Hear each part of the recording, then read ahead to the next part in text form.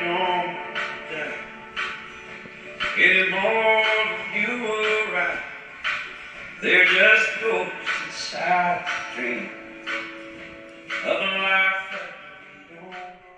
Resident Evil was not the first survival horror franchise, or the smartest, or even the scariest. Over the past 25 years, however, it has proved itself to be the most iconic and powerful of all the subgenre's big names, defining and redefining the verbs and vibes of a survival horror again and again. 1992's Alone in the Dark might have blazed the trail ahead of Resident Evil, but by the time the first Resident Evil came out in 1996, the Alone in the Dark franchise had already used up its creative momentum, and no reboot ever succeeded in reviving that series. Silent Hill was more clever and effective in terms of true horror, but was less mutable and adaptable as a game franchise, less willing to radically alter its direction and make creative gambles, devolving then into sequels which never truly eclipsed the early titles. Not so for Resident Evil. 25 years after its debut, Resident Evil games are better than they've ever been, uniting amazing remakes of the original games with lushly produced new games that take long-running franchise tropes and modernize them beautifully. I've hardly ever played any franchise with such amazing, fascinating peaks and valleys of quality, intention, and execution. A history of Resident Evil is necessarily a history of survival horror in general, the franchise acting as a driving force to spur both imitators and deliberately contrasting designs. It moves from innovation so powerful it basically codified what survival horror still is today, to corporate stagnation, to AAA excess and bloat so exponentially bad it's almost self-parody. Then, to an introspective recentering that allowed the franchise to move back towards excess anew, smarter this time, more controlled. And along the way is side project after side project experimenting in the margins, playing with and reconfiguring the tropes in ways later reflected back in the main numbered titles. I found the games so compelling that I played them all back to back to back over about 2 months without really needing a long break, so well-paced and varied they are from title to title. By never abandoning the B-movie frame, even working with AAA budgets, even the Resident Evil games that are atrociously bad are bad in that popcorn-munching, can't-believe-your-own-eyes way that something like Wes Craven's Wishmaster is, just dated and weird and dumb enough to be tremendous fun. There are 8 primary Resident Evil games, and this video covers 15, plus 3 remakes, while still having left out quite a few titles. There are light gun games, a game for the Game Boy Color, multiplayer-only titles, whatever Operation Raccoon City is. Can this video really call itself thorough, ignoring them? I think so. There's always deeper you can go. You can get yourself well and truly lost in the franchise's prolific output. That's been a lot of why it took me so many years to actually play the franchise. I had no idea where to even start. I played them in narrative order, but organized this video in order of release because of how many years and how many styles of game design you bounce between across the span of releases. Resident Evil is an intimidatingly huge and confusingly labeled franchise on top of its individual merits as actual games. It's not required of you to play all of them to be a fan, or even to get the best experience from the modern franchise. While I'm sure Resident Evil would prefer me to describe it as a journey into the heart of terror, the experience of playing all of the games and their glories and gambles is closer to being on a roller coaster of game design. You stay on the track, but it certainly doesn't seem like it will, climbing to the tallest heights before plunging directly downward and around a blind corner. Like all good roller coasters, what's to come is built off the tension of that long first climb to the top, clacking inch by inch to a peak of quality, at which point the momentum and inertia will take over and then the ride really begins. Even in 1996, little was truly original about Resident Evil, or Biohazard as it's alternately titled. It began life explicitly as a remake of a 1989 horror title called Sweet Home. Tokuro Fujiwara, Sweet Home's creator, approached a man named Shinji Mikami about remaking it with better technology for a more immersive and effective horror experience. Huge chunks of Sweet Home still exist in the foundation of the first game. Sweet Home has a team of multiple protagonists with unique items investigating a puzzle box mansion for valuable artwork, fighting monsters with a limited inventory, fighting environmental traps, and getting frequent game overs. It's a top-down RPG in that Super Nintendo style, though, so it makes perfect sense that Fujiwara longed for a more viscerally frightening perspective.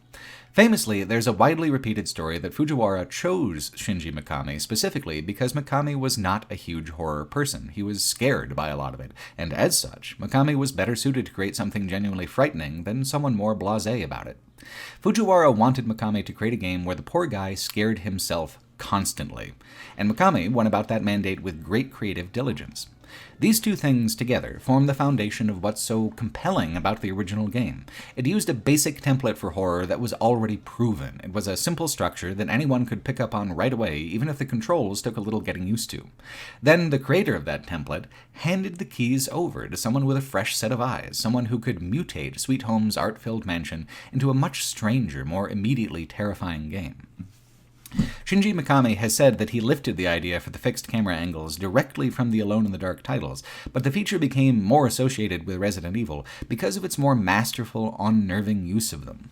Not only was an improvement over Sweet Home's SNES limitations, the creative choice to layer simple 3D models over pre-rendered environments allowed the early Resident Evil games to look more impressive and much more lush than many of the full 3D games released for the original PlayStation as contemporaries. It's a fascinating bit of technical sleight of hand. On the surface, the game isn't much more complex than something like Myst, a slideshow of still images with interactive puzzle elements. However, enemies, the player, and objects are rendered in a more active 3D. They're the only live elements of the game. Because of how undemanding this arrangement is on the hardware, they can be rendered clearly, with high fidelity. While the very first game has the feel of a prototype in its art style, by the second and third Resident Evil, it had evolved into an extremely distinct style that gave the games a strong identity, visible in screenshots alone. You can tell an early Resident Evil game immediately apart from a Silent Hill or an Alone in the Dark by scene composition, by colors used, by the angles chosen for the fixed perspective. The early Resident Evils have a well-deserved reputation for being cheap-ass, cheeseball productions when it comes to voice acting, script, and general plotting. This just adds to the mystique, because despite genuinely having some of the worst dialogue of all time, none of it can touch the colossal sense of style that even 25 years later still oozes from the dilapidated walls of the Spencer Mansion. The game's structure has less in common with modern digital game design than with a classic tabletop RPG module, which even tracks when you consider that Sweet Home was an experimental RPG of sorts. Taking place in a sprawling manor with a large outer estate and hidden basement laboratory, with multiple paths to success through a carefully arranged series of interlocking puzzles and dangerous, unpredictable enemy placement, the mansion is closer to Castle Ravenloft than to Castle Wolfenstein.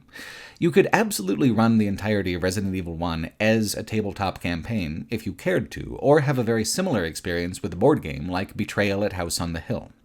The video game portion is a series of systems meant to proctor the module for you to provide friction and failure on top of what's essentially an absolutely gigantic lockbox puzzle. The 2002 remake, which we'll talk about in more detail later, even pitches its difficulty differences this way. Are you playing for the challenge, for the friction, or are you here primarily for a puzzle, a mountain climb, or a nature walk? Difficulty in the original is defined instead by character selection. Sweet Home had 5 protagonists you had to switch between, all of whom were critical to success. But Resident Evil 1 splits itself across 2 contrasting protagonists, with slightly different, wholly separate paths through the mansion.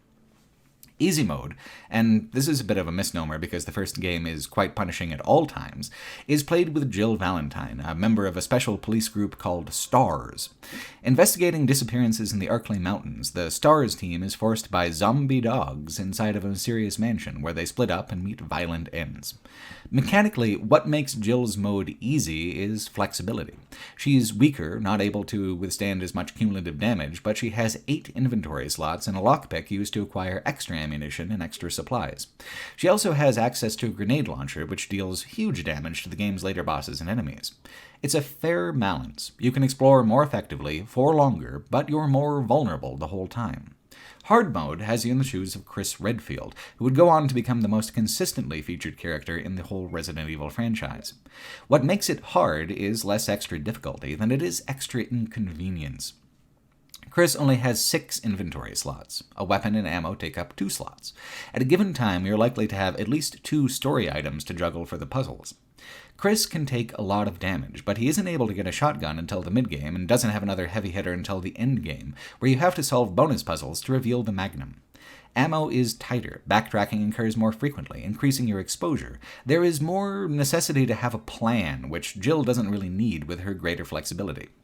I played the 2002 remake first, as Jill, so I thought that I knew what to expect with Chris in the original. I still didn't. This first iteration of the mansion is smaller, more straightforward than the later ones, but it's also much more cruel about errors. I had to restart the game several times as Chris before finding a path where I wasn't running out of ammo at the transition from the early game to the mid-game. There are multiple correct solutions, but some are a lot more difficult and a lot more dangerous than others, though all solutions will eventually wind their way through the same puzzles in some order or another. In this way, the difficulty is basically fixed between the characters. The mansion itself, the trial and error process of conquering it, this is the heart of the game that exists independently of both characters' mechanical utility. Jill and Chris, their respective modes, are just angles of approach to the same content, different balances of strength and restriction that feel more dynamically complementary than just easy or hard. This dual protagonist approach has taken the Resident Evil series to some of its highest highs and lowest lows, and it's right here from the very beginning that this tradition stems. In the movie Indiana Jones and the Last Crusade, Indy and the villain meet a supernatural knight who gives them a test to identify the true Holy Grail from a wide selection of cups and goblets. The villain chooses something flash and gaudy, a grail for a king, not a carpenter, and the knight looks at him with a sadly dire expression and says, "You have chosen poorly." This precedes a spectacular death on the villain's part. That scene contains the root of what makes survival horror so exciting and meaningful as a subgenre. In a room full of glittering prizes, there is only one choice that won't just kill you outright, and making that choice correctly feels like quite an accomplishment. Resident Evil has more than one correct choice at a given time, generally, but at every moment and with every action, there is a danger of choosing poorly. Choice is more important than reflex in the game, by a huge margin. In fact, the combat is some of the least active or acrobatic in all of action gaming.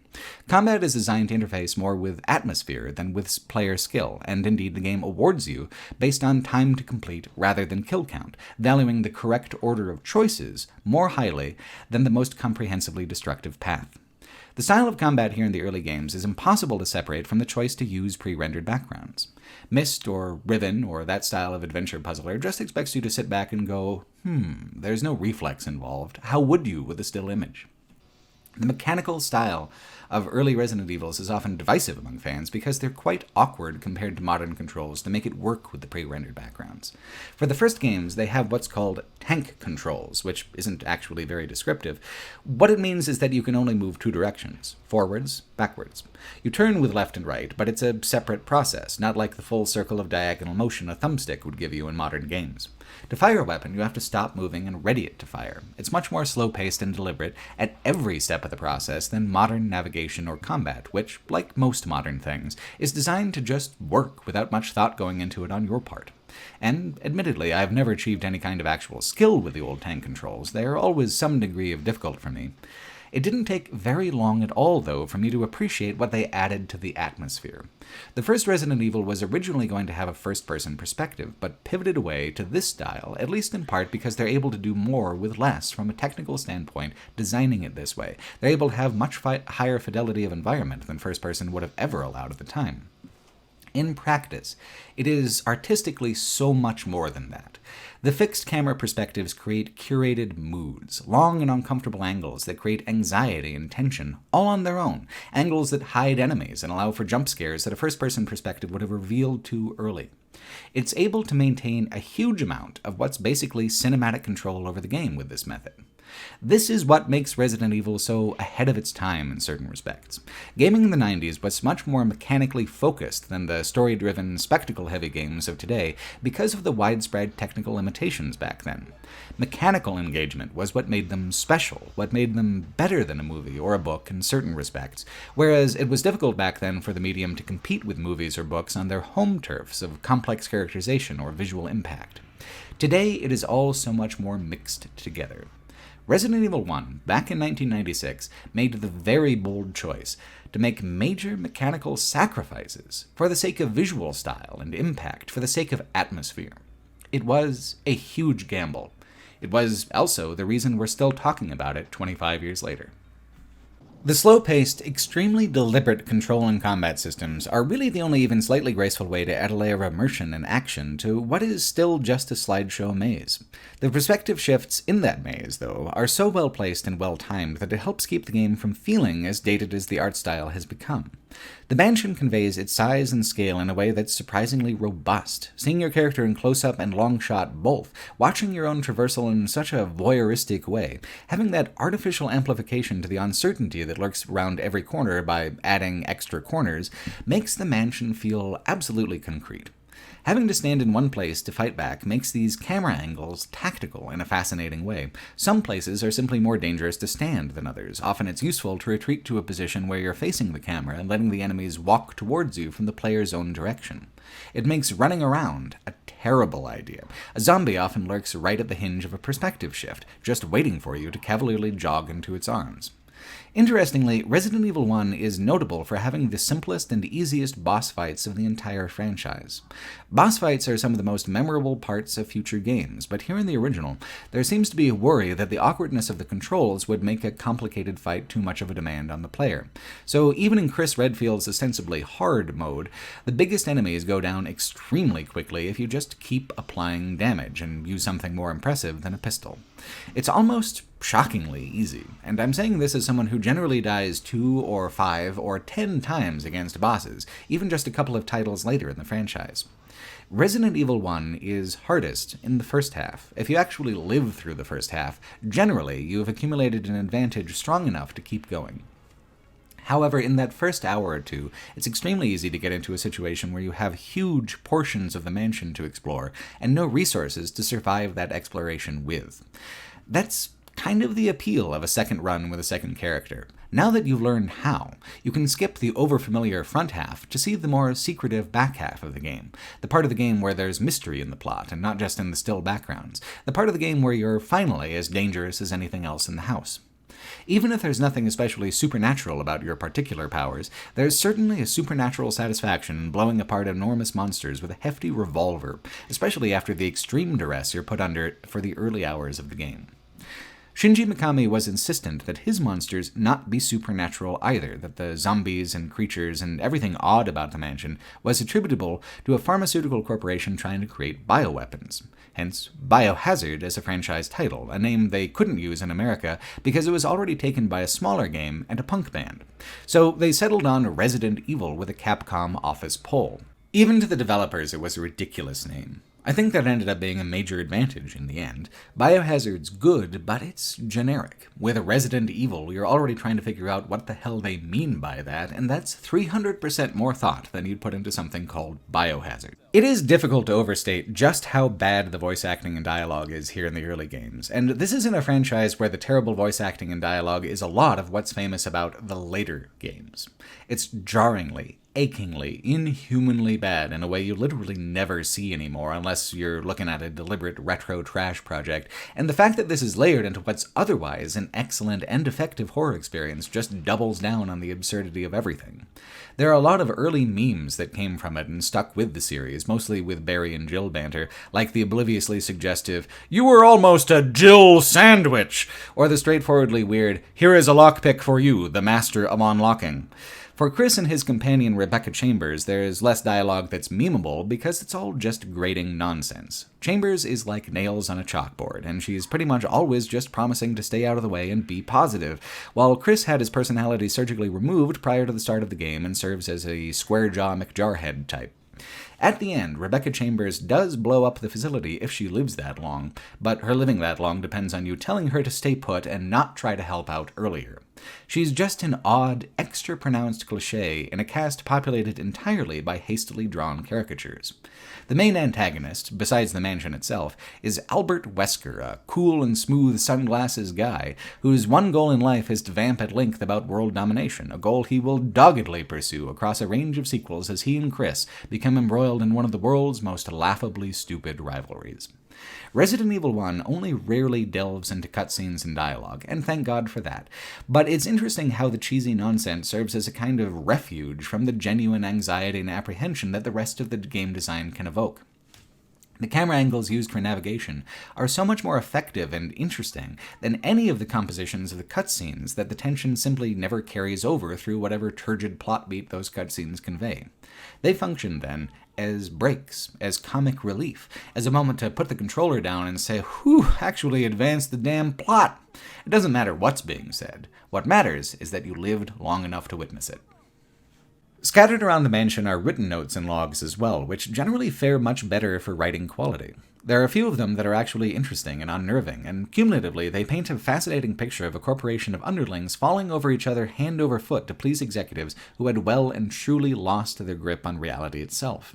It is very cool to go from seeing the mansion full of indescribable horrors, from thinking something had gone terribly wrong, only to find out down in the laboratories that every monster is labeled and named in a slideshow, that all of this was deliberate and planned, including the Outbreak, that these monsters were on the verge of being given a market value.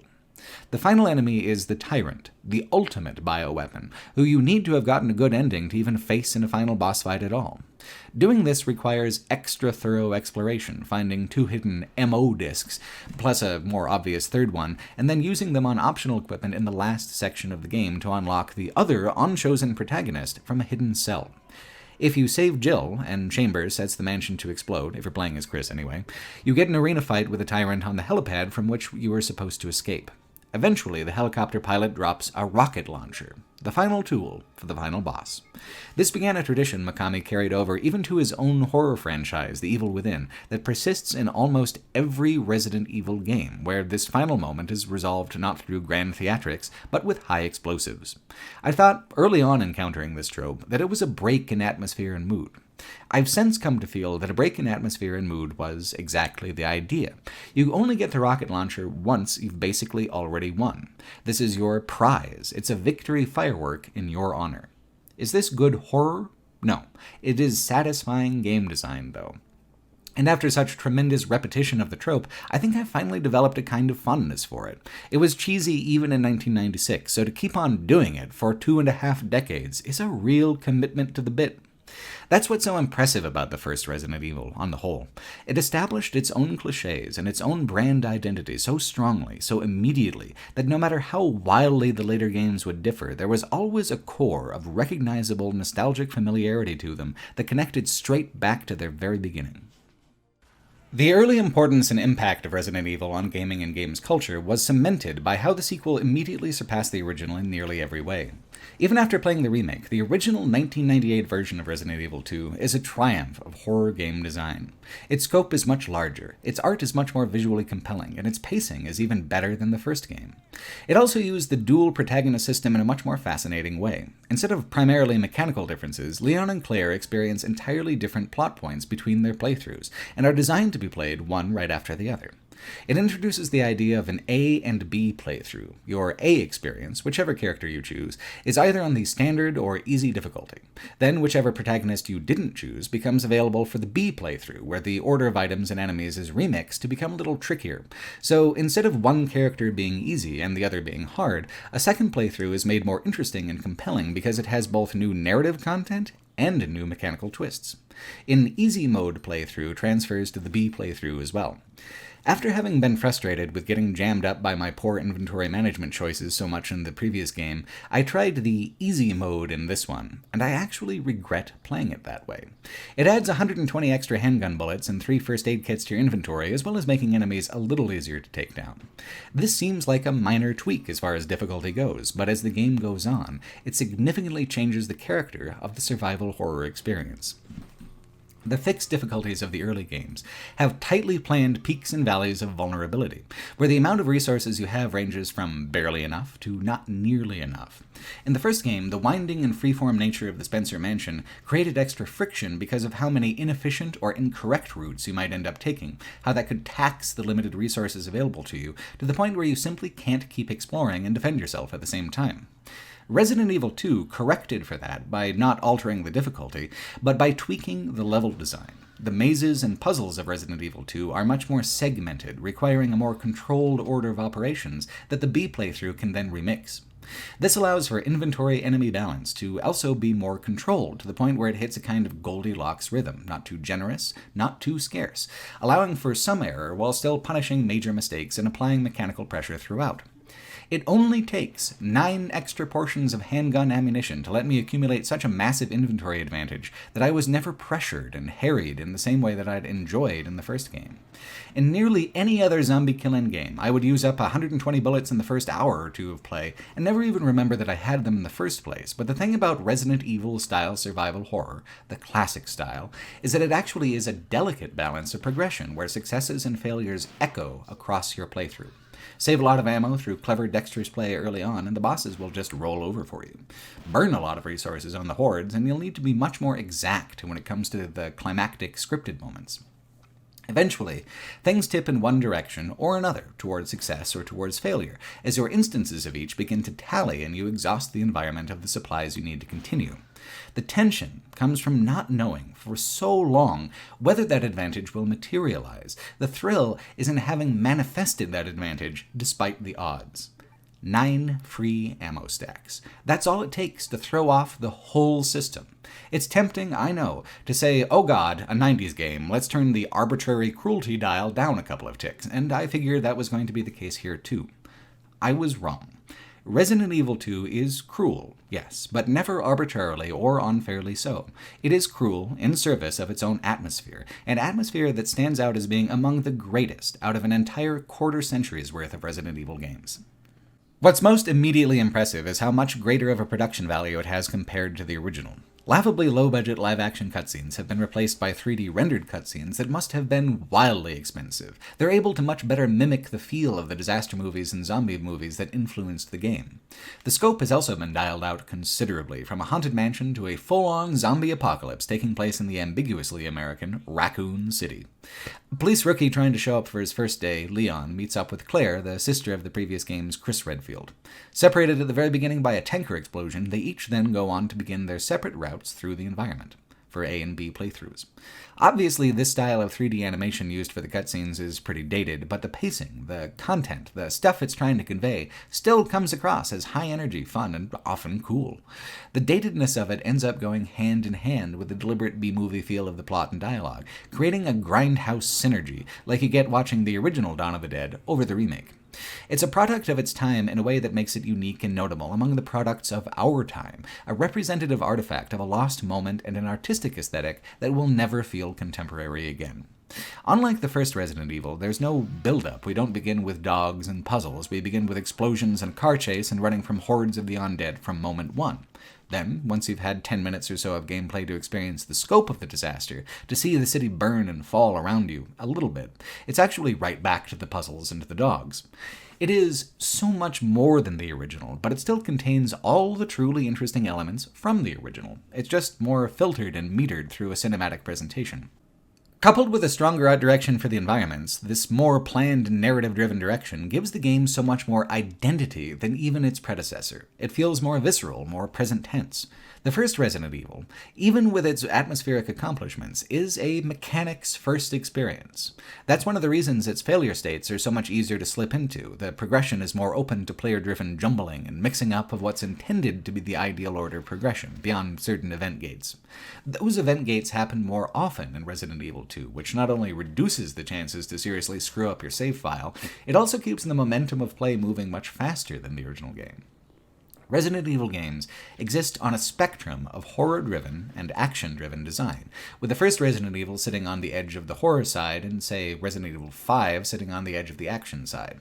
The games begin to move steadily from one end of the spectrum to the other before ever beginning to move back again, but they do begin to move backwards in an attempt to find a sweet spot balance between cinematic bombast and self-directed anxiety. Resident Evil 2 might just be that sweet spot. Both the original and its remake are among the best games in the franchise, effortlessly compelling and incessantly stylish. Are they the scariest? Not quite. Compared to the first game, terror is less of a priority. There's more balance between emotions of fear and emotions of power than in the first game. It's a balance that the franchise would spend years trying to find again. While the game is essentially bookended with dramatic action-oriented sequences, the broad majority of the game takes place in a police station that is undoubtedly the least plausible civic building ever put in a video game. The Spencer Mansion got a pass for being unbelievable because that's the trope of the big haunted house. It's filled with secret passages, hidden rooms, and deep madness. When the person designing the house has more money than rationality by a large margin, like with the real-life Winchester Mystery House, you always get a fascinating result. The fact that the Spencer Mansion had an underground laboratory that wasn't just lone wolf mad science, but quarterly budget corporate science was a fantastic twist, an actual twist on the base cliché. The Raccoon City Police Department is the exact opposite, taking a place that is usually, by design, a utilitarian and bland government building, and then adding absurd, gothic, mad science twists that have absolutely no explanation for being there. The remake adds a note that's like, wow, isn't it crazy they built a police station inside an abandoned art museum? But the original doesn't even bother. It just tosses it at you like it's completely normal for all the locks to be themed after playing card suits, for important items to be hidden inside sculptures, and for rare gems the size of your fist to be scattered about inconveniently. It operates on Legend of Zelda dungeon logic, and a lot of the same props of Legend of Zelda even, but blended with what otherwise is still mostly a police station. Locker rooms, offices, interrogation rooms, a jail, an armory, a morgue, a file room, all the administrative necessities. They exist in equal proportions with the video gamey nonsense, which is strange, but not entirely off-putting. There is a strong sense of uncanny, unreality to the entire thing, which also contributes to its strong personality. It's a Japanese game franchise, which makes its fixation on Americana especially entertaining because it gets a lot of the feel right, but struggles, sometimes, with the specifics. Raccoon City, for instance, is a typical Midwestern town that's near a desert, forested mountains, and the city of Chicago. Obviously, that doesn't track, but caring about that failure to track is like saying, you know, guys, I don't think 123 Main Street, Anytown, USA is a real address. Of course it isn't. It's a suggestion in your mind of a certain mid-sized Norman Rockwell-burg, with white picket fences and white picket people, and a lot of small shops where you can still get a malt soda and have your vacuum cleaner repaired. Leon Kennedy's police uniform, like the STARS uniform Jill Valentine was wearing last game with her little beret, just doesn't look especially American. The cars are from all sorts of different eras and styles, DeLoreans and Cadillacs and Crown Victorias, all crashed and burning in piles of debris. Saying it's pastiche doesn't quite express it, because it's a pastiche of things that don't always go together, and some things that never even were. It's a pastiche where imagination is filling in a whole lot of blanks I take for granted by growing up in the culture. The cumulative result is a setting that feels believable and real because it's so clearly not the world out the window, because it's such a strange and uncanny otherwhere and otherwhen that if Leon can look like this on his first day and no one comments on it, then hey, zombies, why not? This is intensified by the lushness of the backgrounds, absolutely packed with destructive detail. Not only is there more environmental storytelling per square inch than even the best Bethesda RPG, the fixed camera angles frame that storytelling for maximum impact. The game has a baseline of being unsettling and strange, which the game intensifies with its environmentally inappropriate touches of style, all the hallways and rooms of the police station which appear as grander and richer than even the Spencer Mansion did. It gives an impression that anything could happen. The chief of police, for instance, is a serial killer and a corporate collaborator who uses the chaos of the zombie apocalypse to sabotage his own town's defense efforts, ensure the destruction of his own police force, and to kill the mayor's daughter so he can preserve her corpse in taxidermy. And all of that is just a small background subplot in Claire's story only. He even has a whole medieval-looking torture chamber complete with a giant wood and wrought iron dungeon door right below his police station office. This would be treated in any other game as being, at the least, notably strange. In Resident Evil 2, it's just a casual detail. One of those things, you know, sometimes the police chief is a bribe-taking, daughter-murdering psychopath with a tremendous dramatic streak. Why not? Many instances of horror media obsessively establish a sense of normalcy and then pull tension from how that normalcy is subverted and eroded into the unthinkable. For Resident Evil, the horror comes from the sense that there never was any normal, and, in turn, anything that happens now will just intensify the insanity already present. No guarantees, no expectations, just a swirling mouth of madness, unhinging its jaw and turning, smiling, in your direction. As you get deeper into the game, you move away from the human cost of the zombie apocalypse and pivot towards the perpetrators of it. the ever-nefarious Umbrella Corporation. Underneath the town sewers is a tram system leading to a sprawling underground laboratory network, the Nest, a much larger laboratory than the previous game. So there's still the secret basement thing going on, but since the scale has expanded to a city over a mansion, the basement expands to an equally metropolitan scale. Over and over, you'll find memos and correspondences and lab reports that all explain the motives behind the events. Apathy and greed. Nothing more. Umbrella has a majority stake in the town, in its industries and its services. It owns the property and the means of production, and so it goes to follow that if they own the town, they own the townspeople. While Resident Evil 0 adds an especially weird extra backstory for how the T-Virus was initially unleashed, the original backstory was notable for how generally matter-of-fact and blasé the villains of the piece are. Why make a zombie plague? Because it kills a population and leaves the infrastructure mostly intact. It's more civilized in a certain way than a bomb's indiscriminate blast. It's just obviously useful. Sure, it could end a civilization or whatever, but it could also make some serious money, which is the central dilemma of any Defense Department contractor. So, luring the STARS team to the mansion, that was one diagnostic test of the weapon system. Obliterating Raccoon City and recording its death throes, well, that can be another. Imagine having actual figures on citizens devoured per minute to put in the brochure, the free marketing of an internationally recognized disaster zone. On the one hand, no one with an ounce of human compassion would do any of this, but phrased in the clinical ways of the game's scattered files, there is a certain darkly, absurdly comedic sense to it. Even if it destroys the town and hurts the company some, how else to better debut a new arms race for bioweapons than by demonstrating how much a government will need one as a counter-deterrent? It waxes and wanes between different titles, but there is often an undercurrent of political context and commentary to most of the Resident Evil games. Often it's a campy exaggeration of obvious truths, like the bottom-dollar ruthlessness of the healthcare industry and defense complex, but sometimes it'll toss in a more jagged and direct barb in there, among the cheese and among the gore. It is an odd mix. Resident Evil is, for the most part, difficult to take seriously, and at its best when it's at its most wild-eyed and manic. By keeping any actual seriousness hidden in the margins like the extra ammunition jammed into drawers and cupboards, it doesn't lean on gravitas it hasn't earned. Ideally, Resident Evil would just build its own commentary like its own believability through granular environmental detail, where if you just look at the blood on the walls and trace it back to the source, the whole sequence of events becomes wordlessly clear. This is much more true of the early era than the middle era of the franchise, where the subtext becomes the actual text in a way that damages the credibility of both.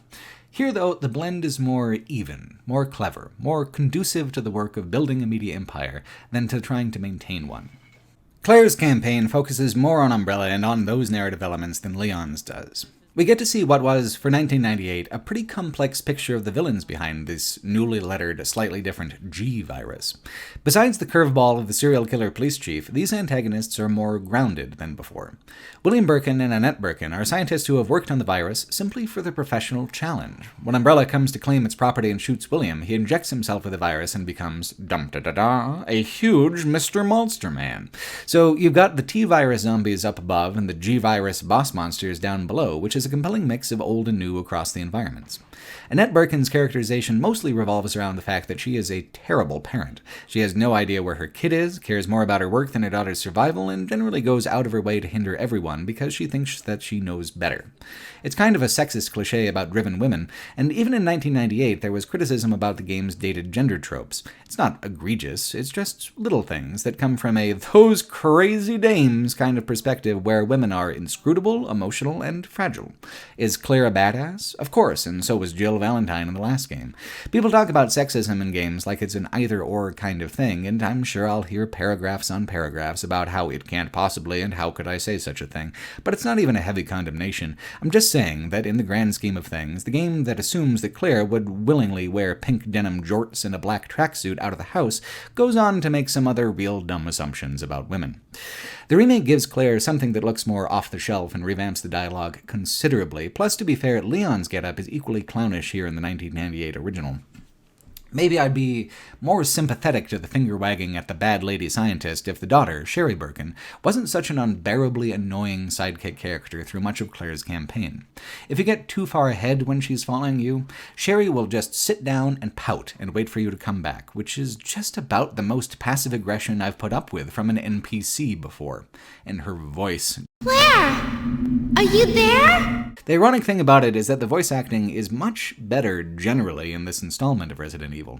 Not up to modern standards, but not nearly as memeably, bafflingly inhuman as most of what was in the first. Sherry is just a low point of dialogue and of tone. By the end of the game, Claire has proven herself to be a worthier mother figure for Sherry, and is driven mostly by a desire to cure Sherry of the virus and free her from the high-concept dysfunction of the elder Birkins. The significance of plot in the early games is less that the games are driven by the narrative, more that a narrative is a necessary tonal component of a grindhouse horror movie, that the blood needs at some point to be briefly interrupted by a dialogue, and if you don't have characters, no one will scream at the monsters. The monologue-laden melodrama of the Birkins isn't meant to provide emotional weight as much as emotional color, a dash of bright operatic tragedy to punctuate the otherwise moody, slow-paced on-foot progression. The most over-the-top character is the one that becomes most important to the series at large, popping up nearly as often as Chris Redfield and Leon Kennedy. Ada Wong, the super spy in the red silk dress. Always cryptic, always overdressed, never quite believable in a given circumstance. She only pops up here in Leon's campaign. Amusingly, she was foreshadowed, despite seeming so out of place with the rest of the game. She was mentioned in passing as part of a computer password in the secret lab back in the first game. Her lover, John, was a whistleblower trying to smuggle out information about Umbrella and the viral research they were doing. She's come looking for him, though the player knows that John is long dead. This framing, with her as a widow trying to finish the last meaningful work of her dead partner, is perfectly concrete and even compelling. Her later full pivot towards international woman of mystery is not. Her voice actress does the most skilled work in Resident Evil 2, though, and I think for that reason more than any other she became a popular character who Capcom didn't want to just ditch because she's only narratively sensical in this particular game. There is something about Ada that comes across as pretty cool. While I prefer the way she's connected to the story in her debut game more than any other subsequent appearance, her tone and style is the rope that the franchise will pull itself forward with into a future of shadowy, overdressed villains with international schemes. Ada is the first hint that Raccoon City is only just the beginning. Resident Evil 2 is also the game that defined the importance of boss fights for the franchise, that set the template of using them not just as end-of-chapter subclimaxes, but as principal mechanics that affect exploration. Whereas Resident Evil 1 had easy boss fights, Resident Evil 2 would introduce something new for Leon's playthrough. The finished, branded version of the first game's final boss, the Tyrant. The big-arm mutated guy was just a prototype. This new Tyrant is not killable himself. You can give him pause and he'll drop an item, but he's a relentless force that tracks you all over the level for a set period of time in between certain event gates, which means that if you're stumped on the puzzle that he's chasing you for, there's a chance you'll waste a critical amount of ammunition trying to drop him and just go about your business. The best thing to do, in terms of both tactics and mood, is just to run. Mr. X, as he's also called, provides a constant anxiety and pressure that one-off climactic boss monsters do not. As the game goes on, as the player moves up the power scale and accumulates an advantage, Mr. X maintains an impression of extreme vulnerability on the player's part, even when the player has moved well past being vulnerable in terms of inventory. The unstoppable tyrant is a motif the Resident Evil games will return to over and over, but never so exhaustively as in the very next game. Resident Evil 3 Nemesis has a reputation as being the weakest of the original four, a reputation I disagree with pretty strongly. It is often criticized as being too linear, too action-oriented compared to the previous titles. In some surface ways, this is true. It's both more linear and more action-focused in a way that directly contrasts with both Resident Evil 2 and Code Veronica when you play them all back-to-back. What this leaves out is the role Resident Evil plays as the final escalation of the Raccoon City set piece. It's an expansion of the scope and intent of Resident Evil, just as far-ranging and comprehensive as what was done in Resident Evil 2, and in fact, the more linear rhythm will likely feel the most comfortable of the original set to dip into if you're used to playing the more modern titles. What surprised me the most was how considered and purposeful those shifts towards action ended up being. The new focus is right there in the title, Nemesis. One boss, one protagonist, one citywide game of cat and mouse until the cat gets shot, blown up, set on fire, melted, obliterated with a laser, and then finally executed Old West style with a big revolver. Resident Evil 3 is just as much a puzzle game as the first two were, just as much about slow mastery of a complex and winding environment. It's just that the environment is no longer the primary driver of the progression. Now it's the nemesis, how to trigger an appearance of the nemesis, when to run away, when to stand your ground. The big guy is his own puzzle, meant to add friction action and complication to the more traditional key and lock puzzles you find. There is less complexity to some of the environmental puzzles on average, but you're meant to solve them under greater duress, the pressure and anxiety that Mr. X provided in the last game, but intensified by using a faster, more powerful and intimidating monster than the last guy. And what a triumph of monster design he is, too. Capcom really created something iconic with the Nemesis. The Paul W.S. Anderson movie versions of Resident Evil are only very loosely connected to the games, but when they borrowed the design for the Nemesis, they didn't hardly change a thing. He's fucking perfect. No notes. He's got so many very interesting ways to kill you. He holds you in place and shoves an instant kill little leech guy down your throat that you can wriggle away by frantically tapping keys. He's got a big fist, a long tentacle, and sometimes a rocket launcher for extra fun. What's cool is that frequently you have a choice of how to handle the monster, a binary choice between fighting it or running away, or perhaps more rarely between two kinds of traps or evasions. Folks say it's harder to run out of ammo in this game than the others, but I disagree strongly with that. It's simply balanced with the expectation that at some point you are going to want to fight the Nemesis, and that takes just a stupidly large portion of supplies. In these first 3 games, the Resident Evil franchise explores its future moods and establishes its creative priorities that it'll maintain going forward. Horror is not always one of those priorities. Resident Evil 1 was an intimate puzzle box design, recursive, dense, difficult. Resident Evil 2 leaned more towards bombast and spectacle, but kept the dense level design by centering the majority of itself in the strange police station. Resident Evil 3 is the logical next step, the rest of the city that we didn't see, the rest of the mayhem that was only hinted at, the most relentless and murderous of all the boss monsters pursuing you across the entire doomed city until the moment that the missile comes down and incinerates this entire chapter of the Resident Evil story. It is deeply unfair to say that Resident Evil 3 Nemesis is a betrayal of the design that came before, when what it is an attempt to take those trends and give them as spectacular a climax as humanly possible. One reason folks might consider this game too action-oriented and simple is that, and I honestly can't believe I'm saying this, they played it on easy. I was going to do that myself until I discovered what it entailed. You get immediate and game-long access to every standard weapon and a horde of ammunition from the very beginning. In return, no rare or improved weapons will be made available. Why bother? They give you more than enough on easy to clear the whole game, start to finish. Just a rat-a-tat and kablow and you've zipped it on up. The other mode is called Hard Mode, but again, in a game whose balance is entirely predicated on inventory scarcity or surplus, it's more of a standard mode. The balance as was intended, the rhythm as was intended. Generally speaking, I think for a typical game, nothing is lost playing it on easy, especially if you've played it before and just want to cruise through sightseeing. I play quite a few games on easy. In fact, I never would have made it through the God of War franchise without an easy mode. This isn't about challenge, or if you cheat the game, you cheat yourself, or some other mimetic bullshit about bootstrapping your way through a video game experience that isn't bringing you joy. The early Resident Evils, as survival horror experiences, are just straightforwardly more mechanically compelling and more mechanically balanced, without an adjustable difficulty. The stakes and emotions are higher. Although getting 120 extra handgun bullets in Resident Evil 2 was a big leg up that had a huge ripple effect, that is nothing compared to the third game saying to an unfamiliar player, "Here kid, just go nuts." The atmosphere in Resident Evil 3 is stronger than even the last two in many places, but even the strongest atmosphere is indefensible against a basically impervious protagonist. There's not even space to pretend to be vulnerable and nervous when you have 6 different ways to kill the toughest creatures in the game on you at a given time, and the Nemesis is nothing more than a fly you can't quite swat. On hard mode, you're the one what's going to get swat, but you don't go down so quick either. And therein lies the actual game, the horror of it, the thrill of it, the complexity of it. It takes a lot of trial and error to get the feel of the balance, which comes down to whether you want to focus on navigational combat or brawling with the Nemesis. I restarted the first section of the game 4 times before I realized that to defeat the Nemesis the first time he appears, you basically can't fight hardly any of the zombies in the early game at all. You need to run past most of them and allow yourself to be open and vulnerable to the hordes as you're doing the early game puzzles. That is the only way to save all the goddamn bullets you need to just give the Nemesis momentary pause. If you do choose to fight all those zombies instead and skip the Nemesis, you've got basically enough ammunition, which is the change that people point out as being negative. Mostly in previous games, if you're trying to put down every monster you come across, you're going to come out short and pretty much screw your save file.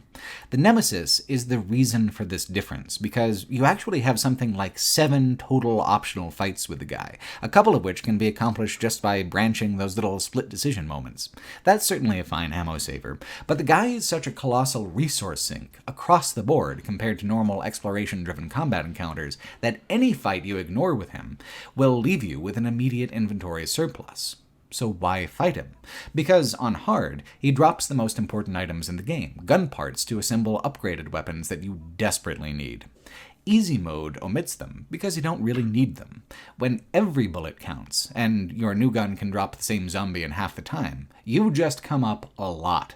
It feels like such a major, meaningful accomplishment to get the rare weapons, because you have to fight the Nemesis successfully 5 whole times to pull the new arsenal together. They're yours, in a way standard inventory is not, because it represents an act of willpower, a series of sacrifices that you made as a player to end up with such a reward, to end up with such an advantage later in the game. The early game is just as scarce of resources and just as difficult as the first Resident Evil when you're aiming to tangle with the Nemesis. I restarted my game as often as I had to in the first title. I found myself in accidental moments of tremendous scarcity where 45 minutes of progress was on the line because I didn't have a save game item and nearly all my bullets were gone. And in that circumstance, when the Nemesis shows up, what are you going to do? Run or gamble at all? This might not create an atmosphere of horror exactly, but it does create a tremendous threat of consequence that gives weight and anxiety to your mechanical choices. Is the progression more linear? Sure, it plainly is. It's just that Resident Evil 3 experimented with giving up choice in the player progression to put more emphasis on consequence in the player progression. In the end, that reinforced sense of consequence felt more meaningful to me than simply picking the order of puzzles for myself. The other thing about the linear design is that the amount of actual space the game takes place in is considerably larger than either previous game. Where Resident Evil 1 and 2 took place in dense, maze-like buildings, Resident Evil 3 creates a maze from Raccoon City itself, using entire neighborhoods and city blocks the way other games would have used wings or outbuildings, or hallways and rooms. The destruction around you narrows your options for moving forward, crashed city buses and burning rubble creating dead ends and conniving circumstances where puzzles and backtracking in the classic Resident Evil style becomes necessary. The scope is just so much wider than the first 2 games, in a way that feels breathlessly climactic in sequence with them. Jill Valentine, the main protagonist, narratively loops with the first game, while the art style is extremely consistent with the second game. Motifs and details from both games are scattered across the whole environment. Everywhere you go, the city is broken and doomed. You are well and truly isolated, afloat and alone on an ocean of apocalyptic violence. Zombies often reappear in areas you've been before, not just replacements, but new surprise zombies who burst out of parked cars and crawl out from under dumpsters. In the first Resident Evil, a lot of the horror came from uncertainty and apprehension, the unsettling and limiting camera angles, the unpredictable repopulation of monsters. I didn't experience Resident Evil 3 to be any different. It's not exactly a contained environment the same way, thematically, but it's exactly as much of a constricting maze mechanically, just as aggressively unpredictable and cruel, just as unsettling. Is it doing horror on the level of, say, its competitor Silent Hill? No, and it even playfully contrasts itself with those games briefly. In Silent Hill, there's a famous piece of graffiti that says, "There was a door here. It's gone now," which is a chilling and strange thing to see. It's an ominous statement with an implied consequence.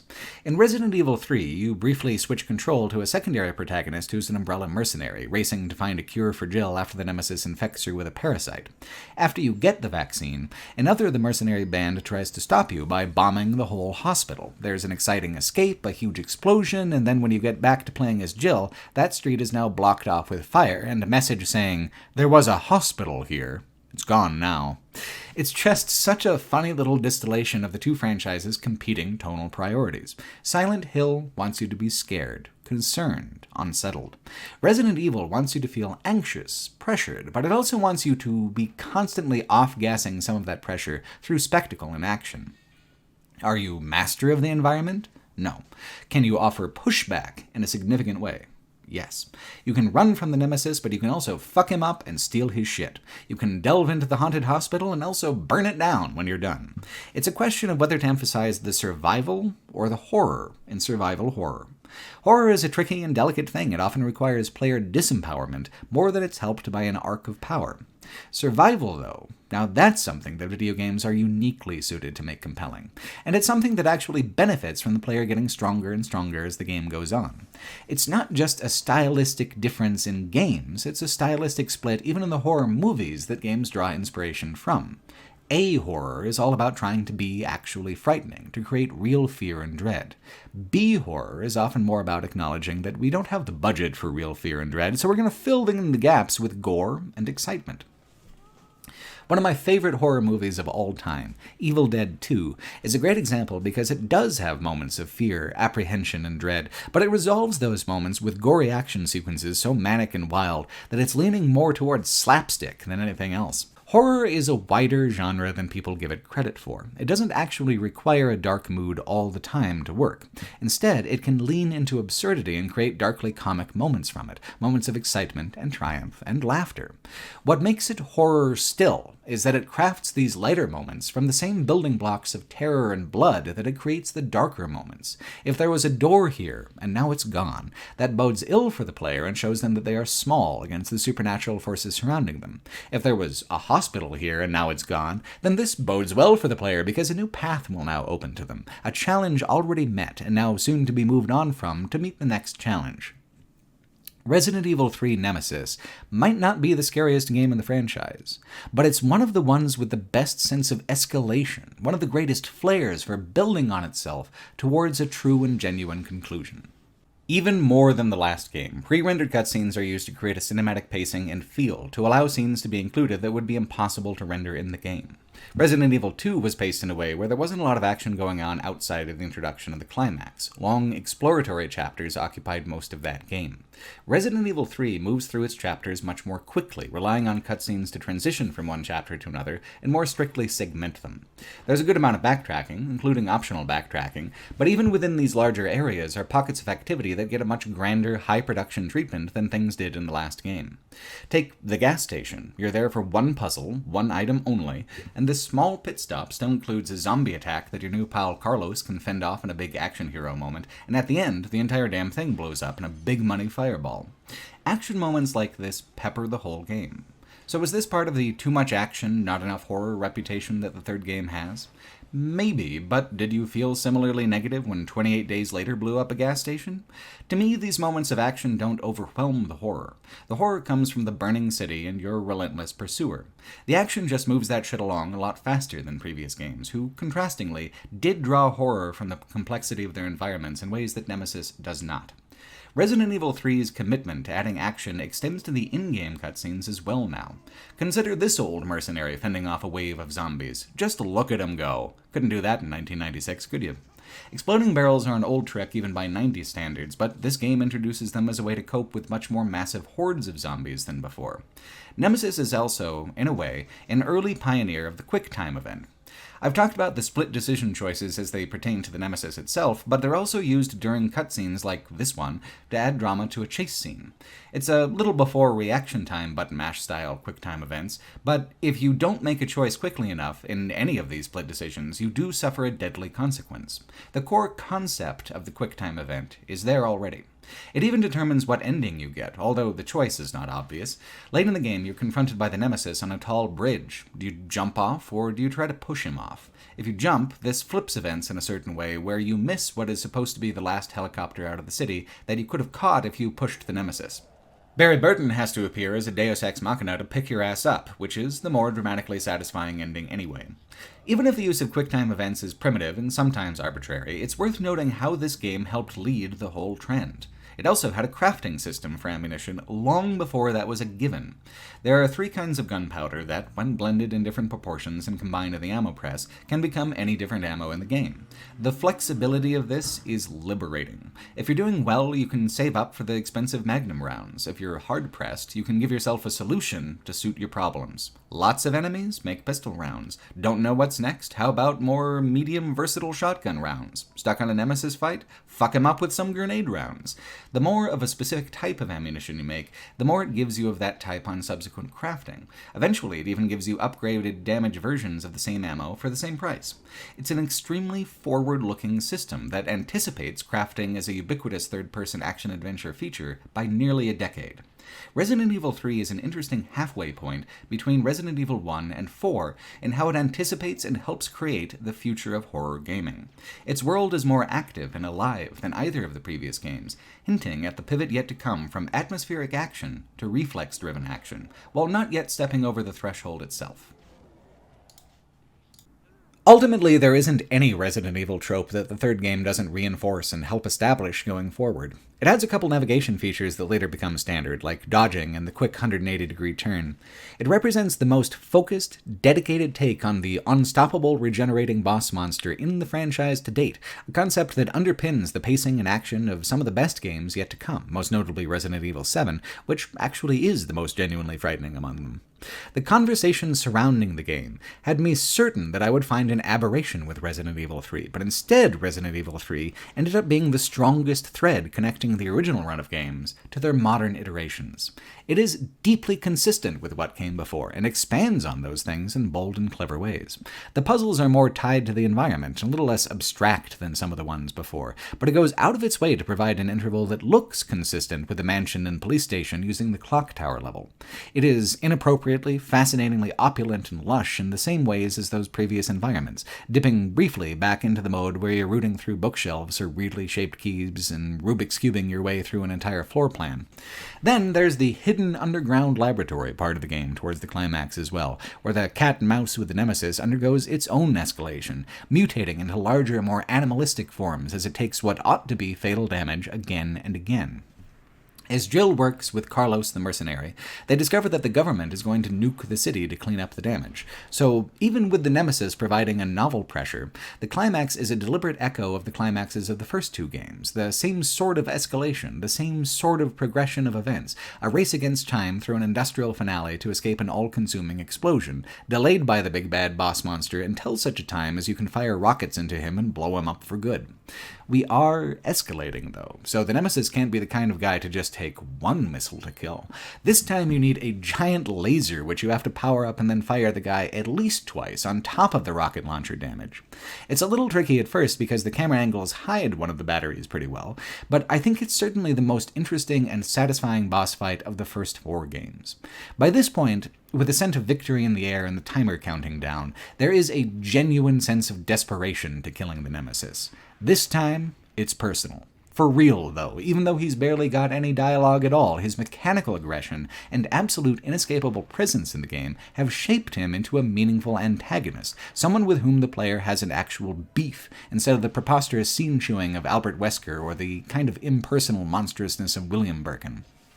There is a sense at the end of having rather neatly wrapped everything up and taking everything, both mechanically and narratively, to its most logical conclusion. In one ending, Barry Burton even pilots the helicopter that comes and rescues the gang minutes before the nuke goes off, further reinforcing the feeling of wrapping up everything with a bright little bow. If the only Resident Evil games there ever were was the original trilogy, Resident Evil would still be one of the best horror franchises of all time. It reaches a perfect peak of escalation here in the third game, which is surprising, frankly, because Nemesis wasn't even meant to be the third game in the series when it began development. The third mainline game was originally meant to be what became Resident Evil Code Veronica for the Sega Dreamcast, a follow-up to Chris and Claire Redfield's story where the two of them actually do reunite. It was later remastered and released on other consoles as Code Veronica X, the form it's still widely available in today. It's the only one of the original games that you can just buy and immediately play. The 1996, 1998, and 1999 versions of the first three games are essentially out of print in favor of the admittedly superior remake versions. Code Veronica is, in many ways, a curiosity and a relic in the franchise. When it released, it was more technically impressive than the games that came before, and represented an attempt to craft a bigger, badder Resident Evil game than had been possible on the PlayStation 1. However, a lot of these efforts have come around to kind of bite it in the ass in the long years since it was released in 2000. The biggest, most degrading change is a pivot from pre-rendered environmental backgrounds to full 3D across the board. At the time, this was meant to be an impressive shift, a proof of power for the new hardware that it was running on. Looking at it now, all that happened is that the environment environments were drained of a huge amount of the charm and unique personality that the early Resident Evil games had. Using the pre-rendered backgrounds had allowed those games to look better than they technically ought to, and now it looks pretty much exactly like any given game from the year 2000, neither better nor worse. Code Veronica still uses the fixed camera angles and tank controls of the previous games, but they feel lifeless and purposeless without the artful scene setting of the pre-rendered environments. It is a huge step backwards in terms of depth of detail. And if the environments are fully 3D, there is no longer a compelling reason to have tank controls at all. We could just as easily have a more contemporary third-person perspective that would have made combat less awkward. It's still primarily a stylistic choice, just without the style now to back it up. The retreat from lush visuals to more consistent visuals goes hand in hand with a pivot towards primarily industrial military environments. There still is a big mansion, referred to as a palace for whatever reason, even though it's smaller than either the Spencer Mansion or the Raccoon City Police Department, which provides a good amount of the classic Resident Evil opulence. It is such a general visual regression, though. It admittedly looks better than the 1996 original, but it looks so utterly bland to me in comparison with Resident Evil 2 or 3. Beyond that, the game's environments include a prison, a military training center, a large industrial research center in the Antarctic. Concrete pipes, fluorescent lights, necessarily labyrinthine layouts. It's a variety of environment video games return to again and again because of its simplicity. Take Fear, for instance, another great action horror title. It used extremely bland environments because it freed up processing power for all the special effects, like bullet time slow-mo and environmental deformation. It was reactive, and the price for that was an anonymously gray and beige aesthetic for the backdrop. What was so memorable and fascinating about the first three Resident Evils is how colorful they were by comparison, how willing they were to get creative and strange with the level design, and how ambitious they were to move from a single building to an entire city on fire over the course of only 4 years of development. Resident Evil Code Veronica was an advancement only in context with the technology of the time. As art, it's a step backwards, in more ways than this. Code Veronica has many fans, and I can understand that perspective because there's things about it that are clever and worthwhile. It has the feel of a lost classic. That feeling didn't last for me, though. I enjoyed it as a historic novelty, a footnote in the franchise. As a game, I can't say I cared for it much at all. That's too bad for me, because Code Veronica also happens to be as long as Resident Evil 2 and 3 put together. It is the most massive and sprawling of all the early games. It's split, kind of sort of, in half between a prison complex on a far-flung island and an Antarctic base. The island takes up closer to 2/3 of the game in practice because of the way the dual protagonist system was brought back for this title. Instead of an easy or hard playthrough like in 1, or an A or an B playthrough like in 2, or a primary-secondary protagonist like in 3, Code Veronica splits its attention equally between Chris and Claire Redfield. Claire moves through the environments first, giving the player familiarity with them, and then it remixes them with environmental damage and new enemies as Chris follows in her wake sometime after. In practice, it is very much like the A and B playthroughs of Resident Evil 2, just stacked on top of each other a little more deliberately and elegantly. Code Veronica only has a single standard difficulty setting that's basically the same as hard mode in Nemesis, plus Code Veronica is even more forgiving than Resident Evil 1 and 2 when it comes to player durability. So why does it have a reputation as being the hardest out of all the early Resident Evils? It's not any standard enemy, or even the basic level design that's more challenging, although the boss fights are especially goddamn tricky in spots. It's the way they chose to integrate, rather than separate, the A and B playthroughs that causes the friction. When you switch characters, it's hours of progress before you switch back, and any inventory you left on the character you just switched away from is stranded there. The safe room item box, however, can transfer items between characters if you leave stuff there, which is only viable if you know when those switching moments are coming up. You see, the game is designed to waste your time and waste your ammunition at every step in a way that creates dire ramifications. Ammunition shortages echo and compound in extra-large ways as you make your way through the extra-large environment. In Resident Evil 1, the mansion was so freeform that it was easy to accidentally enter a soft fail state where you've explored in a suboptimal pattern, and that drains the environment of items that you'll need later to successfully continue exploring. It's like when you're trying to take your test for a driver's license for the first time and you make some kind of instant failure error, but the proctor is not allowed to tell you until the whole drive is complete that you actually failed in the first 2 minutes with an unforgivable mistake. Code Veronica leaves you open to these sneaky, compounding fail states more than any other Resident Evil game. Not only are there not enough bullets to kill everything, there aren't enough bullets for Chris to do much at all unless Claire bequeaths him a whole damn arsenal. The island in particular is much more labyrinthine and recursive than even the first game Spencer mentioned was, and it includes far more rooms with nothing but enemies to drain your resources. There is a ton of backtracking to do, and it repopulates entire zones with zombies if it's been a while since you've been there. You have to spend a lot more resources to explore than you ever have before, and you often get less resources in return.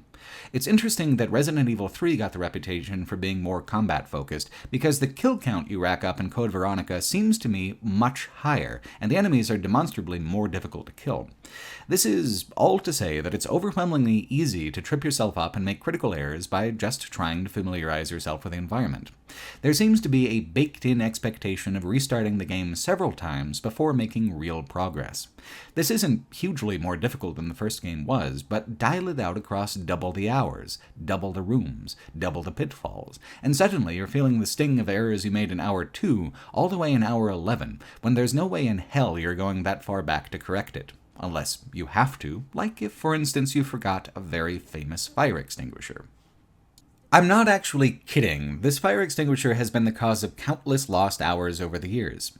There's an early annoying puzzle where you have to empty your inventory into an item box that is disconnected from other item boxes in the game. There's even a whole page in the instruction manual you have in your inventory when you start, just to point this out and make sure you understand, because it was clearly going to trip some people up. You use the fire extinguisher to advance in the prison, the first area, then it's empty, apparently useless, and there's exotic grenade rounds that you can use that inventory slot for instead, so why bother? Well, if Claire keeps this useless item in lieu of grenade rounds, and then stuffs it in the actual item box for the rest of the entire game, then Chris can refill it when he's in Antarctica and use it to retrieve the Magnum revolver. It is possible to beat the game without the Magnum, but consider how not having it compounds item scarcity. There already is not quite enough ammo to really get by. Once you reach the late game, the Magnum is meant to save you big piles of ammo by using it to blitz boss fights and immediately down regular enemies. The Magnum ammo that's scattered around is useless to you if you don't have the weapon, and it won't be replaced by anything else just because you don't have the gun.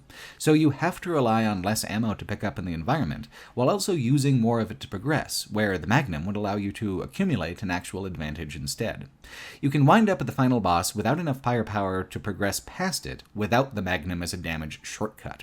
You're screwed. In other words, your save file is bricked, and it happened to you hours ago without you realizing it. And that's just one of 3 major choke points that are pretty much precision engineered to force you back to a long-abandoned save file. Another one towards the end is a boss fight that isn't actually a fight. You just have to run backwards down the screen away from an invincible mutated version of one of gaming's most colossally annoying characters. This is Steve. Steve's final insult is this running away sequence where if he hits you twice in a row, you die, and he is guaranteed to hit you at least 2 or 3 times unless you pull off a funny little glitch move kind of thing. If you don't have 2 or 3 major healing items, that's a soft lock. It's not that it's a huge demand to have 3 healing items on you at a time, but if you don't know that this moment is coming and it catches you flat-footed, who knows how far back you'll have to go.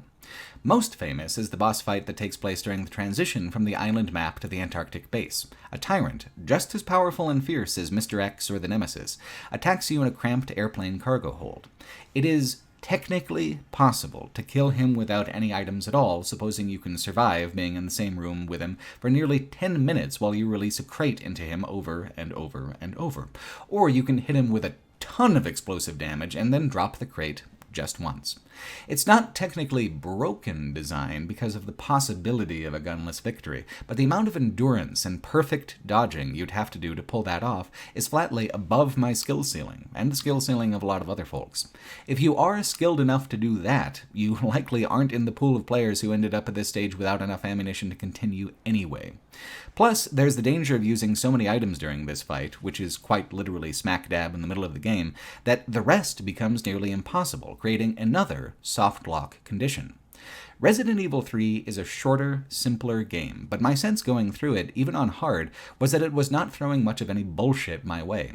Code Veronica isn't mechanically more difficult, but boy howdy is there a lot more bullshit to put up with. Arbitrary bullshit, underhanded bullshit, bullshit where the threat of wasting my time hung over me much more viscerally than the threat of the monsters. Without the strong atmosphere of the previous games, without the feeling of careful balance that made the friction of those earlier games enjoyable, What's left to keep you going through the concrete corridors? The plot? Because if you've decided that the reason you'd like to put up with all of this anyway is to see what you've missed out on with Chris and Claire's story, I have some difficult news to give you.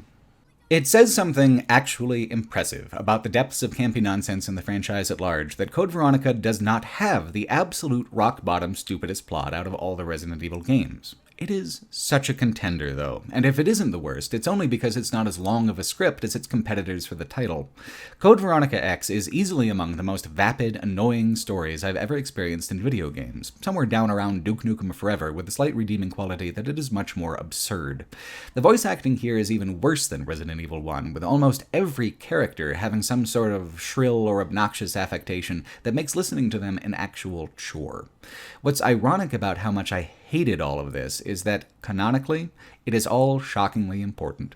Code Veronica X is actually the major hinge between Resident Evils 1, 2, and 3, and 4, 5, and 6. It is arguably the first game in what I consider to be a side trilogy combined with Resident Evil Revelations 1 and 2, and it was considered, even by the developers, to be the true sequel to Resident Evil 2, the one that wraps up the threads it started to a major degree and unites the original trilogy's casts into the kind of configurations the next trilogy can launch into.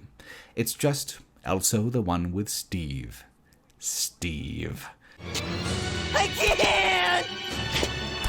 No!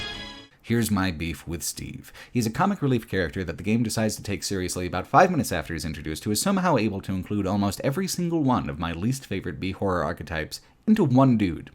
He's an angry, wayward teenager who makes stupid decisions because he has a high opinion of himself. And he's also, of course, the secret badass who flawlessly double-wields submachine guns, even though I wouldn't trust him to double-wield my luggage out of my car trunk.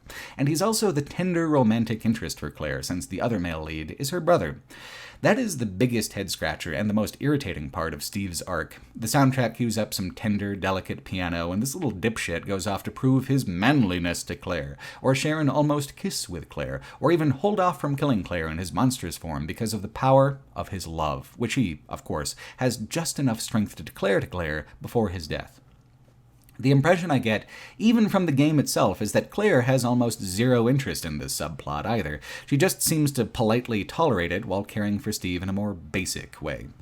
Unrealistic patience for Steve's bullshit aside, the question I want to ask is, why bother?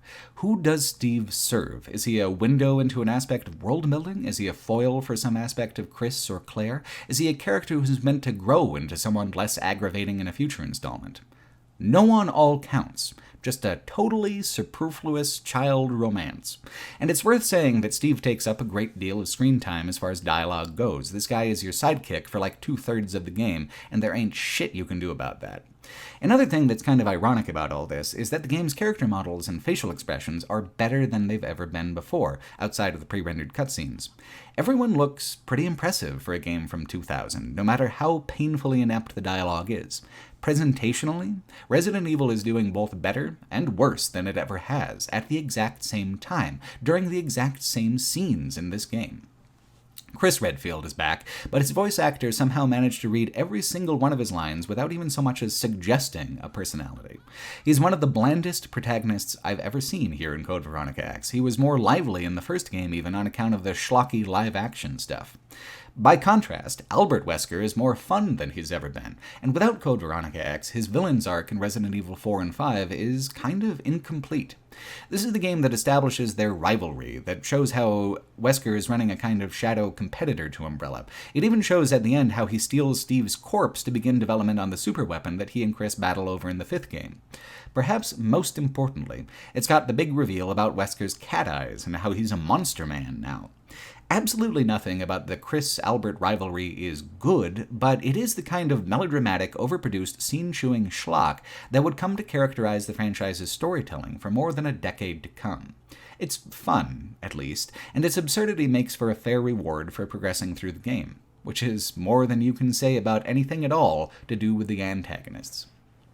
Code Veronica X often pops up on lists like 12 horror villains too silly to be true, and it's a piece of media that actually deserves to be on those lists, demoted into a trivialized version of its most laughable impulses. It goes like this. Long ago, there was a dynasty of aristocrats called the Ashfords, the greatest of which was Veronica Ashford, who died about a century ago.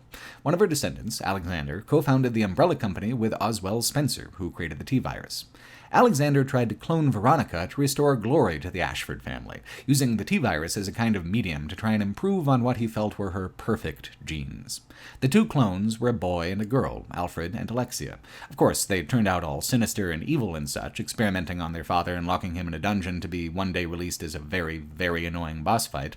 Alexia decided that for the T-Veronica virus to simmer to just the right tang, she would have to be suspended in a tank for 15 years. With me so far? Soap opera with sci-fi jargon added? Cool, moving on. Life without a sister was difficult for Alfred, so he decided to just be both himself and his sister, alternately, for fun and company. By any kind of modern standard, the whole Alfred subplot is aggressively transphobic, and I'm not about to defend it in any way, but it's worth pulling apart what they were even going for in the first place with that shit.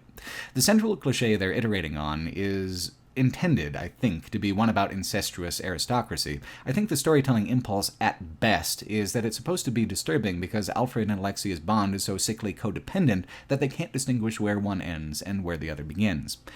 It would be a different game with a different script to convey any of that above the campy mess that it actually is. There is a sentiment out there that Code Veronica X should get the big-budget remake treatment like Resident Evil 2 and 3 did, and in many ways I think that could be amazing, because Code Veronica, to me, is a game of missed opportunities and creeping imbalance. I would love to see these drab hallways brought to a grander life. I would love the dialogue to be cleaned up and given some kind of leg to stand on. I would even just enjoy seeing the new voice actors for Claire and Chris retcon the older roles. This Alfred-Alexia thing, though, I don't want to touch with a 10-foot pole, and nearly every positive conversation about Code Veronica kind of has to tiptoe around how grossly dumb the whole thing is. It's not like Japanese culture is inherently bigoted or anything, but the overwhelming vibe of the subplot is, a boy in makeup, he's a monster! Like, even for the year of our Lord 2000, that's a very tedious creative choice. A tedious creative choice that eats up significant chunks of plot time. The extra frustrating thing is that Alfred alone is a perfectly preposterous weirdo as is, parading around in a naval uniform, screaming about the Ashford family name, and taking pot shots at you with a rifle. I enjoy the idea that Spencer's mansion was one kind of reclusive rich person crazy, and the Ashford compound on Rockford Island is an entirely different kind of millionaire madness, a new flavor of the old brand. The idea, though, that gender nonconformity is a sign of decadence and depravity is such an ancient goddamn trope, though, and one that is still causing harm, which makes it difficult, if not impossible, to reclaim the trope for humorous purposes, no matter how campily bad the voice acting and presentation is. There is so much I would want to see from a big-budget remake of Code Veronica, but you can't extract or write around this element without creating a significantly different game, and I definitely don't want to see a bigger-budget version of this tired old crap.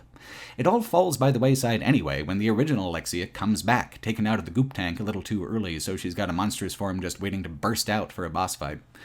Code Veronica X is notable for including first-person mechanics in two of its boss fights, back towards the middle where you shoot Alexander here with a rifle, and then here at the very end where Alexia turns into her gross queen insect form. She automatically dodges your missiles, and your aim is much slower than she moves, plus, when she attacks you, it breaks your first-person aiming, and you have to start that process over. It is, without a question, the most aggravatingly sour little cherry anyone's put on top of a game from me before. I nearly had to reload 20 minutes of progress because I couldn't bullseye a bee lady in her melty little face. My only consolation was that Steve definitely died, a knowledge that even now brings a smile to my face. Code Veronica X, a game just as messy as its title, maybe even more so. The fact that I disliked it so intensely is part of what attracts me to the idea of a modern remake, the idea that someone, or many someones, could give the thing a long-needed hammering out to some semblance of coherence, to take the genuinely compelling ideas that are buried there in the blurry 3D earth tones and give them new life. Or maybe I just haven't learned the essential lesson of zombie media, especially for a game where not all its ideas are worth salvaging. Sometimes dead is better. Code Veronica would end up getting not one, but two remakes anyway, in the light gun games that exist on the franchise's periphery. While I don't wish to get into the mire of including all of the light gun titles here, it's certainly valuable to take a moment to at least exhume the first of them, Resident Evil Survivor for PlayStation 1. Also released in 2000, some months ahead of Code Veronica, Survivor was a troubled game that was also hobbled from the start by odd distribution choices and an extremely dated presentation. It's actually somewhat deceptive to call it a light gun game. It was designed that way, it made significant sacrifices in the visuals to accommodate being that way, but it was released without that feature in the North American version. Why? Out of an attempt to be respectful to the national atmosphere after the Columbine shooting. Capcom USA worried that it might be tasteless. This is fascinating to me in two ways. The first is that in the past 20 years, America has completely given up on preventing mass shootings to the point that it's almost quaint to think of a major corporation even commenting on a particular incident, the issue now having been politicized to the point that the neutral stance is just to shrug and say nothing at all. The second way it's strange is that it's kind of a flex of cultural weight that Resident Evil Survivor was never going to have. What did they think was going to happen? Thank you, Capcom USA, for making this low-effort zombie shooter more awkward out of respect for our national tragedy. While it might have meant more to pull the game all together, this half-hearted gesture has united us in healing during our time of crisis. It is irritatingly self-aggrandizing at the same time that it's a disappointing reminder that 20 years ago it was considered polite, at least, to pretend to give more of a shit. So, what do you get from a light gun game with the light gun redacted? An inadequate FPS played primarily with the directional pad. That is what is so odd about the choice. If the underlying issue is that it's tasteless to do pretend shooting for fun at a time when real deaths are happening, it's a thematic objection, not a hardware problem. Like, gaze into this thing. Just a month before this game came out, Quake 3 was released. Deus Ex was released later the same year. Half-Life had been out for well over a year. Hell, Opposing Force was already seeing discounted prices on store shelves. And Resident Evil Survivor looks, well, like this. It looks like a goddamn DOS title. It was dated even when it was released for PlayStation 1 in the year 2000, but again, the light gun compatibility was supposed to be the big redeeming feature. It is a sad, empty thing without it. I was fully planning to skip it, except that I was labeling my footage from Resident Evil 0, the prequel, and the opening crawl has a line that goes, "Sheena Island, what some have called the second Raccoon City," and I thought to myself, how have I played 17 of these fucking games and not heard of Sheena Island, not once? Resident Evil Survivor is, like it or not, part of the official canon. Bad as it is, I do actually like it. In classic Resident Evil fashion, the entire game is like a throwaway line that foreshadows something you won't see for a long time coming. This looks like something from 1996 is actually what's so unique and interesting about Resident Evil Survivor, because it was the fork in the path that the original Resident Evil didn't take when it opted for pre-rendered backgrounds and fixed camera perspectives. Generally, you never get to see the alternate universe version of something, especially such a wildly divergent path as the one Resident Evil 1 took from its early incarnations. Also in 1996, Sega established the competing House of the Dead franchise, a light gun-first arcade rail shooter that was a staple of just about every Round Table Pizza I ever visited as a child. It occupied the space Resident Evil didn't have command over in the market, the fast arcade alternative when it comes to fancy mansions full of zombies. The idea of actually dipping a toe into those waters with a Resident Evil game, even though the franchises had zigged and zagged away from each other for years on end, is very strange, and indeed Survivor is an unsatisfying half-step between the two of them. That half-step is to make the game function as a regular FPS with Resident Evil tank control pacing. You move forward and backwards, turn left or right, stand still, and ready your weapon to shoot. It is maybe one of the most languid, slow-moving shooters I've ever played. I think that slowness was an attempt to find an identity outside and beyond what House of the Dead was doing with their light gun games. The idea was one Capcom would bat around with for years. This is just the first in the Gun Survivor series, including 2001's Survivor 2, Code Veronica, 2003's Resident Evil Dead Aim, and a fourth title tying into Capcom's Dino Crisis franchise instead. Plus, two more light gun games for the Wii, the Umbrella Chronicles in 2007 and the Darkside Chronicles in 2009. Those games mostly just retell the old games in condensed Shooter's Digest formats, but they also add some new content just to make you vacillate enough between feeling fine about ignoring them and feeling like you haven't been completionist enough. If there's one game I feel like I should have added on top of this project, it would have been Dead Aim, but you gotta draw the line somewhere. Not everything canonical is worthwhile.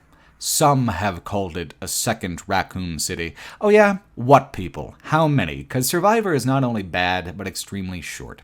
Which is merciful, really, and makes it not that big a deal if you want to try it just out of curiosity. It is so short, actually, that there is no save game feature. You beat it in one go, or fuck off, arcade style.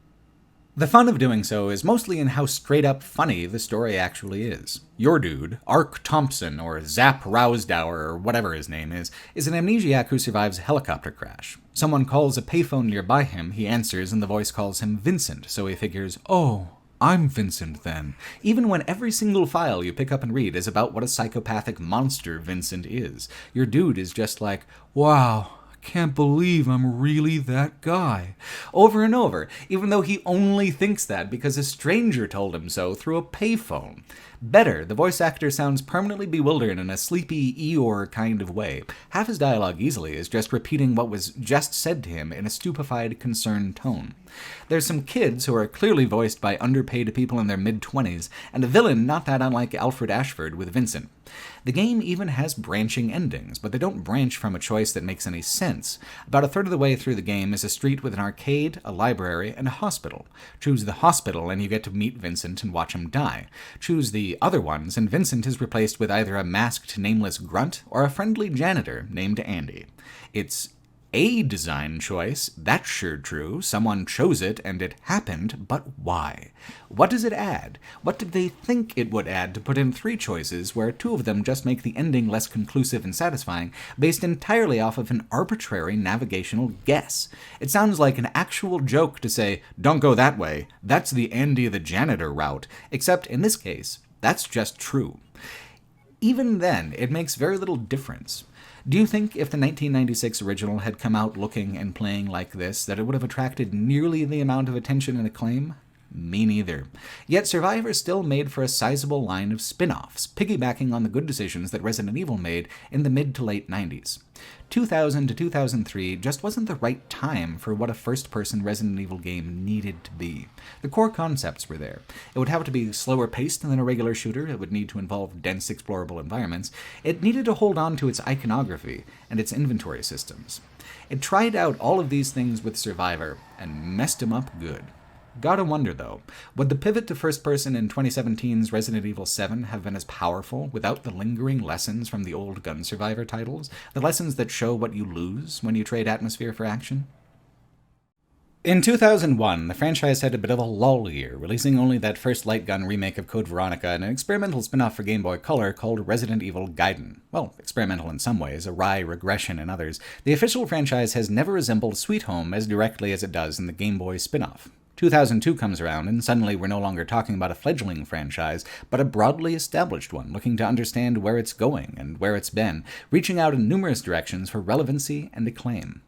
Amid spin-offs and sequels that were having to reach a little harder each time, there was a nagging question. Suppose a lot of what Resident Evil got right, it got right the first time. Shinji Mikami himself felt that the 1996 original's graphics hadn't aged well, and in that he is certainly not mistaken. There had already been several attempts to spruce up the classic version, most notably in 1997 when the director's cut was released to try to keep up enthusiasm when Resident Evil 2 was delayed into 98. The director's cut is a little weird, though, with a new soundtrack that no one was happy with, and some other odd stylistic revisions, but one good thing it did bring to the table was more complex versions of the original puzzles. There was a sense that there was a definitive version of the Spencer Mansion still waiting for its moment. 2002 brought that moment, with the bold choice not to just remaster, but to fully remake the classic version into a horror game much longer, much more engaging, and more genuinely effective as a horror title than even the original. It's the same lead developer, a lot of the same team, pulling together to let an idea breathe in a way that it couldn't under the stifling technological limitations of 1996. It was what happened with Sweet Home in '89 when it morphed into Biohazard. And now, instead of morphing into a third thing, adapting all over again, we have a process of refinement and perfection. It's without a doubt one of the most thorough, loving remakes of a game I've played. It sets an absolute gold standard for what's even possible for a remake, and it set it back in 2002. The remake was itself remastered for modern fidelity in 2015, which is the version you're seeing here. Bits and pieces of all the versions along the way are lurking inside, including a few puzzle arrangement choices from the Wayward Director's Cut.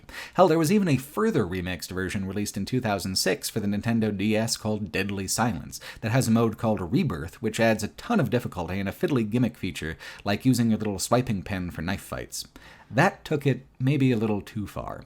The 2002 version is the one that feels, at last, utterly complete. With a 2015 facelift, especially, it's got a certain kind of timeless quality that comes from so many, many layers of the same thing existing simultaneously within each other.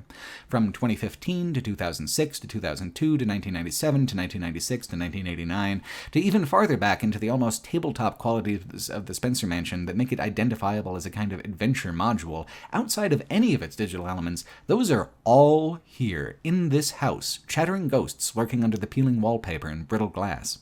Lends a little authenticity to the whole affair, don't you think?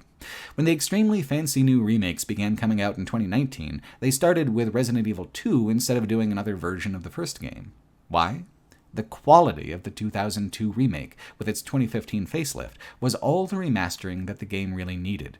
To make it too modern would actually be a mistake. Its strength as a remake is not in the ways that it improves on the original or builds on it, but how it peels back its own skin to show that, underneath the way it looks, it is exactly the same game as it was before. It says something about how design-first Resident Evil 1 was that this absolute fidelity is possible while significantly changing the game's aesthetic presentation. The biggest change isn't any mechanic, it is the color palette, shifting away from sometimes garish colors and broader-bund look and compositions that the classic version had, into more muted and moody series of grays and browns. Wasn't I just complaining about grays and browns with Code Veronica? I sure was, but hear me out, the difference is in the details. During early development, there was a push to make the new Spencer Mansion full 3D like Code Veronica. The version was developed for the Nintendo GameCube, a major upgrade over the Dreamcast in terms of processing power, but it wasn't enough power to make it look significantly better than Code Veronica. So, Capcom went back to what worked the first time, pre-rendered backgrounds with active 3D effects, props, and actors layered on top. You don't just have textures, then. You have little paintings, all connected together in a sequence. The level of detail is much stronger than even Resident Evil 2 and 3, in a style that's not quite as glossily 3D as those titles.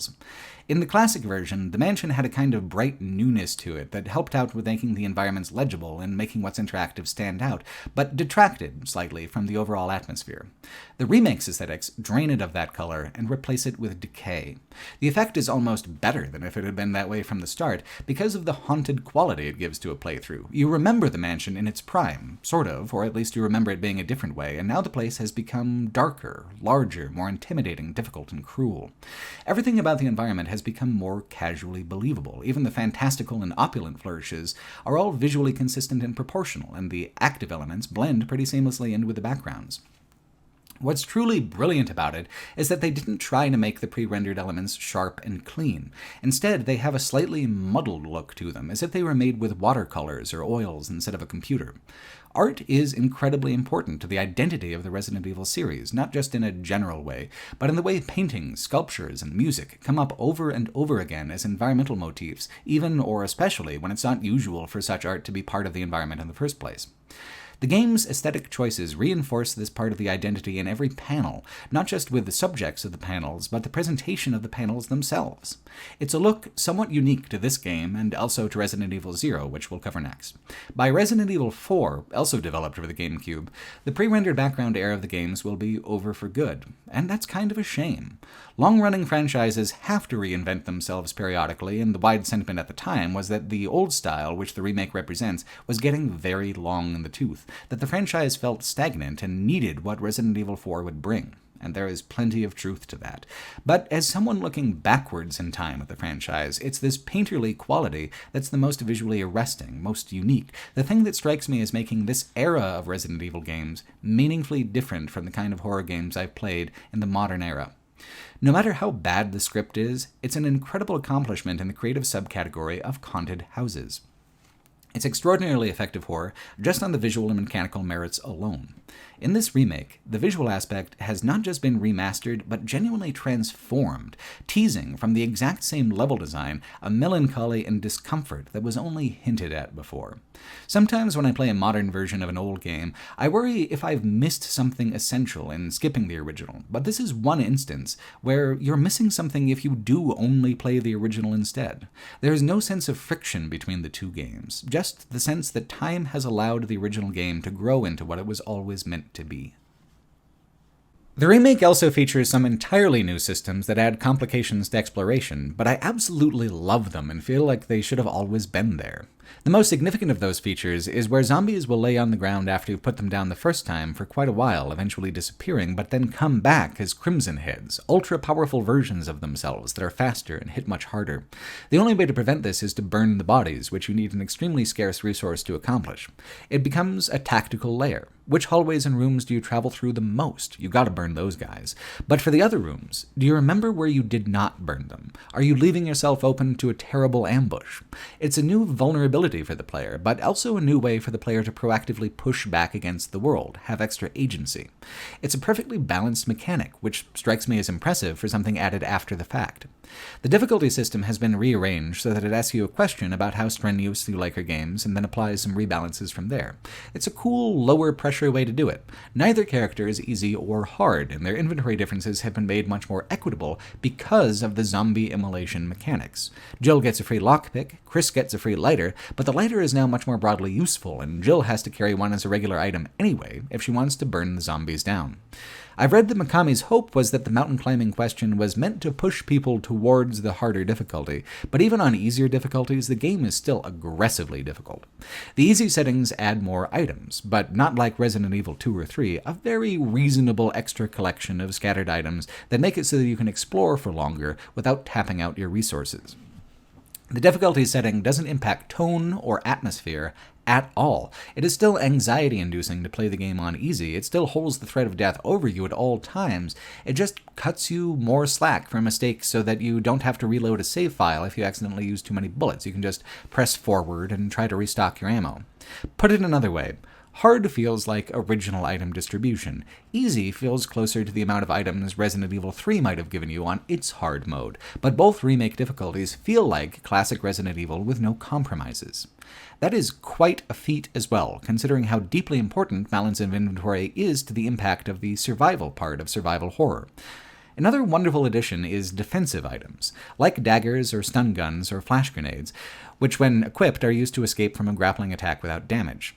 They're a delightful feature because they add visual drama and excitement to the combat while acting as a more passive benefit. Fall victim to a jump scare and get grabbed from behind, push a button or just automatically turn the tables on your attacker, immediately regaining your footing and emotionally flipping an "oh no" to a more visceral and satisfying "hey, fuck off." Because the new Spencer Mansion is considerably larger, and the game's length is now like 3 average hours longer, these items help avoid the kind of compounding soft fail states that plagued Code Veronica so badly. Things like defensive items better meter out health items and ammunition. They allow you to do things like run past groups of enemies without having to take so much damage when you're out of bullets, or to buy you extra time to run to a more defensible corner of the screen. Because their use is contextual and somewhat passive, they don't overwhelmingly contribute to a player advantage if you accumulate them. That's the thing that I admire most about the 2002 remake. They've found a way to improve balance and accessibility while also actively expanding on the tone and atmosphere of the original. There's no compromise, nothing given up to facilitate the greater accessibility, just a careful polishing and whittling down of the original's jagged edges, preserving its beauty and its intent, while making it more pleasing to the touch. Part of that polishing up was a major overhaul of just about damn near everything to do with the characters and script. The things that they preserved were the triggers for dialogue and the personalities of the characters. Everything else has been edited for coherence, clarity, and base believability. I'm not saying it's classy or even good now, because either of those things would take away from part of the charm of Resident Evil, which is its B-movie anything-goes sensibility. The revisions have simply brought it in line with the actual rhythm and cadence of human speech patterns, which I appreciate. The voice actors are likable this time around, especially Jill and Barry, who have a friendly chemistry that I enjoyed quite a bit. A lot of the dialogue is still utilitarian and basic, but the dual purpose of providing motivation and breathing room outside the action is still being met. The higher quality just means that, like the character models and backgrounds, things mesh together more naturally and coherently than before. Improving the story elements only reinforces how tangential they are to the experience, how little they add to the horror, and how remarkable it is that the horror experience is so effective without having the support of these things. That is why it is so important for a remake not to modernize too much. Everything presentational is mutable so long as the core adventure module remains the same. The 2015 HD version even ditches the tank controls, and it doesn't change the feel of the game at all because it doesn't change the relation of the character model to the environment. It doesn't take away from the wonderful moments where you're experiencing a cinematic frame of a scene but playing it actively as a player. It just means you get to move more elegantly with 360 degrees of movement in the thumbstick rather than the 4-action movement of the directional pad tank controls. The original needs to feel like the beginning of everything to come to provide a solid enough foundation, and as it is, this edition of Resident Evil 1 establishes just about every single design and narrative trope that the whole rest of the franchise revolves around. The world of Resident Evil radiates outward from this game like vines. They all lead back to Dr. Spencer's mansion and Dr. Spencer's goals. As the franchise moves now deeper into its middle period, something that starts to characterize all the narratives is operatic overcomplication and an obsessive need to tie things together. Even all the way at the very end of our discussion, when we finally get to Resident Evil 8, the 18th game on the list, we're still talking about Dr. Spencer and his scheme. While the emphasis in the early games was on the corporate clinical umbrella organization unleashing gory, meaty chaos on an unsuspecting public, the deep lore, in aggregate, starts to paint a slightly different story, where Spencer's lifelong passion is not money so much as ascension to godhood through eugenics. The T-virus was a product and a weapon, but it also wasn't the goal. The goal was to create a more perfect human that could rule over others. Hence, the opulence, the recurring motif of aristocratic grandeur that you find across the whole franchise. The 2002 remake even adds more lore that ties it more strongly to the second game. Spencer's first victims were the family that he paid to build the mansion, the Trevors. The parents were killed, but the daughter became a mutant, a failed offshoot of the T-virus that would one day be re-examined by William Birkin in his G-virus work. That's why the tyrants resemble some kind of sickly Vitruvian man, and the G-virus just makes wild eyeball monsters out of everybody.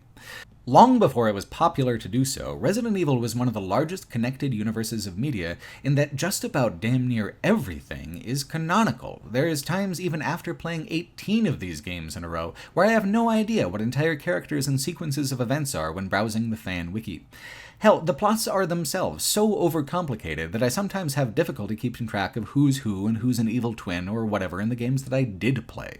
What's surprising, though, is that you can take a thematic butter knife to the bubbling pot of nonsense, shave off the foam, and underneath is a counterintuitively consistent message presented through a well-connected web of characters and events. In isolation, a lot of these things are silly and over the top, but taken together it moves the needle on what is and isn't absurd in their universe. Anything goes, so long as it has a big fleshy monster and inventory with blocks, an herbal system, and puzzle-locked progression. Playing this definitive version of Resident Evil 1 in some way foreshadows every single other Resident Evil game there is. It's one of the few truly timeless games, good for the same reasons no matter what decade you're in. In another 25 years, we'll probably all be pulling a Black Mirror and experiencing this same game in some kind of hallucinatory VR. But the cool thing about that is if you play Resident Evil now, you'll already know where the keys are hidden. How do you end an era? By looking forward, looking back, or treading water? Capcom chose to react to the march of time in each of those 3 ways in 4 games across 3 years. The first reaction is to look backwards with a lengthy prequel title called Resident Evil 0. It was also given an HD remaster in 2016 and is often sold bundled with the 2015 version of Resident Evil 1. The two are marketed as Resident Evil Origins, a kinda 2-parter to fire up the narrative and send it off into the night. When I approached the series, I figured, why not? And I began with 0, originating at the Origin pack. Please, please, please do not follow my example. Even as part of the narrative order, 0 functions only as a prequel. It depends on prior knowledge to even begin to make sense, and even then, it's only interested in being just coherent enough to tie together the first era of Resident Evil games into a framework that Resident Evils 4, 5, and 6 could get even weirder with. It's another top contender for worst Resident Evil plot in a way that is more preposterously schlocky than the datedly cliché Code Veronica. Like Code Veronica, however, it crams a surprising amount of canonical world-building into the game because outside of the narrative aspects, there is a lot of creative recycling going on. The most truly original part of the game is the first chapter, a moving luxury train barreling through a thunderstorm in the middle of the night. It's an extremely strong way to start. It adds a layer of dynamic atmospheric action to what otherwise would be a static environment, without sacrificing the claustrophobic room-by-room progression. The train is one of my favorite set-piece puzzles in the franchise. It's tightly designed, gorgeous to look at, and is able to squeeze just about everything that's cool about the Spencer Mansion aesthetic into a double-decker tube. As a singular vignette, I haven't got many complaints. It's just that the game goes on aimlessly from there, pivoting to a mansion with a laboratory underneath that isn't quite the one in the first game, but is not appreciably different in any way that counts. Resident Evil 0 was seen by many as a sign that the franchise was beginning to truly noticeably stagnate. And why wouldn't people feel that way about it? Most of the bosses are just big mutant animals anyway, and none of the environments, save the train, are novel in any way. The 2016 HD remaster has the updated controls, but back in 2002 it was still using the old tank control system. Keeping a franchise alive through the years is harder than it looks on the surface. If the first game got so much right, then what could be wrong about just doing more of that stuff? In this way, Resident Evil 0 isn't so bad. If you liked tank control era Resident Evil, just step back up to the cafeteria line and say, "More, please." There you go. Enjoy. Even better if it's a little different, right? Wrong. All it took was being a little different to throw the whole damn thing off. It boils down to a misguided impulse that came up in early development. Originally beginning its life in 1998, around the time Code Veronica and Nemesis were in competitive development, Capcom attempted to also design a game for the Nintendo 64. Eventually, they realized the hardware would never cut it for the game that they were trying to do, and had to wait until the GameCube came along to make the title they wanted to make. During this early phase, with the Nintendo 64, they settled on the system memory-saving idea that they would adapt a mechanic from Sweet Home in place of a Resident Evil staple. Players would now drop items on the ground to swap items between characters instead of storing them in an item box. In every single previous game in this franchise, items could be banked in a networked storage where you could drop off health, ammo, and puzzle items as you bop around and get a feel for your surroundings. The safe room concept survived, with a save station and a musical cue to let you know you won't be attacked, but the item box did not. Instead, they've adapted the dual protagonist feature yet again to control both protagonists simultaneously, letting you switch between them at will and giving follow-wait orders to your AI-controlled companion to allow for exploration together or separately. They even use weapons on the monsters, your weapons, your ammo, making them vulnerable if you leave them behind or a liability if you take them with you. Each character only has 6 inventory slots, and some items like the shotgun now take 2 of those inventory slots.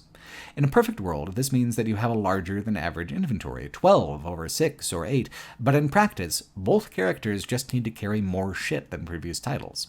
The new male lead, Billy, is too much of a man's man to do girly stuff like mixing the herbs he needs to survive, so it's up to Rebecca Chambers to keep positive for the both of them and carry all that stuff. She's a healer, he's a tank, the classic adventuring combo, but they're both extremely dislikable and utterly hobbled by the inventory situation. The train part of the game is especially enjoyable in context with all this because it's such a confined, limited environment. If you have to leave something behind, drop it on the safe room floor. It's not wildly inconvenient to go back and snag it. The system doesn't start causing real problems until the train part is over, a third of the way through the game, when you have a real time investment and the idea of just quitting seems harder than it ought to be. Starting the whole series with Resident Evil 0, just about the most positive thing I can say about it overall is that I got to get it out of the way early. It was the worst possible introduction to the mechanical design tropes of the franchise at large among the early games, but still better, I think, than if I had started in the era of Resident Evils 5 and 6. In narrative order, getting to immediately play the remake of the first game afterwards, I got to see an instant correction towards a configuration of essentially the same mechanics, just ever so slightly adjusted into something much more charismatic and sensical. In 0, we get shit like this bat fight. It's pretty similar to Code Veronica's Bee Queen gimmick, but not in first person. It is, at once, one of the easiest and most annoying boss fights in the franchise. The bat tosses you around, wastes your time, wastes your ammo. Unless you get the timing right, in which case you can just nail him in 1, or 2 or 3 or so on harder difficulties, and for what? Ooh! Ah! Spooky bat! What does this add to the experience compared to what it takes away? We've added a gimmicky boss fight because there haven't been too many fights against flying enemies, without considering the reason for this is that the controls are too awkward to make that kind of encounter remotely enjoyable. And in return, we have lost creative credibility. We've made the atmosphere seem permanently lighter and sillier, and we've once again wasted players' time with a friction for which there is no reward or meaning. All just to add playtime, add novelty, add a stupid fucking bat for no other reason than we've exhausted everything except a barnyard theme. The sentiment that a franchise is going downhill doesn't happen overnight, and it doesn't happen in a vacuum. It takes a sequence of compounding mistakes to enter a fail state, as Resident Evil well knows. Resident Evil 0 feels like the title where Capcom began down the road that led to the franchise's obsession with cooperative multiplayer in the titles to come. It's such a half step in between the two styles, taking the idea of a single-player dual-protagonist system to an extreme conclusion. Just because it is logical to simply have both protagonists under the player's control at all times doesn't mean it's artful or elegant. It is awkward, always, and doesn't add nearly as much to the puzzle design as it should or could. The absolute best two-person puzzler I've played is the co-op mode in Portal 2. The way that game uses the extra player to create problems that literally could not be solved by one player, the way it keeps each player's participation constant and active, it is clever design from top to bottom. Resident Evil 0's two-player character for one-player puzzle just involve parking one of those characters somewhere and taking the other one on a solo journey that they'll just have to backtrack through later. I think Code Veronica might have more backtracking altogether, but it's more obnoxious in Zero because the environments are less complex. You're still being asked to figure out something in Code Veronica's backtracking expeditions, but it's a more chore-like affair in Zero. The puzzles are less about intricate interlocking routes so much as they're about positioning. Character A goes here, character B goes there, then they come back together again. These puzzles are about balancing the need to keep track of an excessive amount of puzzle items that you can no longer store in a centralized way. When the train crashes and that chapter is over, all the items you found and dropped get thrown to the ground in front of the crashed train. It's extremely, extremely inconvenient, but you can always come back for something you forgot. It's also so inelegant that the game can only do it as a design trick once.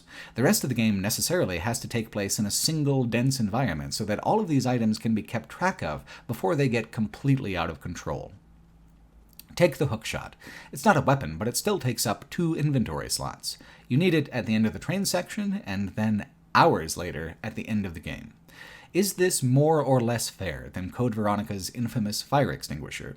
You lose more hours if you forget the fire extinguisher, but you don't have to go back for it. And if you remember it when it's relevant the first time, it stays in the item box and doesn't bother you again until its relevance comes back around. The hookshot is absolutely mandatory for progression in Resident Evil 0, but it inconveniences you for the entire rest of the game, either sitting in your inventory taking up space, or as a single item and location that you're trying to remember in a maze-like multitude of rooms. The map helps keep track of these things for you, but it's basically the emotional experience of trying to remember where your damn keys are when you're running late over and over again across hours of play. I left the hookshot in an obscure bathroom for most of the game, and it took me upwards of half an hour to find my way back to it when I needed it again. Which is worse, the ice-cold, murderous rage at realizing you failed to hang on to something that seemed useless an entire game ago, that you do have the agency to ignore, or the hot, burning irritation at immovably having to root around in content you've already completed, trying to find an item you've already trashed? I feel like, from an outside perspective, not having played the games, these might sound like very specific and localized complaints. After all, we're talking about 2 items and 2 games worth of systems and maps and art. The reason why I want to focus on them is that the sensation of being tripped up by these specific things deeply spoils a lot of that experience. It can override the good design and the goodwill built up by the game, the same way you can have a high opinion of a party guest right up until the moment that they puke on your couch. The vibe you had with the thing has been spun off its axis, and it's not coming back. Just in terms of visual art, Resident Evil 0 ranks very highly for me. I love what they did with the 2002 engine, and I'm impressed with how lushly detailed it feels in the HD remasters. The underlying game drives me up the fucking wall with how much of a slog it is. With a second character to help you shoot, a second character who has faster aim than you, the combat is even less difficult than it usually is. Its difficulty is in the friction that its systems create, friction that is detached from theme, detached from action, and detached from the flow of the game. It's an attempt to innovate within the now constricting box of Resident Evil design cliches, but instead of finding something new within itself, it just slams head first into the walls of its cage. If I had any respect for the buddy cop relationship of the two protagonists, this all would have gone down a lot smoother for me. This was my first experience with Resident Evil since I was a kid, and I was predisposed to cut the game a lot of slack. I gave Rebecca and Billy plenty of chances to seem to me like actual people, but they staunchly refused to grow beyond the most basic possible expressions of just a tiny handful of tired cliches. Rebecca Chambers is better voiced and more rounded than she was in the first game, but that is a low bar to clear, and her entire presence in this game makes little sense in relation to who she is and how she is in the following story. By the end of this prequel, she's an experienced, inveterate monster hunter with a pretty much full understanding of the Umbrella Corporation's whole deal. So why doesn't she ever say anything to Chris? Out of meek subservience so Chris can feel more important solving it himself? Annoyingly, that would not be so far out of character for Rebecca. Her whole deal is a wholesome helpfulness that is out of place and cloying. Contrasted, of course, to tough guy ex-military convict Billy, he of the big attitude and the coiffed hair. Billy isn't actually a villain, which is something I could have guessed. What I could not have guessed is that he is a wanted criminal because he refused to commit a genocidal war crime down in Africa on the U.S. Army's behalf. It becomes a lot more pronounced when we get into the next few years of games, but a lot of the broader satire and criticism going on in Resident Evil is a kind of dig at U.S. imperialism, from Billy's backstory to the Terra Grigia panic. It's an extremely odd, uncomfortable inclusion in Resident Evil 0, however, because this backstory comes as a surprise. It's pretty graphic, and then it is not really ever mentioned again. Usually, Resident Evil cutscenes are a refuge from the tension and terrors of the games, reliably cheesy and entirely meaningless. Suddenly, bam! War crimes with a racial overtone. The game doesn't even think that any of this is a controversial thing to just toss in. It just adds everything as a throwaway detail, which is the uncomfortable part of it. Colonial violence in Africa is something that affects millions of people in pretty awful ways every day, and here it's just a foreshadowing detail towards Resident Evil 5, where the series will stare deeply into this can of worms and then start fiendishly shoving them wriggling into its mouth. There is a weird carelessness to it. It's especially odd because the rest of the game is pure camp, absurd and frivolous to the point of being almost incomprehensible. This material you cannot be flippant about, and being able to engage with the game sarcastically is one of my only defenses against how irritating it is to mechanically progress. I feel like choosing to add a scene like this in the same game where an anime wizard sings to leeches is ultimately kind of tasteless on the face of it, more actively tasteless than it would have been to release Survivor with the light gun functionality intact. This exists in complete tonal opposition to everything else in the game, like the anime leech wizard. We both want to talk about the wizard now, right? I'm pretty certain that Resident Evil 0 is canonical because there's a part of the story that makes some basic sense and that does get repeated reference in games to come, but I can only be pretty certain because there's another part of the story that's just absolutely off the hinges and no one ever says shit about it again, possibly out of professional embarrassment. The part of the story that tracks and gets explored is that the T-virus and the G-virus are both strains of a single progenitor virus that Spencer acquired samples of in the 1960s. He had a lead researcher, Dr. Marcus, who maintained a separate set of laboratory facilities and an executive training center. Marcus was also a eugenics-obsessed madman, but he wasn't a team player, as they say, and he was murdered by Albert Wesker and William Birkin, who stole his research and used his death to advance themselves in the company. I have a soft spot for cheesy corporate horror, and that's something the Resident Evil series delivers in spades. One thing the Resident Evil movies struggle with, among many things, is being able to admit that cheap B-grade production better suits the vibe than slickly produced, lavishly expensive design. The more money you spend on a bad, sloppy idea, the more it just highlights the fact that you started with a bad idea. What about something like the 1993 Australian B-horror movie Body Melt? It's willfully, gleefully awful, and that is the joy of it. A nefarious corporation is testing chemical and biological weapons on suburbanites in various underhanded ways. You get to watch them all die, and that's the movie. Well, that and like a half-hour-long inbred redneck bit that goes absolutely nowhere. What a pitch, though. Stage 1, glandular. Stage 2, hallucinations. Stage 3, body melt. There is a maximum budget past which body melt stops being an awesome idea and begins to become a terrible idea. Resident Evil 0 is just on the borderline, where it could swing one way or the other. Dr. Marcus, his work on the progenitor virus, how Wesker and Birkin profited off it, that stuff echoes down in the franchise. Here's the alternately terrible or awesome idea that doesn't. Marcus's body was tossed into the sewer where the rejected biomass from the facility was dumped. Over years, this goop seeped into his corpse, and a Queen Leech was born with his memories and his agenda. Who released the T-virus on Raccoon City? 'Twas the Leech what done it, for revenge! Revenge on Umbrella.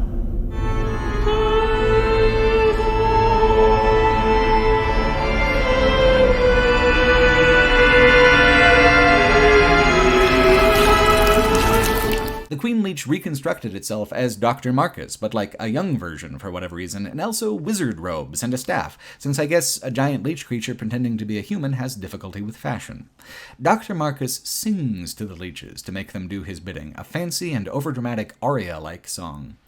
I cannot be convinced that anyone was meant to take this seriously, which is contradicted by the fact that presentationally all this stuff is relayed as if it wasn't the purest weapons-grade bullshit they could come up with. So either the developers didn't track how weird things had gotten, or else they felt it would intensify the joke to just keep a completely straight face. Characters in the franchise remember Dr. Marcus for the man he was, not the leech wizard he became. When the game winds to a close with a mansion explosion, we see the other mansion over the hill, which will also explode when the next game is done. It's just not a narratively satisfying place to end up, overcrowding the woods with exploding monster mansions. Resident Evil Zero's biggest weakness is in doing what it explicitly set out to do, tying together the events of Raccoon City with Rockfort and Sheena Island, establishing a coherent web of events on which the now numerous Resident Evil games can hang. It does tie them all together, but with sticky chaos, like a toddler given a roll of packing tape. Rebecca going off to the first game causes irresolvable narrative conflict, and Billy, well, Billy was never seen again. Seriously, his last moment of the franchise is standing here on this sunlit bluff, giving Rebecca an encouraging thumbs up. That energy is the feeling that lingers, the feeling of a last known photograph. What were they thinking? Where did they go? How did they not see the disaster that, in retrospect, was always coming for them?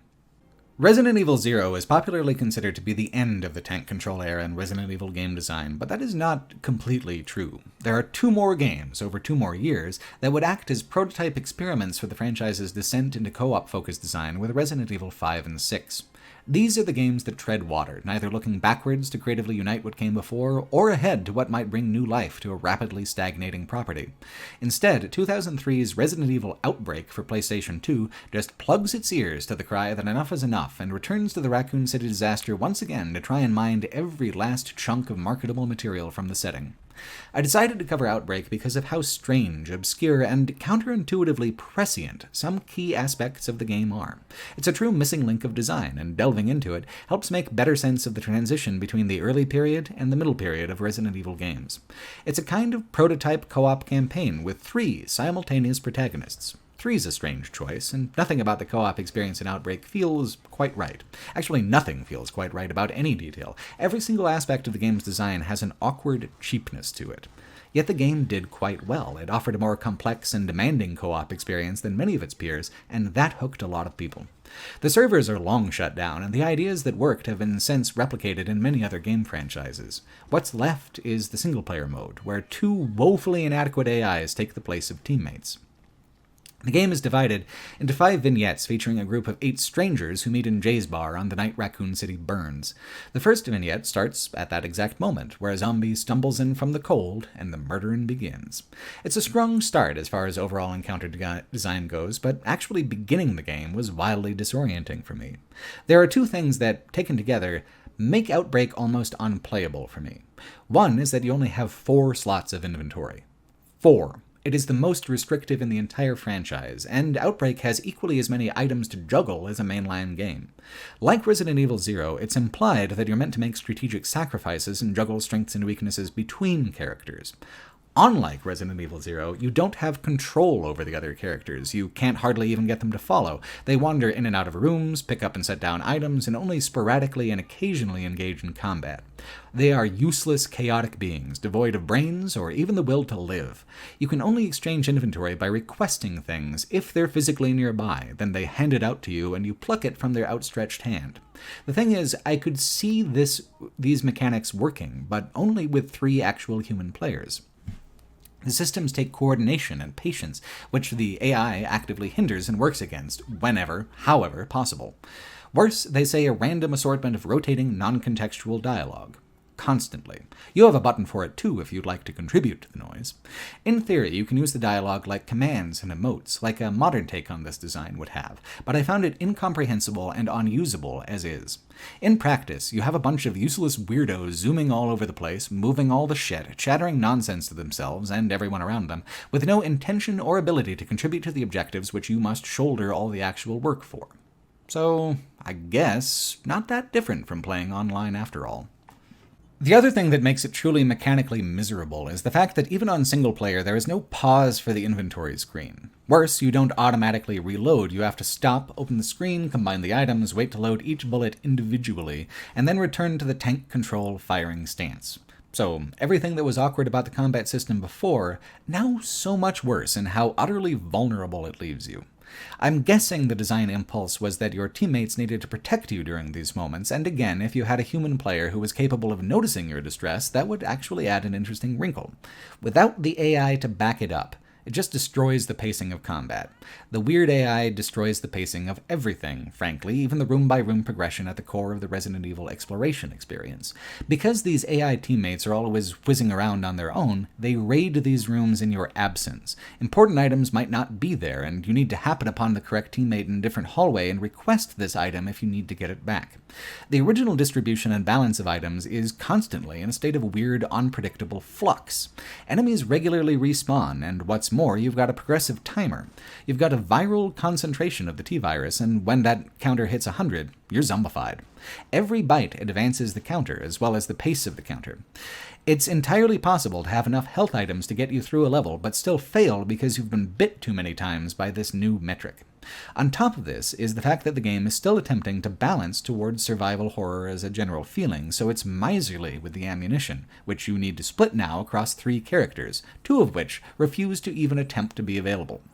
You'll see these jackasses filling their inventory with 3 crowbars and a red herb, but not before rotating the shotgun ammo out of the room you're in into a hallway you've already passed through. What's so fascinating to me about all of this is that Resident Evil Outbreak, as odd and horrible as it is, still got like 65% of the way there to creating Left 4 Dead. All the systems are basically there, but the format was wrong. Resident Evil, classic tank control Resident Evil anyway, is just too slow-paced to function as a really good co-op experience.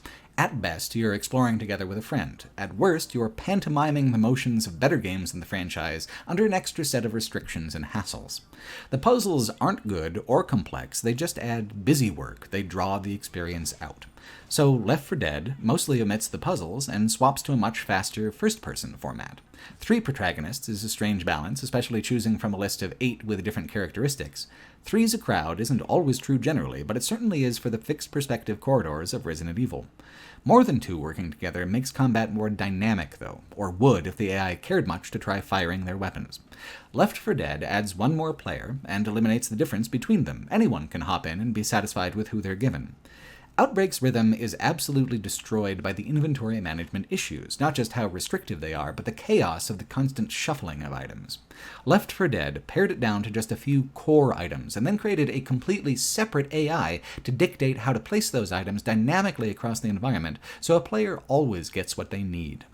Outbreak is a complete mess, atonal, arrhythmic, and joyless. Yet, it's a mess made out of valuable, salvageable ideas that one day would be united and reforged into something much stronger, a game that would stand the test of time in a way that Outbreak decidedly did not. The game's own peculiar sense of balance is kind of interesting, though. Outbreak first came on my radar not for its co-op, but for its lore. I was looking at a list on the wiki of Raccoon City survivors, and there were all of these names that I hadn't heard of at all, and they all came from this particular game. Is it canonical? Who knows? Depending on player action, any of these folks can die at any time. Outbreak is cheap and rough around the edges, but there is a surprising robustness to the vignettes. The CG cutscenes are often worthwhile and fun, and there's quite a few of them to help support the player-driven action, paving over moments that would otherwise be difficult to animate in-engine. The Jay's Bar sequence has a climax where you're fending off the front end of the largest horde of zombies in Raccoon City, a congregation of zombies larger than any other character has faced before in the franchise. Narratively, anyway. Mechanically, you're just kind of skulking through a crowd trying to assemble and attach a detonator to explosives that line all of Main Street. It's a great setup, and if the execution is awkward, that's more a failure of the systems than the imagination of the encounter design. There are characters who are better suited for some levels than others, but each has a specialty trait that provides some kind of unique leverage. The security guard can hit harder with melee weapons, the cop gets a free pistol upgrade, but with a separate ammo pool as a hedge against being overpowered. The journalist gets a lockpick, the plumber can make weapons from found components, the doctor makes fancy medicines, the waitress has 4 extra inventory slots but only for herbs, the mysterious student has 4 extra inventory spaces flat, and there's a seemingly Chris Tucker-inspired metro worker whose superpower is being a coward, so he gets attacked less often. There's no way to know ahead of time, but sometimes a particular character will get special story content. I picked, for example, the student for the underground facility mission purely because I figured I'd be juggling a lot of keys, and suddenly it turns out she's not a student at all, but an ex-Umbrella employee with amnesia. Everyone in the facility recognizes her, she doesn't have to register a fingerprint to use the doors, and some background characters have extra items like the Magnum just for her, and her alone. After that I tried to guess who would pair with what level, but I never saw anything else so specifically tied to one character. In this game, anyway. You're assigned companions based on the level, so it's not like assembling a party, exactly. I found the game manageable enough on easy, but the difficulty scales 3 more levels up to an unlockable very hard mode. Who this is for, I have no idea. I can't imagine wanting to repeat these scenarios over and over again, especially on account of how portions of them are already a repeat of things I've done in Resident Evil, sometimes more than once. In a way, it makes sense, because it is consistent to have the Umbrella facility be exactly the same as it was in Resident Evil 2. It's the same town, it's the same continuity, but after having explored it in both the A and B playthroughs of Resident Evil 2, what's the point of doing it a third time, this time cheaper looking and more irritating to play? Even though it was designed for the PlayStation 2 and not the first one like the early titles, the shift to full 3D instead of the old pre-rendered method is still much less impressive than what they were doing 5 years ago with clever art direction. The shift is understandable, I guess. The digital actors already struggle enough to navigate an environment of simple geometries. Trying to disguise these geometries would just highlight the awkwardness even more. It's just not engaging. The vignette with Jay's bar was cool because it was a side of Raccoon City that we hadn't seen before, earlier in the timeline, focusing on a much larger group of the living versus a much larger group of the dead. Then the very next vignette is just a completely pointless recycling. The third vignette is a recycling of a trope instead of an environment, the invincible Nemesis character. You're pursued by a regenerating leech monster, an unusual return of Zero's monster lineage. The tension is undone, however, by the AI's ineptitude. The monster spends time chasing other characters from room to room, mostly focusing on you, yet still creating the atmosphere of that Scooby-Doo hallway full of doors chase meme. The unkillable antagonist just makes things more chaotic.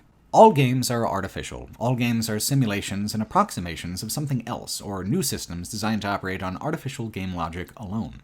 The good games are the ones that can make you forget that artificiality, to feel invested in them, so that what's on the screen feels like the important thing going on in your life, so that the room fades away.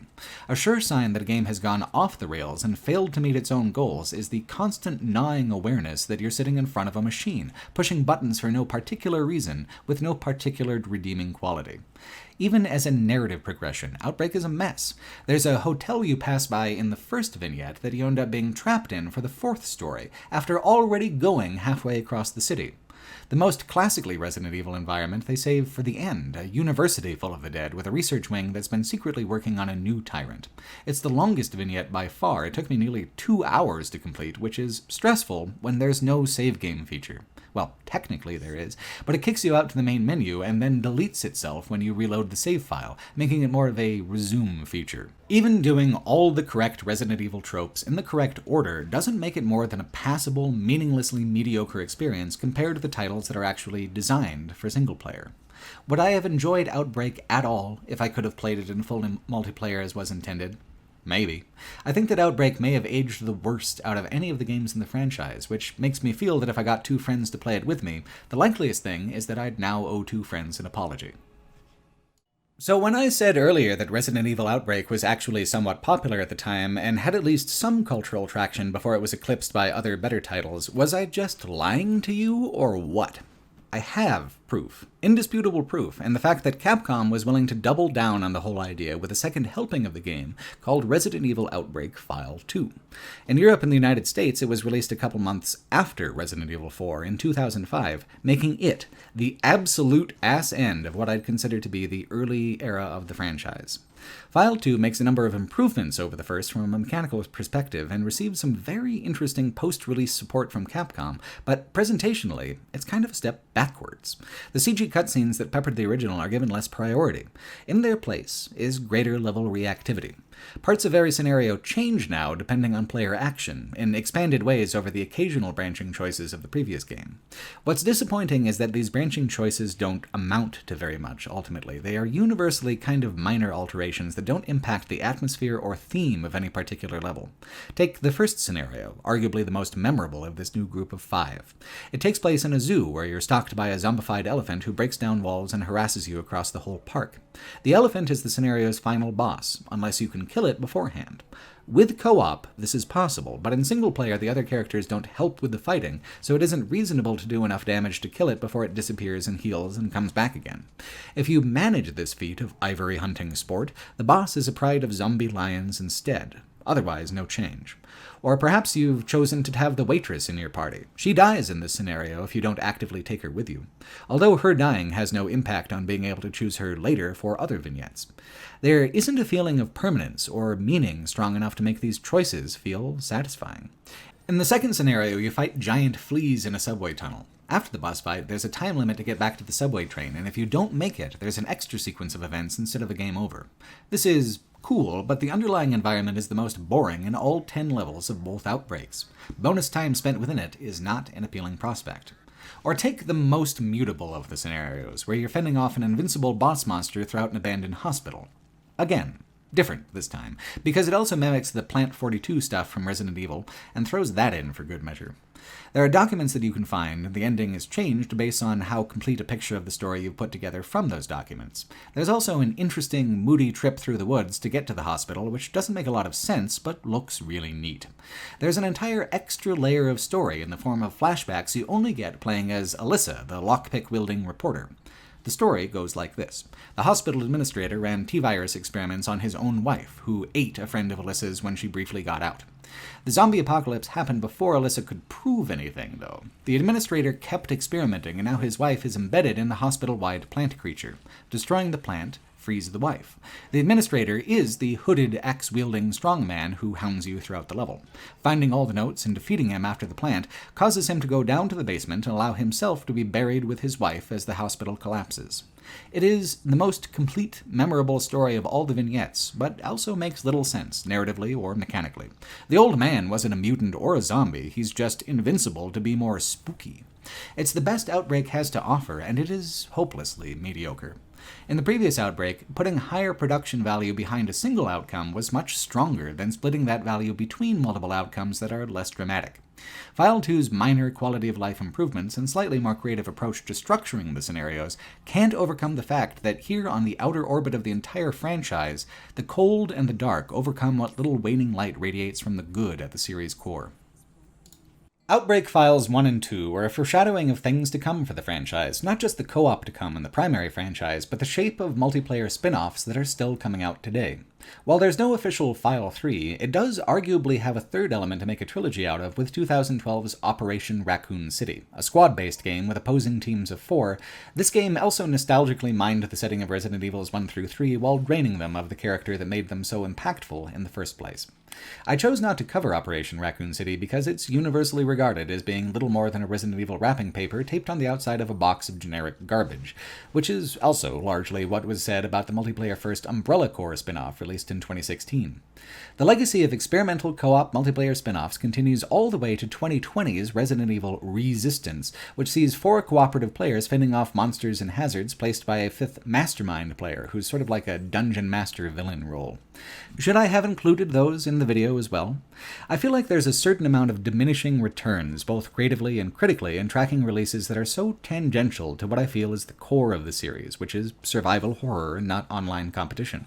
It was worth it for me to go back and see where the branch began to emerge from the trunk of the tree, however. The interesting thing is how long and heavy the branches became, with Survivor in 2000 launching 5 whole subsequent light gun titles, and now Outbreak Files 1 and 2 from 2003 to 2005, providing a foundation for 3 other multiplayer-focused titles over more than a decade to come, long after even the light gun variants went away. And it's worth covering in detail what caused such extreme fatigue with the old style of Resident Evil design. Raccoon City had been exhaustively squeezed of all of its narrative life, with these 2 games dipping back with the vignette format and narrative gaps so small a whole game would never have been able to center around them. When you ask, why did no one want Operation Raccoon City, the clear answer is that 8 years before it was even released, the nostalgic recycling of material from the original games was already getting stagnant and unwelcome. Is this a good recreation of the Raccoon City police station? It's a passable one, and look, now you've got the whole story about how the guy that Leon meets gets locked in that room, as if you needed it. Even within the Outbreak games, there's a weird recycling going on. All the survivors already escaped, and the bomb that annihilated the city was already detonated in the last game, yet rather than coming up with a new set of survivors, it just turns back the clock and assumes that these 5 new vignettes can just slot in there somewhere. Except the last mission, which is one where you race to create a cure and escape the city minutes before the explosion. In File 1, that's the university mission. In File 2, it's more of a scene-trotting process. Either way, one of the things that makes the canonicity of the Outbreak games suspect is the fact that they end twice in conflicting ways. Or maybe some of the 8 characters are doing one thing and some are doing the other. Point is, we're treading water even within the games that just circle the wagons around what's familiar and attempt to solve the stagnation problem by injecting toxic levels of mechanical novelty into it. It would take a miraculous effort to make the franchise truly exciting again. I mean, you'd basically have to reinvent the entire survival horror genre from the ground up. This is the miracle of the Resident Evil franchise. Where other game series have fought against perceptions that what they're doing isn't working anymore, insisting on themselves all the way to the bargain bin, Resident Evil gambled heavily on changing its entire structure and approach. Resident Evil 4 was overseen by series creator Shinji Mikami, returning to the helm to solve the conundrum of aging gracefully. His instincts for pivoting to approaches that resonated with him, that made him nervous and tense as a player, worked as well as they had with the first game. The result is a title that feels tense and exciting in a completely new, much more immediately visceral way. It's of tremendous historical importance, not just to the franchise, but to video games as a medium. It might not be immediately obvious why, playing it for the first time after having played so many other third-person action games. There were times that I felt confused, wondering why the game had such a hugely esteemed reputation when it felt like just about every third-person action game I've ever played mixed together. That's because I was perceiving it backwards in time. It feels like every third-person shooter I've ever played because it's the grandfather game of the entire format. It's one of those games, like Half-Life 1, that appeared fully formed, wildly ahead of its era, influencing what came after to the extent that it's not even really identifiable as an archaic or prototypical version of those systems, mechanics, and presentational approaches when you go back and play it. It's been cited as a direct, explicit influence on Dead Space, The Last of Us, God of War's modern reboot, Gears of War, dozens more.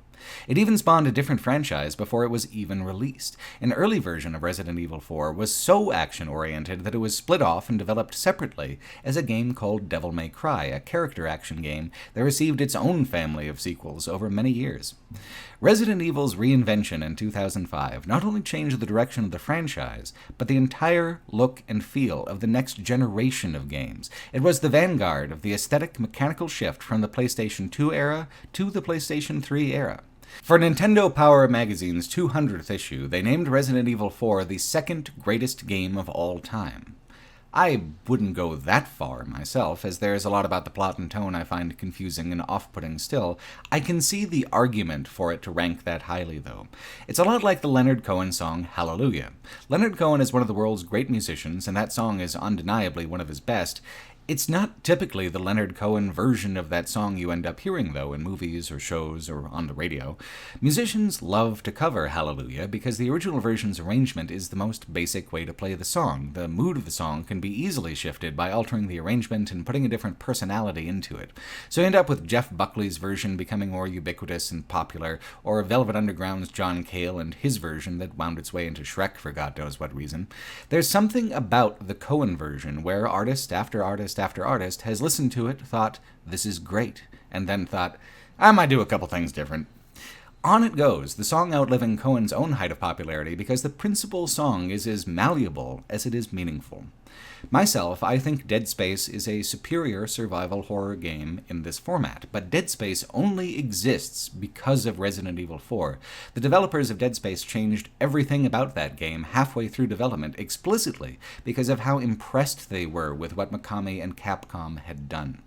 Resident Evil 4 was such a radical shift, such a change in the tides of the industry at large, that it also put the franchise down a new path towards stagnation and decline, a different path than it was on before. The problem before was a feeling of being unable to innovate within the structure of what it meant to be a Resident Evil game. Resident Evil 4 changed that, opened it up into a new mechanical subgenre. This new structure, the new way the franchise sought to compete in the game's marketplace, came with a damaging mandate. A game driven more by spectacle than by atmosphere must top itself in the next installment. It's a game design death spiral that has negatively impacted games ranging from the Call of Duty franchise to Dead Space itself, where bigger and louder always comes out ahead of leaner and smarter. It takes a few years for the new rot to settle in, though. It's not even Resident Evil 4's fault, exactly. The franchise has been bitten by the action extravaganza bug, and once bitten, it's only a matter of time before it turns. The main reason I couldn't get that into Resident Evil 4 is that I found the premise even more absurd than usual, which, coupled with the long length of the game and the hefty amount of dialogue, is a high hurdle to clear and just enjoy the game on its mechanical merits alone. Leon S. Kennedy from Resident Evil 2 is back. In the year since Raccoon City, Umbrella has been dissolved as a corporation, and Leon now works as a Secret Service agent. The president's daughter, Ashley, has been kidnapped by a Spanish cult. Leon must go to Spain, alone, and prove that he's a bad enough dude to rescue her. It is so bizarre. Don't you suppose, a team of people would be handling this? Was Leon just the only one not already on the schedule that day? What use would kidnapping Ashley be if this was all the resources being thrown at it? Does this president even care enough to do anything at all? You've got who? My daughter Ashley? I don't have a daughter named Ashley. I think it's Amy or something. Don't call this number again. I get that this is Snake Plissken's escape from LA, and that's the vibe they're going for, but this isn't even a fictional hellscape. It's just rural Europe. Leon arrives at the start of the game by car, for God's sake. The in-game reasoning seems to be that Leon is simply the best at everything. In one of the animated movies that fits between 4 and 5, Claire Redfield says he's basically a genius, and he's good at killing things, and he's good at bantering, and he's very handsome. One might ask how he got a job at the Secret Service in the first place, but, well, he is a Kennedy. The rest of the game is Leon fighting parasite-infected villagers called Los Ganados, and the wizard scientist who controls them. He's a more believable wizard than Zero's Dr. Marcus, less actively irritating and annoying, but do he and Leon mesh as protagonist and villain? Is one of these things perhaps not like the other? The game is a chunky mix of international spy thriller, gothic horror, and arcade action. These things never blended in a way I felt was tonally satisfying. Overwhelmingly, I thought the characters and story were distractingly ridiculous. I haven't spent this long complaining about the basics of a story in the series so far, even though we've covered worse stories by a long margin, because that aspect of the presentation has never mattered to the overall tone very much. That's changed with Resident Evil 4. Without the long fixed-angle camera positions, without the slow and vulnerable pace of combat, without struggling against inventory limitations as much as before, the tension and anxiety that was ambiently present throughout the early games has waned significantly. Narrative is something that could be used to build that tension back up again, to inject a sense of dread or fear beyond what's being created with mechanical systems. To have the story feel frivolous and silly not only doesn't offer the support to the atmosphere, it works against the atmosphere. It highlights the artificiality of the mechanical systems and demystifies them. This was a problem with Code Veronica as well, where the shift in storytelling style occurred, moving from a minimalist B-movie approach to a kitchen sink conspiratorial mode. Code Veronica was only frightening when it shut up. Resident Evil 4 was much the same way for me. There was tension, but no fear. Little of the dread that characterized the first 3 games. There must have been a part of Shinji Mikami that felt the same way. I played his Evil Within series years ago, not having played Resident Evil at all, and didn't understand it in context with his legacy here. There are large parts of the Evil Within 1, especially at the beginning, where he seems to be relitigating how Resident Evil 4 turned out, subtracting a lot of these contextual frame elements to focus on abstract visual iconography, a dreamscape of horror and death. I didn't understand at the time why he would end such a tonally consistent game with a rocket launcher boss fight, but I see now that this was a signature flourish, a declaration that those games are in creative sequence with the Resident Evil franchise, even if they don't directly follow. Survival horror games in the style of Resident Evil 4 stole a million mechanical ideas from it, but the part of the song they change in the cover versions is always the tone and atmosphere. The biggest innovation is something you're almost certain to take for granted as a modern player: the over-the-shoulder third-person camera. It's utterly ubiquitous and has been since, 2005. It doesn't feel as refined as it is in games that follow in its wake like Gears of War 1 here in Resident Evil 4, but a lot of that has to do with how it's hybridized with the older Resident Evil control scheme. You're still using tank controls and how you pivot and move Leon. It's not like the easy thumbstick movement of later titles. You still need to stop and stand still, readying your weapon to fire. The incredible difference is that now readying your weapon has shifted to actual aiming, with location-specific damage points on enemies. You fight many more enemies than you have before, and they're designed to be consistent with the old zombie behavior in how they take tons of bullets to put down and then often just get right back up again. The rhythm of combat that comes from this is distinct and extremely satisfying. Unlike a Gears of War or the cover-based shooters that would adopt the shooting structure, you're vulnerable the entire time you're firing, and the enemies advance on you in a wave like a creeping tide of murderous flesh. Using leg shots, headshots, and crowd control weapons, you can hold that tide at bay long enough to kill them before they reach you, or else you can decide to cut and run, repositioning elsewhere. That slow, steady, creeping pressure is the most atmospheric and genuinely unsettling part of the game. Resident Evil 4 chucks you right off into the deep end of it, too, barely giving you 5 minutes of gameplay before confronting you with a horde of Los Ganados. It's one of the best openings in the franchise, so good it was adapted along with a lot of other elements of Resident Evil 4 into Resident Evil 8 Village, when that finally came along 16 years later. The scale of the encounter is just a constantly ratcheting surprise. Here, a town in the woods, backwards, drab, the people toiling joylessly. Then they turn to you, attacking with a slow, dedicated malice. Not the aggression of a zombie or of an angry human, the aggression of something utterly alien and cold. A few becomes many, many becomes too many, all into a gigantic neighborhood-sized arena with houses, multiple levels, alleyways, blind corners. It's an encounter design completely unlike anything the franchise had done up to this point, and it's the beginning. They had never presented an area this large that wasn't primarily used for puzzle solving, an architectural Rubik's Cube of matching key to lock. In Resident Evil 4, this is all for combat, all to allow you to try to run, try to hide, and discover yourself completely unable to do either. Then, after a time, a bell tolls and the Ganados leave, all at once, of their own accord. It's wonderfully creepy and establishes the personality of the game immediately, what the combat rhythm will be like, how to scrounge for ammo on the fly, what the new priorities will be in the level design. The importance of puzzles has been shuffled way, way down the list. There's barely a puzzle in the game that's more than 2 steps, that doesn't involve finding a missing item and putting it where it obviously belongs. In place of puzzles are collectibles, valuable objects hidden throughout the map. The most valuable are even shown on your player map if you buy a document from the merchant that marks them. These, in turn, funnel cash towards an ever-upgrading rotation of weapons, sometimes found in the environment, but more often just purchased outright. These go into a new style of inventory with a grid of blocks, more typical of an RPG than an action game. The environments are good-looking and aesthetically cohesive, but they're decoratively very sparse compared to the old pre-rendered style, especially the sumptuous productions of Resident Evil 1 Remake and Zero. This is useful, however, because it allows all the colorful items to stand in contrast to the dour earth tones of the environments. This all creates a composite effect that changes the kind of game Resident Evil 4 is from the previous titles more than any other single thing. It is no longer a game where you're supposed to explore cautiously, to wonder if you're going to run out of items and be unable to pay the cost of continuing. The game still creates tension by allowing your reserves to dip to zero or close to zero on occasion, but the answer to that isn't traipsing back to the item box, it's moving ever forward through linear levels where you'll always be able to replenish eventually. You can even feel it in the change of the camera.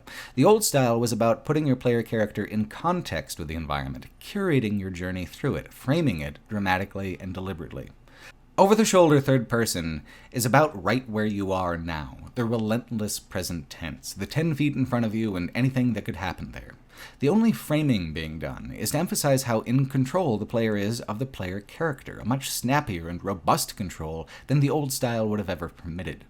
You are no longer small within the world, weak. You are the immovable object around which the world pivots. That's not to say you won't die a ton. I died left and right, and I was playing on easy. It's been said to me many times that I am so inept at the actual playing of video games that it's impossible for me to have a valid opinion about them at all, and maybe that's true. I'm not the one who gets to determine if it is. I think, though, that what counts is that I want to be here. I want to be invested in the world and enjoy my time within it. I experienced plenty of friction from Resident Evil 4. I experienced all the systems and made my way past all the boss fights. I feel as if I absolutely played the game and got what I wanted out of it, even on easy. Because the difficulty of the early games was about inventory scarcity and not player reflexes, I found the easy difficulty of those games to be unsatisfying. Because I'm clumsy with a controller, I took to a lower difficulty here so that I can mitigate my own slowness. It doesn't change my relationship with the game like easy mode for Resident Evil 2 or 3 did. It simply syncs the existing rhythm of the game to the sloth-like reflexes I actually possess. Especially with boss fights, it takes me quite a while to aim and pick my shots, giving me the ability to take a couple extra ticks of damage, to have to repeat the same damage pattern a couple fewer rotations in boss fights than I otherwise would. Those little allowances are what allow me to truly enjoy myself in the game. While challenge is a huge motivator for many players, it's not failure that's the penalty for people who aren't moved by that aspect. I don't care that I failed. The repetition of content is the penalty. Becoming stuck on an encounter takes me out of the game and damages my immersion so much worse than the occasional situation where I feel overpowered compared to the gameplay in front of me. Often when I complain about something difficult, a comment I get back is, "Well, it was easy for me." And that's precisely the point. Sliding scale difficulties work because different people feel at ease with different levels of friction. No one actually enjoys repeating content over and over again. Some players are simply able to perform at a much higher level without getting stuck, and are bored when there is no threat of failure. If I'm not bored and still experience the threat of failure, how am I being underserved by a lower difficulty? Repetition destroys tension. Tension, not challenge, is the key to horror, and to survival horror specifically. There needs to be a sense that the challenge cannot be overcome, that you are always overwhelmed, that the only way out is to act the mouse and creep along the baseboards until you find the exit. If challenge is the whole point, then empowerment is the end goal. Disempowerment is what matters here in a horror game. Resident Evil 4's disempowerment comes from the rhythm of its combat, the way the enemies relentlessly advance ahead of your bullet's capacity to put them down. Games that explicitly use Resident Evil 4 as a format reference all pivot on tension over reflex challenge as well. Take The Last of Us 1. It used fewer enemies, but made them much more dangerous, introducing stealth as a pathway around the disempowerment. The way Naughty Dog designed their maps, as connected arenas with varying complexity, few puzzles, and roughly linear progression with collectibles scattered throughout, is pretty much a one-to-one recreation of the kind of level design that was so novel in Resident Evil 4. Or take the PlayStation 3-era Tomb Raider reboot. It decided to copy the Resident Evil 4 model so exactly that they had to add complex puzzles as DLC. The initial release was so singularly focused on third-person survival mechanics that it omitted the thing that its own franchise was absolutely famous for in favor of chasing this trend that Capcom started. The Tomb Raider reboot builds tension through putting Lara up against overwhelming numbers and a seemingly endless progression of cinematic QuickTime events, yet another feature that Resident Evil 4 helped pioneer. Or take Dead Space. The strategic dismemberment system is a riff on mechanics already present in Resident Evil 4, where shooting legs slows folks down, but headshots are more of a gamble. Sometimes it's a quick kill, like the zombies, but if the parasite has taken a serious hold in the person, a huge fruiting body of nasty, swirling flesh pops up in the head's place, giving the creature another way to hurt you. Dead Space made that mechanic the core of its combat rhythm and overall personality to tremendously charismatic effect.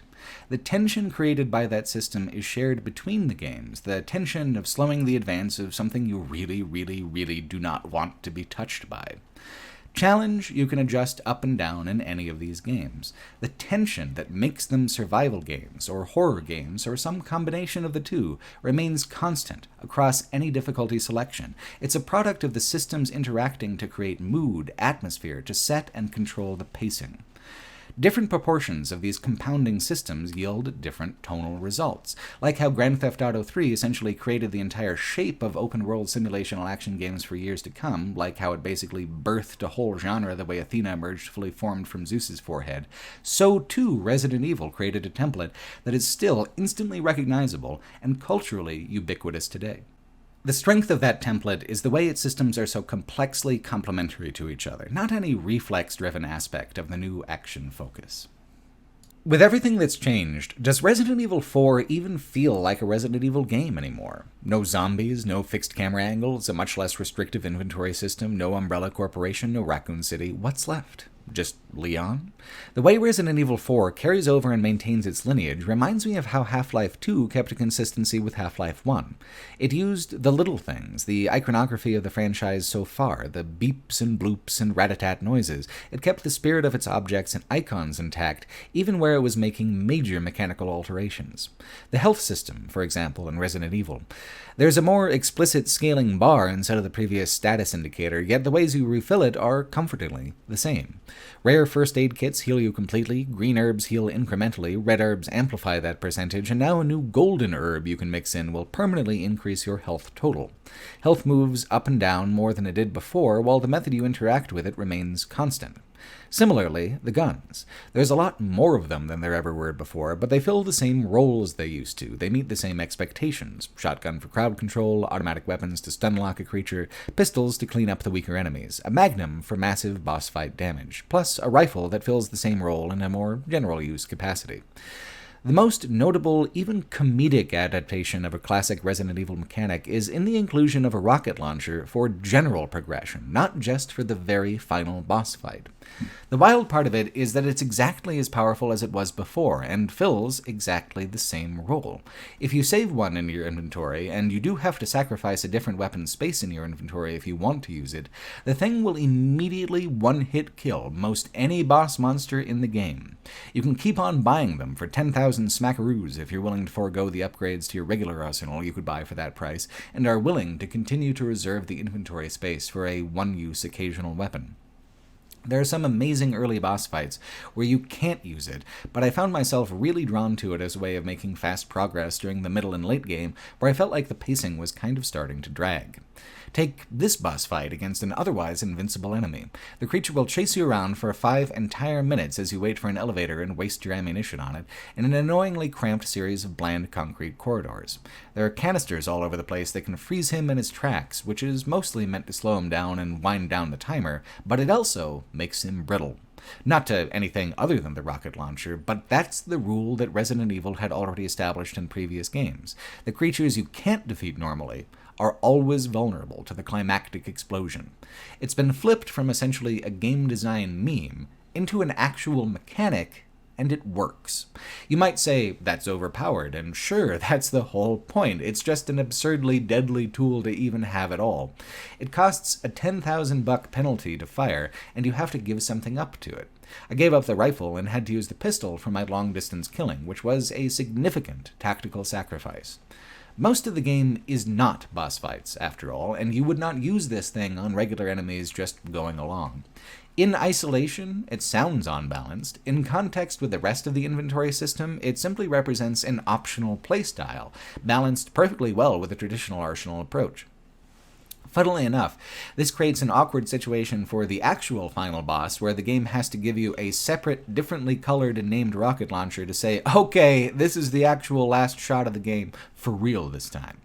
It used to be that combat punctuated the puzzles and exploration. Now the combat is the puzzle, and the arena-like level design means that the combat drives the exploration as well, running around trying to stay alive, scavenging after an area is clear for a refund of the supplies you just used. This difference is fundamental, too big to cover over with consistent iconography. The central character and personality of Resident Evil 4 is a complete, deliberate shift away from the early era. And I think in covering so very many of the sequels and spin-offs from that early era, it is clear to see why such a radical departure was necessary. Half measures like Survivor or Outbreak just weren't cutting it. Trapped within the definitions of a subgenre it had largely helped author, the Resident Evil franchise had no way out but to create new definitions from whole cloth. To have succeeded so comprehensively just added to the legend and mystique of Resident Evil. In the abstract, that mystique is powerful and pervasive. Actually experiencing the game firsthand is the only thing that pulled back the curtain on that legend for me personally. I was just never able to figure out how seriously I was supposed to take the game. While the mechanics seem to want to create real tension, real dread, that they're trying to cultivate an atmosphere of terror, I found all of that falling apart in the mess of tired cliches and odd stylistic choices in the dialogue and cutscenes. The central structural cliche is one that comes directly from the video games of the past. The princess is in another castle. The narrative progression of Resident Evil 4 is a series of goalposts being moved constantly, one more map in front of you, while characters sternly refuse to explain any of what's going on. To Castle Ravenloft and Castle Wolfenstein as influences, we can also add Bowser's Castle, including reflex-based traps like spike ceilings or crushing walls or swinging blades. It's when the game swaps locations from the village to the castle that I started really falling out of sync with what it was aesthetically doing. The castle is so sparse and bare-looking, impressive for the time, but like Code Veronica, it has not aged gracefully in the way that the initial trilogy has. Add in these obvious traps, subtract any decent puzzles that might have made the environment more engaging as a labyrinth, factor in the fact that these castle levels last for as long as whole playthroughs of Resident Evil Nemesis, the end result is an environment that seems utterly artificial, a chore to be tackled. The saving grace is that the encounter design throughout is excellent. As a shooter, the castle is where the game starts getting really good. As a horror experience, it's about as engaging as a bowl of dry Wheaties. The part of the game that I truly enjoy for its horror, for the atmosphere that it successfully creates, is the first third of the game before Leon finds Ashley. Once you add in the shrill, over-vulnerable sidekick character who gets kidnapped something like 3 more times over the course of the game, I start checking out.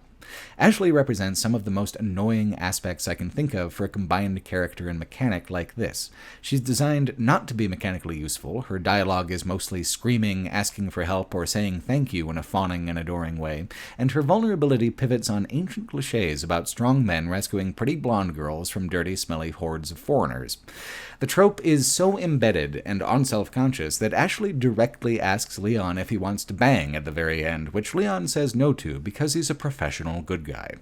More absurd is the return of Ada Wong as an international woman of mystery who decided, for reasons that are beyond my comprehension, that Eastern Europe would be a totally fine occasion to continue wearing her iconic red silk dress.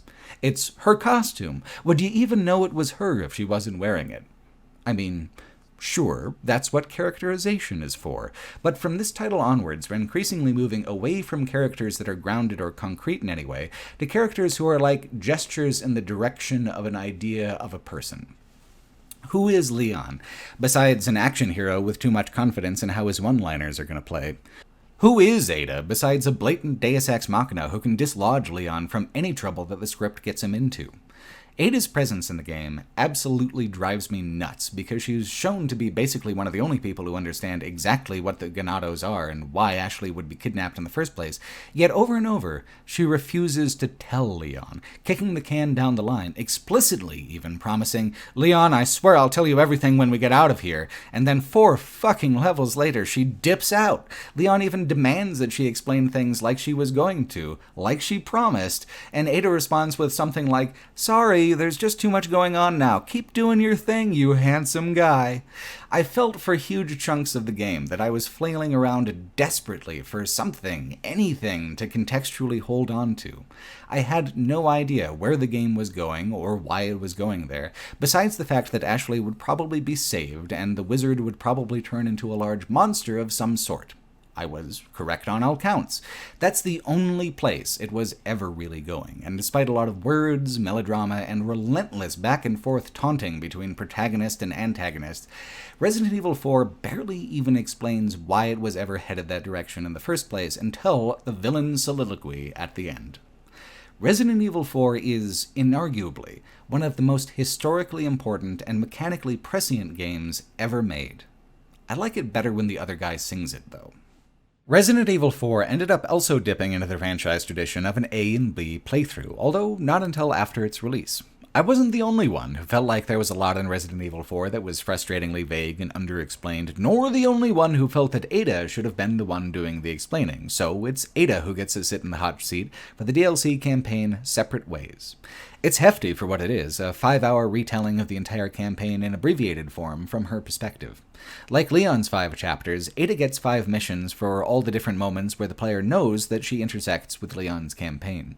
Seeing the progression shrunken into a tighter time frame lets Leon's 20-hour campaign make more mechanical sense. The mechanical progression is operating on a constant arc even when the narrative arc is nowhere to be found.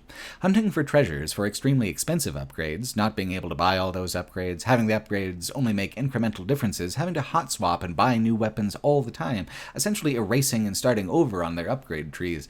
These systems only make sense over a very long period of time. The incremental differences need to stack before they're even evident in the gameplay. Eventually, they become clear. You have a tangible advantage over your previous self, and that's when the island portion of Leon's campaign begins, and the horror elements are tossed out in favor of helicopter assaults and all-out war on the parasite people. Ada's campaign doesn't use upgrades at all. Why bother with so short of a total playtime? You get weapons specifically balanced for what you're up against and a non-adjustable difficulty, like in the old days. I liked that approach very well. It made Ada feel equally dangerous and fragile, a good contrast to sturdy old Leon of the pistol potshots. Separate Ways reuses the same environments from before, only adding an extended action sequence on a derelict battleship and dry dock. Like the B campaigns of old, it remixes elements from them, shaking up expectations and elevating the aggression of the encounters by placing stronger enemies in greater numbers ahead of where you'd otherwise meet them in the A playthrough. What's hilarious to me is that the narrative is extremely slight, even though this is supposed to be the campaign that adds context and understanding.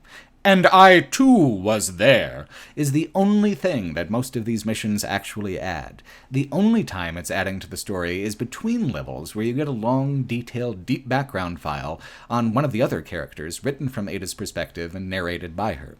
It's the exact kind of thing the phrase lore dump was meant to refer to. It's just a giant heap of proper nouns with tangled relationships to each other, spit out one after the other. Ada's role is, sort of, I think, to ensure that things progress in a certain way, and she escapes with a sample of Las Plagas, the parasite that's causing such a fuss. Ada talks about it in explicit terms of being like a play, with the actors needing to be kept on cue. She's not the only one who gets meta about this. The diminutive Duke who takes up so much of Leon's time is always making allusions to stage, players, and script as well. He even invites Leon to write his own script if he's such a critic of this one, which in context means defeating monsters, but as a player who is also a critic and is also not enjoying the script, it was an odd moment. It's a rhetorical come at me bro that hit me by surprise. The way Ada pitches it, it's supposed to be intriguing. Ooh, look at all this mystery. I bet you want to solve this mystery, don't you, big boy? Except there's nothing there to solve.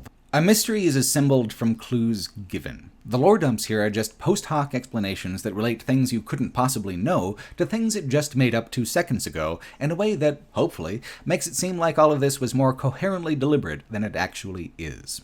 Framing it explicitly, even metatextually, as juicy drama is overselling it. The only worthwhile drama it adds is a return of Albert Wesker as a mission specialist guiding Ada along. Ada isn't really working for Wesker, just pretending to, but the point of Wesker isn't who he represents, but how much scenery he can chew. He is one of the cheesiest characters of all time, in a way I honestly respect. The voice actor just leans way the hell into being ridiculous and dumb, and I love it. Oddly, reviewers at the time widely praised Resident Evil 4 for its writing and characters because the voice acting was of such higher quality than it had been before. It just had a more natural feel, so folks took it as being materially more natural as well. Which shows you, I guess, how low the bar used to be set for writing in video games. Resident Evil 4 was a game that saved the franchise and changed gaming forever. Fucking goddammit. For a long while after Resident Evil 4, the franchise laid kind of low. It was so prolific by that point that it was always finding new players at various entry points, but the output of new titles slowed down dramatically during the middle era of the franchise. The games were more difficult and expensive to make, requiring larger teams, longer development time. In 2006, that 3DS remaster of Resident Evil 1 called Deadly Silence came out. In 2007, the first of the on-rails light gun shooters for the Wii, The Umbrella Chronicles, was released. In 2008, there was nothing at all for the first year in over a decade. The gap in 1997 between Resident Evil 1 and 2 was the last time that Capcom had let there be a lull like that. Absence, they say, makes the heart grow fonder. And that was a winning strategy for Capcom. Resident Evil 4 was such a smash hit because it went all out on a maximalist, console-busting production approach where its release was an event, not just a matter of annual certainty. By 2009, Resident Evil 5 was finally ready. It was, and still is by many metrics, the biggest departure from the gameplay, tonality, and personality of the franchise at large. And in making that departure, they moved more copies of the game than any other. For years, Resident Evil 5 was the best-selling game in the franchise, achieving a massive outreach to new players by moving into the market space that Resident Evil 4's innovations had opened up in action gaming. One of the biggest, most commercially successful games of the era was Gears of War, released in 2006. It uses huge chunks of the level design and combat pacing structures laid down in Resident Evil 4, but adds cover-based mechanics and a seamlessly integrated co-op campaign where Player 2 is taken over by the AI in single-player. Resident Evil 5's business aim is to unseat the king of co-op and take the throne for itself. I can't argue with the numbers. In terms of popularity, it was absolutely a contender, and it hit the zeitgeist right on the nose at the height of the hunger for what was, at the time, a new breed of action game. It was wildly successful at exactly what it set out to do. It met its business goal and then surpassed it handily. To pull off this trick, all creative goals were tasked to serve the business one. Matters of atmosphere, matters of genre, even matters of tact and taste were flies to be swatted away from the serious work of making a smash action hit for a new era of console. Even coming back to it in 2021, the game looks ahead of its time, visually. It's rich in color and detail, in a way that starkly contrasts with Resident Evil 4's sparse, dark gray aesthetic. It was a game that declared, even louder and prouder than Resident Evil 4 did, that the old era of moody puzzlers is over, that Resident Evil is a new property for a new age, one that will be the vanguard of what's to come, the same way the games were in the beginning. Resident Evil 5 is a flagship representative of a new era in gaming for 2009, one where the rising cost of production and the need to guarantee a return on that investment leads to a culture of vapid corporatism, dominated by risk-averse and market-tested creative choices, and a decline in the artfulness of this artistic medium. Resident Evil 5 is most famous for being the game where Chris Redfield punches a boulder with the strength of his anger during a QuickTime event. And, I mean, that's true. That happens. Here it is right here if you don't believe it.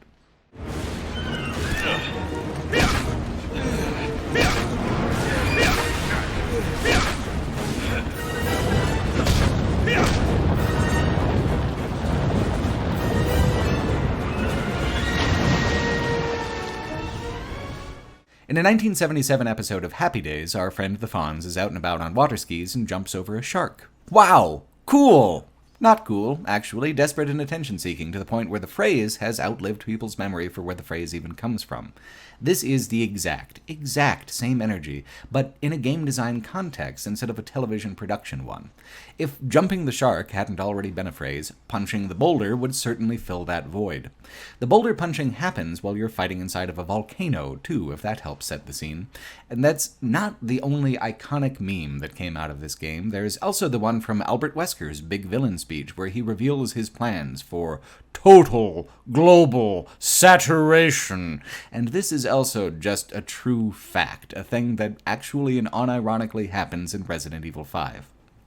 There are generations of difference in technology between Resident Evil 1 and Resident Evil 5, but in a way that surely wasn't intentional. We're right back where we started with Jill Sandwich, the master of unlocking, and weirder and worse and bigger somehow than in the previous games. Just heaps and heaps of a plot that gets more laughably absurd every moment it goes on.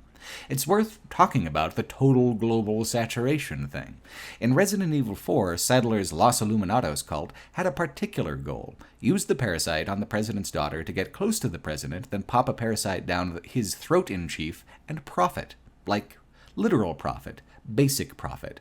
Sadler wanted power, fame, and money, and he felt like the mind control parasite was a good route to getting some. Wesker, however, has this whole backstory where old Oswell Spencer of the Spencer Mansion kidnapped hundreds of children to be part of a eugenics program. Of that program, only 2 survived, Albert and a sister named Alex. Albert was raised to be a superior human, given only the best, and then infected with the progenitor virus from which the T and G strains were derived to make him even better. That's where his cat eyes come from. In a series of extensive flashbacks, Spencer details to Wesker his plan, how it all came to nothing as the years went by. Wesker felt like this eugenics work was still worth doing, so he's engineered a new plague called Ouroboros that he's going to release on the world, turning everyone who isn't strong enough to survive into a monster. Which is, basically, definitely everyone. It's a strange end to the Wesker saga, because he's always been portrayed as a mercenary businessman type, not the kind to go in for, total global saturation.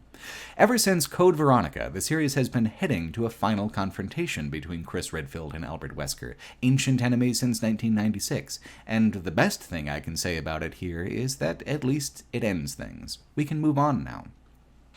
I want to destroy the world is such a bogus villain's motivation because generally, if you're enough of a self-serving narcissist to want that in the first place, you're not going to just let go of a world that gives you power and adoration for a cold heap of ash. What do Pinky and the Brain do every night? It's not fucking total global saturation. The plots of Resident Evil games, especially in this middle period of the franchise, are extremely complicated by way of being a convoluted mess of organizations, secret agendas, and confusing double-crosses. They are also childishly simple at the same time in just the basic dimensions of their storytelling. It would take me 5 minutes to explain the progression of imaginary viral research that gets us from the T-virus to Ouroboros, but it takes me approximately 2 seconds to explain that it was created because a bad man in sunglasses wants to kill everyone over his daddy issues. Resident Evil is good at lore. Storytelling is actually a whole different skill set, and that's where Resident Evil 5 struggles especially. Resident Evil 5, even from the moment its first trailer hit, was a flashpoint for discussion about an international game's responsibility towards racial sensitivity. It's set in the fictional African region of Kajuju, with Chris Redfield and the BSAA showing up to immediately begin mowing down hordes of lesser-armed African villagers. The counter-argument goes that it's not materially different from the Spanish villagers of the last games, while the initial argument goes, well, just look at it. The frame, the imagery, the flippancy of using that kind of imagery in an especially brain-dead zombie extravaganza, there's no part of it that doesn't fit in with some kind of old prejudice or preconception. The backlash was mitigated some by the inclusion of co-op partner character Shiva Alomar. The idea is that her presence soothes the optics of Chris Redfield's redneck rampage. Frankly, the optics are so straightforwardly rough that I didn't pay much mind to the counter-argument until I was reading a 2009 interview in TechCrunch with the voice actress who did all the motion capture stunts for Shiva, Karen Dyer. The interviewer asks, a little leadingly, when you guys were working on the game, did you feel that Capcom was being racially insensitive by setting the game in Africa and all that entails? Was that ever a concern, or is this all just a bunch of baloney? And Dyer replies, quote, I've addressed this question from day one, as you can imagine. Yeah, it is a bunch of baloney. I find it funny because if the game was never set in Africa, then you'd have people complaining about that. Damned if you do, damned if you don't. The whole time I was on set, there was nothing racial, I did not feel... I cannot imagine that if I was being offended that I would have stayed for a whole year, that I was being totally abused racially. Why would I have stayed? End quote. Dyer worked 14-hour days for a year, bringing the character of Shiva Alamar to life. I understand why she would feel underserved by the conversation being derailed into abstraction, away from the blood, sweat, and tears Dyer gave towards the production. It feels odd to continue to disagree with her, at least on my own.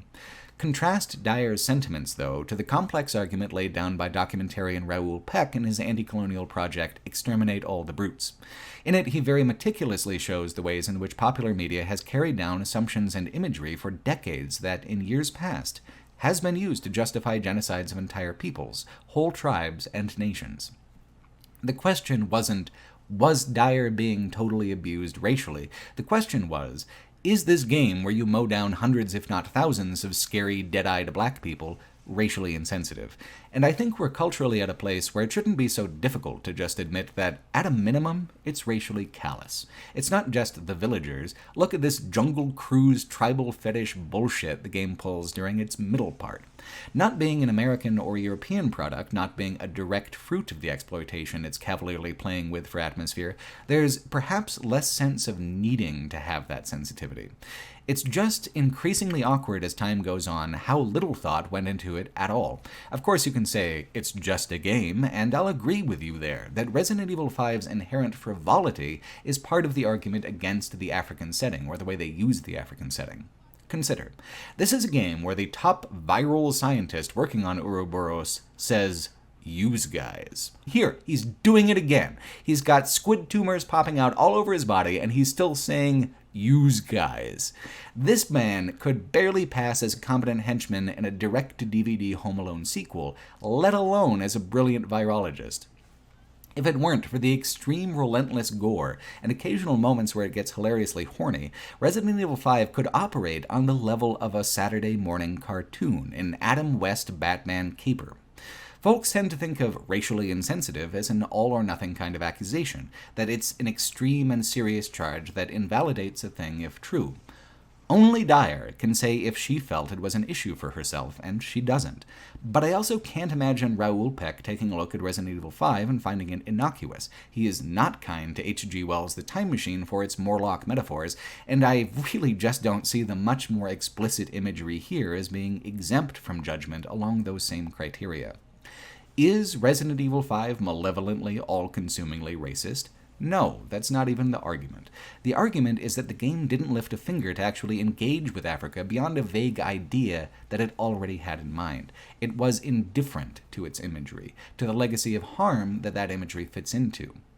That is the charge of insensitivity, frustration at the callousness, the obliviousness of continuing to pass down old stereotypes and perpetuate their work in the world on the assumption that they must be meaningless if they don't mean anything to you personally. Corporations like Ubisoft are notorious for sidestepping the burden of having actually said something political in explicitly political works, whether through some sort of plot loophole or a blanket denial, but the way that Capcom is with the Resident Evil series is a little bit different. While I've been writing this video, they released a show in partnership with Netflix called Infinite Darkness. It's set between the 4th and 5th game, and it's not exactly a show, but more like the 4th CG movie in grouping with Resident Evil's Degeneration, Damnation, and Vendetta. Early reviews had to consent to an embargo on talking about any political aspect of the work. Capcom didn't want it part of the conversation at all, just all monsters and fluff, thank you very much. Which is odd, because it is such an extremely turgid espionage thriller at heart. There's little of anything to hold on to besides the monsters. It has gestures towards political themes and realities that exist in the world, but in a way that weirdly bounces along the edges of reason and believability, like Leon and his handler being the only people in the entire international apparatus of the US to look into the president's daughter being kidnapped in Resident Evil 4. Things that theoretically affect wide populations of people pivot around the double crossings and triple crossings of just a handful of costumed personalities. I absolutely believe that Capcom didn't anticipate how people would feel about their African setting in Resident Evil 5 because of the political vapidity of how they approach every one of their settings, even the ones they pretty much make up completely like in the next game. They are consistent that way. The embargo on discussing the political aspects of Infinite Darkness seems to me like they still don't quite understand why some things are offensive and why some things aren't. Like, Infinite Darkness has some allusions to things like the siege of Sarajevo or how PTSD manifests in American soldiers, but it uses these things shallowly and in passing. They're just images or ideas that help support the fiction through sheer proximity, not any kind of meaningful thematic exploration. Degeneration, also set between Resident Evil 4 and 5, actually feels more tangibly anti-American with its round and narcissistic senator who's the red herring villain, and the plotline about how moneyed interests manipulate even the victims of a tragedy if it means profit. Yet Capcom was sure worried someone would say something that isn't, "I consumed it willingly and found it adequate," about Infinite Darkness. It's a peculiar regression in the timeline from the modern era, which took great pains to move away from this kind of storytelling for the most part. It doesn't do more than set up the same things that Degeneration set up. Claire Redfield is working for an organization called TerraSave. She's fine even if she's not in anything. Bioorganic weapons are becoming a commonplace method of waging war and stoking existing political conflict in this world's timeline. And a mysterious corporation called Tricell is gobbling up tech companies and assassinating problem figures who stand in their way. Tricell, of course, is the corporation Albert Wesker controls in Resident Evil 5, the front company for total global saturation. So we're doing all of this scene setting, subterfuge, and careful tying together of disparate threads so that a villain can deliver a speech about a scheme so rock-bottom, self-defeatingly inept that the only thing surviving of it in the popular consciousness is the memory of how hard people collectively laughed at it. Ubisoft's approach to pretending to be apolitical about political content is the same strategy as farting in a crowded elevator and getting argumentative about it.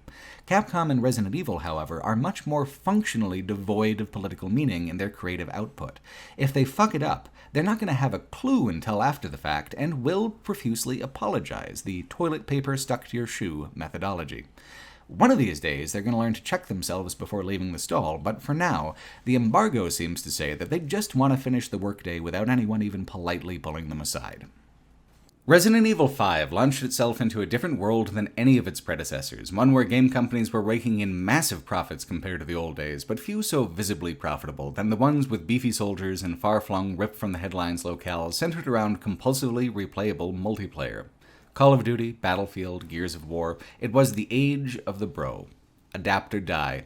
That was what Resident Evil was fighting for as a franchise. So, Chris Redfield doubles in body mass, the game becomes full co-op from the ground up, and the pretense of being a horror game is shed. As Degeneration and Infinite Darkness show, the international reality of that world, post-Umbrella, is that zombies and mind-controlled parasites and dogs that split in two are just tools of warfare. It's the biggest difference creatively between what Resident Evil has become and what other zombie media tries to be. Zombie horror is typically overwhelming. It leads to apocalypse. It's the collapse of artificial civilization and the natural order in one spectacularly popping bubble. Resident Evil pivoted in its middle era to zombie intrigue, zombie espionage, zombie thrillers that skew more Tom Clancy than Michael Jackson. It can make some media of the middle era almost impossible to watch, like the middle of the animated movies, Damnation. Taking place between the 5th and 6th games, it features a kung fu fighting Madam President of a Slavic country putting down a rebellion led by people using the Ouroboros virus from this game to temporarily control liquors and use them in battle. It's complete nonsense, the motivations don't track, the animation is inconsistent, the aesthetic is odd, and nothing is actually learned in what is a completely self-contained story about a BOW-fueled civil war like Infinite Darkness, but with less effort. The kernel of value that can be pulled from it is that it clarifies exactly what the role of monsters are in this world and how mundane they are in the grander scheme of things. Confronted by the existential implications of living death and the end of limitations to the human form, so long as you don't mind being super aggro and gross, everyone just kept on keeping on with their bullshit, and nothing actually changed. Not even the international balance of powers or the consumer supply chain. It's diagonally opposite of the consequence of a zombie apocalypse. It's the established certainty that these creatures can be controlled, can be commodified, can be covered up when someone goes a little too far and destroys a whole country with them. By Resident Evil 5, it's not simply that the gameplay is no longer interacting with horror elements, the horror itself has even been written out of the thematic composition of the world by making what was once a terrifying aberration into a mundane component of an ordered, predictable universe. Gears of War 1 is more of a horror title than Resident Evil 5 is, honestly.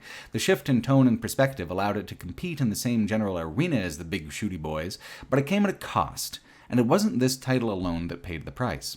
The creative priorities of the entire franchise, in a very multimedia way, followed with it. And they were rewarded with sales beyond what even Resident Evil 6 would rake in. The gravity of that money well sucked in even other franchises in Resident Evil's close orbit. Fear 3, Dead Space 3 would both pivot to ground-up co-op design at the expense of what was tense and terrifying about their previous installments. Neither of those franchises survived what flops those games ended up being. They chased Resident Evil 5 right over the edge of a creative cliff like it was a Wile E. Coyote bit.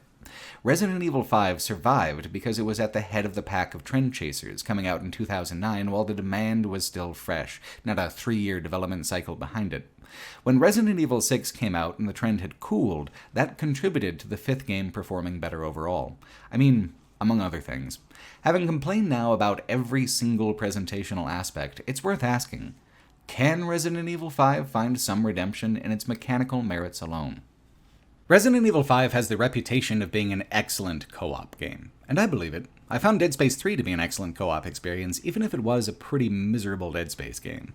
I decided to play Resident Evil 5 in single player instead, to see how it feels trying to play it as a solitary survival horror experience, and if it could build an atmosphere in a way that Outbreak had been categorically unable to do. I would have had a higher opinion of the game if I had, because, like Outbreak, the companion AI doesn't adequately play the game alongside you in a way that syncs with the progression. There are hang-ups and inconveniences to choosing to play single player all throughout.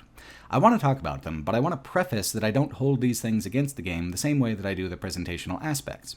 I chose to play this way, and the game was explicitly designed for a real human to fill both sets of shoes. There is necessarily going to be a compromise going on with single player. The best example of the kind of friction the inadequate AI causes is this boss fight with some kind of bat lobster. One player must distract the boss, the other must fire into the weak spot on the boss's backside. When the boss turns around, the players switch roles. Rinse, repeat. It's solid co-op boss design, simple enough to be immediately clear, interactive enough to feel like real teamwork. In single player, the enemy prioritizes the player character, which is generally good because you have to worry about Shiva dying as well, and sometimes that can really suck, like when one-hit kill enemies begin being shuffled into the mix. For this boss fight, it means that Shiva needs to distract a boss that doesn't want to be distracted, or else attack from the rear when her AI says to stick close to you. She is almost no help. The fight took me many minutes more than it would have otherwise. It drug on and drained my resources in an obnoxious way where I understood perfectly well what was meant to happen, but lacked a tool set to do it with. The resource drain matters, because, like Resident Evil 4, the 5th numbered game tries to inject tension by keeping ammunition and inventory stockpiles low. The limited grid inventory is back, but as a co-op convenience. The inventory system from 4 was an improvement, but it was a time sink. It took a fair amount of micromanagement. You are always in the menu. A small 3x3 grid of icons is snappy, direct, and doesn't destroy the sense of immersion like the real-time, old-style menus in Resident Evil Outbreak. Between two people who could share strengths and strategies, you can divide up inventory in clever ways and trust your partner to play for self-preservation, to play frugally. The companion AI is unpredictable, indiscreet with inventory, and it is as likely not to fire at all as to waste bullets on enemies below the bullet's value. Resident Evil 4's Ashley was powerless by design. It was something you could just bite your lip and deal with because that was part of the whole thing.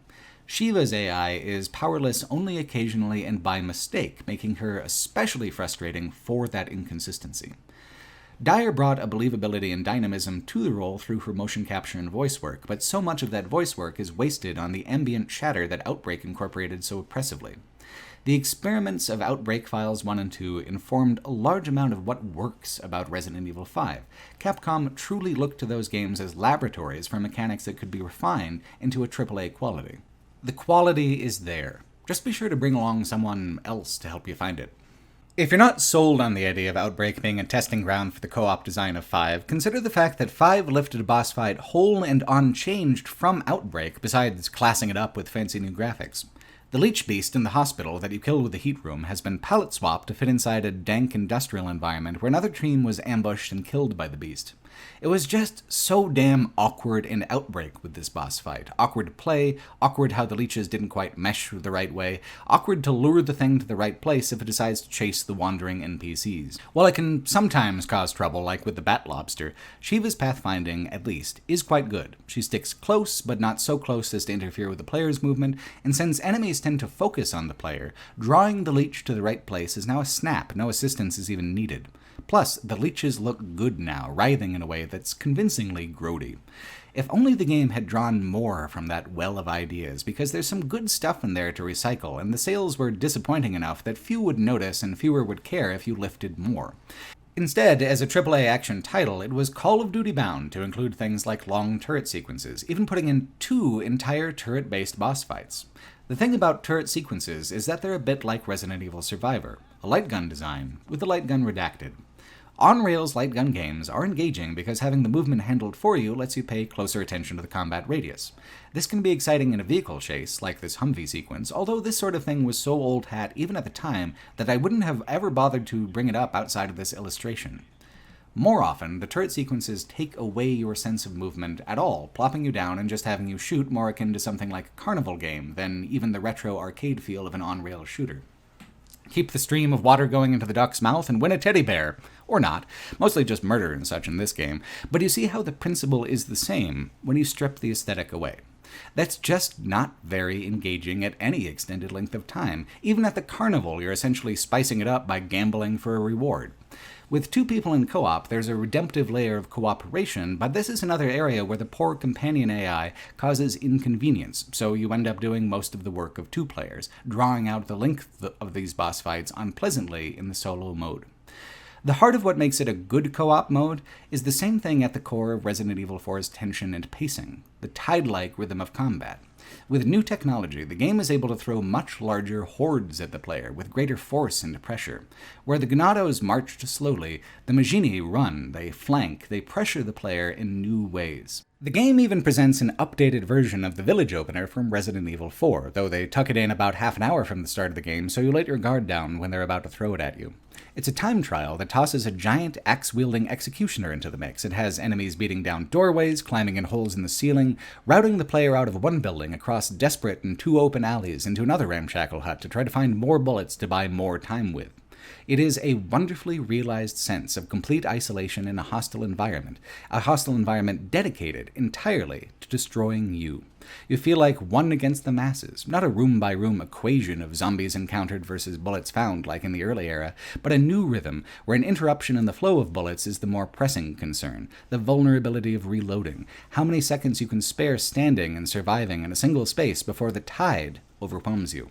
Just your rationality and your superior firepower standing between you and the animalistic hordes. What's mechanically satisfying about this is also what's so gross in the contextual framing.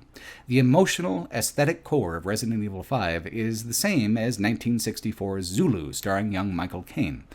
Like a kind of stiff upper lip 300 for the silent generation, it's the story of how 150 British expeditionary soldiers fended off 4,000 Zulu tribesmen. While filmed on location in South Africa, the apartheid government in South Africa banned native Africans from seeing this movie because they worried it would give them rebellious ideas to see themselves depicted at all as warriors, even though the movie ends with them singing songs to the British about how brave and strong the colonizers are. This is the context that's missing with the Ganados of Resident Evil 4, the context that causes all the controversy, even though it's pretty straightforward to see why. To gamify the emotional wavelength of Zulu is to perpetuate and trivialize it at the same time. There were more pressing issues to consider for the development team, though. Chief among them, how big can we make the villainess's tits before they're just completely spherical? Excella Gian is a poster girl for missed opportunity, and a fine example of why feminist criticism of games as a medium started to catch on in the early 2010s. The way games were letting down everyone but horny teenagers in some key aspects was just impossible to avoid when diving into the AAA listers of the time. So, within the fiction, Excella is a brilliant scientist, CEO, and all-around powerful woman. This is her backstory. Her active plot story is that she's doing Wesker's thing because Wesker is, I don't know, dreamy with his red cat eyes and immovably styled hair.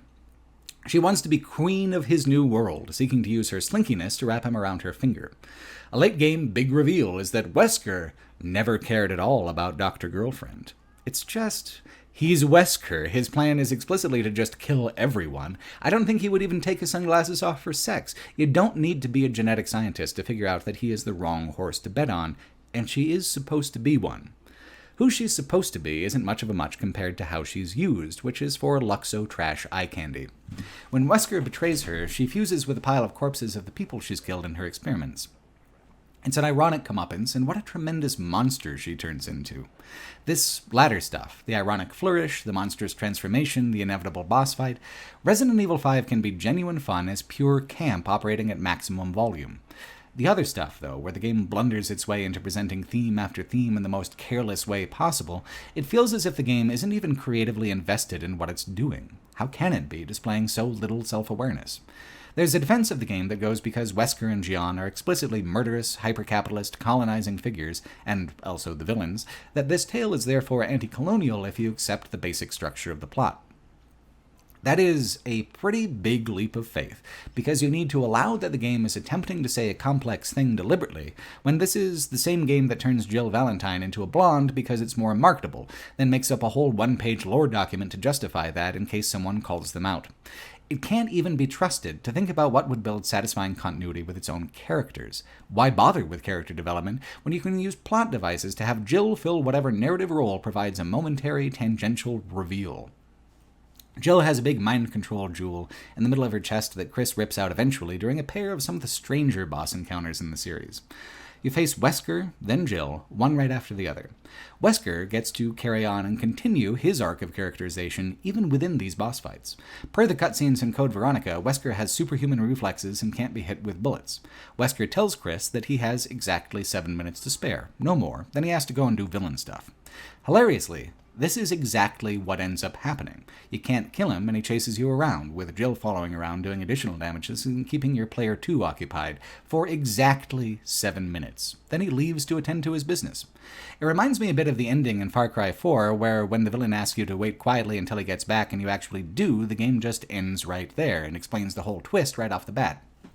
The difference is that this is a mandatory progression-related twist. There's just one shortcut. When you fight Wesker again, an hour or two later, it's in this arena where you need to kill the lights and make him hunt around for you in the darkness. You can sneak up behind him in the dark and fire a rocket at him, which he catches because of his cartoon reflexes, but he has to hold it in place until the fuel burns out. If you're tricksy enough to swap weapons quickly and snap off a shot, you can detonate the rocket, doing him an actual injury for once. This is the explicit strategy. The arena is littered with rocket launchers in case you fumble some shots. In the 7-minute fight, you can use the same tactic with the caveat that you have to bring your own rocket launcher to the party. If you don't have one, it's 7 minutes in the closet with Albert. If you've got one, you only need to pop him once with the rocket trick and he'll storm off. He doesn't need this shit from you. Even when he finally becomes monstrous in the pit of the volcano, he's still got the same imperious attitude. It's still the same old rivalry from 1996 arriving at its final configuration. Poor Jill, though. She's been there from 1996 too, yet instead of getting to grow and change like Claire Redfield did, she's neated as the nefarious blonde who does high kicks in a combat catsuit. New character? Why bother, when this way we get to have Chris demonstrate his heroism and go through this extended boss fight where we get to kick her ass to save her. You get a game over if you kill her, and the Jules hitbox is finicky. It's just a mechanical hassle of a fight, unclear button prompts and unclear progress, with a threat of an instant fail for trying to hurry it along. There are a lot of moments you can use to characterize what Resident Evil 5 means to the franchise, and I choose this one. I choose the Red Jewel. It took something people loved about the franchise and changed it into something tackier, something more straightforwardly cliché, drained of color and personality. If we were ever going to get the old Jill back, this parasitic construct would have to be ripped out and discarded. 'Cause, guys, they really punched the boulder on this one.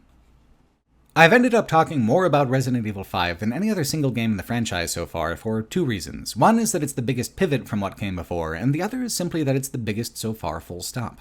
It even follows in Resident Evil 4's footsteps with a DLC B playthrough, where you actually get to control Jill as she and Josh, Shiva's former partner, work through the small section of the game where their journeys split off from each other and then come back together again for the climax. It's short and cheap, cheaper in feeling than in dollar value. It doesn't parallel the whole main campaign like a B playthrough should, it just adds a meanwhile without meaning, lasting for a little over an hour and contributing very little besides time to think about why you'd put heels on a combat suit. Claire Redfield had a personality. Chris Redfield is notable for refusing to have one. Leon is an action hero now. Jill didn't exactly have a ton of character development in Nemesis, but she was, at least, on the verge of being given texture by her experiences. With this Umbrella Extreme makeover, her character is reduced to its most basic element, being the more combat-focused lady protagonist of the two famous ones. One of the strangest things about Jill's transformation is that it's one of the very, very few plot beats from the Resident Evil games that made their way to the Paul W.S. Anderson film series, which is, a 6-film franchise that also widely contributed to the cultural imprint of Resident Evil as a brand, for good or ill. The movies are famously incomprehensible, just a mess of loosely associated stylistic choices which use the names of characters from the games, but generally jettison every single one of their personality traits or plot points. It would have been so much easier and make so much more sense to have simply created original characters, a parallel story. But no, it's a whole alternate version of roughly the same plot progression, with the caveat that the zombie plague did cause a collapse of civilization in that timeline, and that necessarily changes almost everything. The rough progression goes that 2002's Resident Evil movie is like a mashup of some elements of Resident Evil 1 and 2, 2004's Apocalypse is mostly Resident Evil 3, 2007's Extinction is pretty much completely new plot but with familiar characters being used for no particular reason, and then 2010's Afterlife also has almost nothing to do with the games except that it attempts to dovetail here with Resident Evil 5 at the very end. Wesker becomes the big villain of that whole alternate timeline, and there's a weird attempt in that movie to rubber band backwards into a cohesion with the games that was creatively impossible.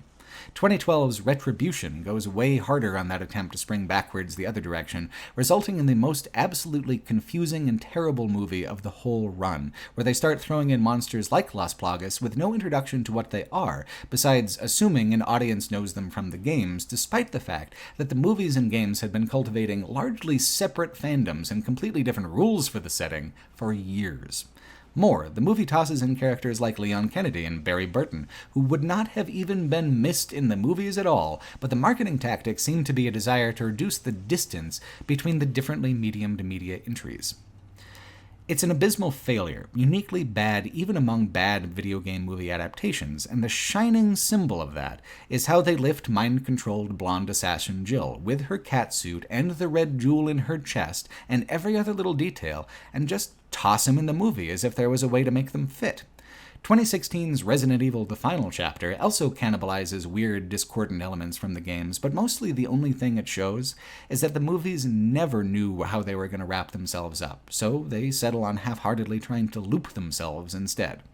The only true, meaningful crossover of the Anderson movies and the game franchise is here, in the 5th movie, in the 5th game, with blonde Jill Valentine. It's a moment of parody between the movies and the games because the plot beat is equally worthless in each, equally representative of creative decay. The other DLC campaign, Lost in Nightmares, is almost a tacit admission that even the developers were concerned that they were taking the boat out a little far from the shore with this franchise. It's a 75-minute treatment of the flashback sequence in the main game where Wesker kills Oswell Spencer, fights Chris, and captures Jill Valentine. It was a whole big thing, revealed at length and in multiple parts across the main campaign, yet the flashbacks were all that were actually needed for narrative. Instead, this is a separate flashback for the players themselves. Spencer's a predictable man, and his mansion hidden here in Europe is almost exactly the same as the mansion from the Arklay Mountains.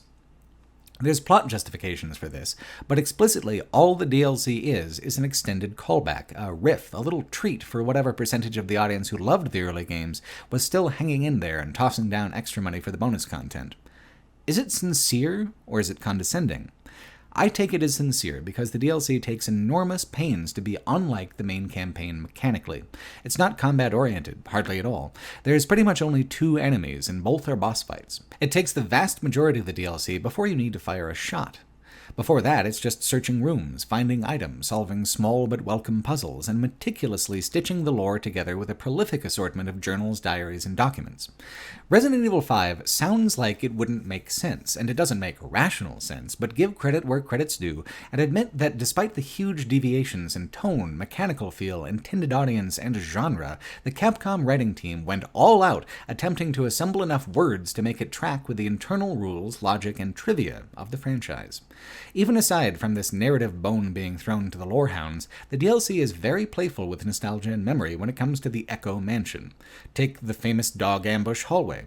The game has been withholding monsters, refusing to delve into action for an insane amount of time versus the main campaign. Surely this hallway is where it gets kicked into 12th gear. But no, it's a video game version of the movie jump scare trick where it's just a cat, and aren't you foolish for flinching? Even the 2 bosses can't be defeated with bullets. The first boss, a basement dungeon fella, has to be crushed with a falling ceiling. It's not a new kind of boss fight. The significance is in the gesture, the willingness to forego shooting as the victory condition, even in the limited space of the content. The final boss you know is coming, and you also know you won't defeat him, so it's structured like the 7-minute fight, and that you're just trying to stay alive. In the same fashion, you can shortcut the fight if you do enough damage to him. There's no rocket trick, but being set years earlier, Wesker's not quite as 100% with his dodging as he usually is, and you can get in some cheap shots here and there. Lost in Nightmares is a strange, important piece of connective tissue for the franchise. It binds the game that is most unlike the original back to the original by force. There's even a mode where it pivots to the fixed camera angles that the original used for exploratory portions, though I had trouble getting the controls to feel right using it. It's an Easter egg, a gimmick, not the creatively important thing. It illustrates the gulf of change the middle period of the franchise brought with it. Without Resident Evil 5, the series never would have successfully persisted into the modern era the way that it has. It did what it did to survive, what it felt it had to do, even if it meant no longer recognizing itself in the mirror that it held up to its own face. Ambivalence about its own direction as a franchise is the driving design doctrine behind 2011's Resident Evil Revelations. Developed for the Nintendo 3DS, it features Jill Valentine and Chris Redfield in the time between Resident Evil 4 and 5, before the Lost in Nightmares DLC, when both characters were more recognizably their older selves. The game was pitched as being mechanically more recognizably itself as a Resident Evil game altogether, a survival horror experience with the classic pacing, the old rhythms, just updated to the new camera perspective. Most exciting for me is the subgenre it's a part of, schlocky nautical horror. I can't even express how big a fan I am of the run of bad maritime monster movies there was around the turn of the millennium. My favorite is 1998's Deep Rising with Treat Williams, which is tentacled sea monsters versus a cruise ship full of scavengers with a secret heist agenda. The monsters are slimy, the set design is great, and Treat Williams is a treat indeed. 1999's Virus is probably the most self-consciously hammy performance Donald Sutherland has ever given, and I love it for that and the heaps of stylish techno-gore. Then in 2002 you get Ghost Ship, the worst movie of the bunch, with the best opening scene. It only starts to go off the rails when it hyper-focuses on its own heist subplot. All of these movies share key elements. The team approaches by smaller vessel, the wow what is this moment, the storm, the slow monster reveal, the destruction of the way out, the act where everyone is hunted, the escape, and then the whole ship explodes. I was so happy to discover that Resident Evil Revelations goes through every single one of those motions in just the same order. It is, as much as it can be, a late entry in that infamous grouping of maritime schlock that's every bit their peer. By abiding by the formula of that subgenre, the same way Resident Evils 1 through 3 abided by the genre conventions of classic zombie movies, it creates the same easy, familiar immersion where it is easier to accept the basic dimensions of the plot and characters and not put pressure on them to seem realistic or even especially plausible. What's hilarious about all this is that while I'm talking as if being set on a cruise ship is novel for the Resident Evil franchise, It isn't. This is actually the third game set on a cruise ship. The 2001 Game Boy game I briefly referenced 1,000 years ago, Resident Evil Gaiden, was the first. The final gun survivor game, Resident Evil Dead Aim from 2003, was the second. The setting was only novel to me because I skipped those two. Frankly, I think that's positive, because the presentation is just modern enough to make it seem consistent with the movies of the late 90s and early 2000s. The game's technology of the era the movies were released into just wouldn't have cut it, though you can see in context now that Dead Aim and Gaiden were able to capitalize on what was an actual maritime trend in horror media at the time. Revolutions is a self-consciously backwards-looking project, trying to experiment with how the new, faster-paced game design could still reference the early era of Resident Evil in a more robust way than Lost in Nightmare's good-natured pandering. It succeeds in a fumbling, cheap way that just establishes its bona fides as an heir to the Ghost Ship legacy. Revelations doesn't have a tagline, which is too bad because Ghost Ship had "See Evil," and that's pretty damn good. As in most things, though, Deep Rising does it better.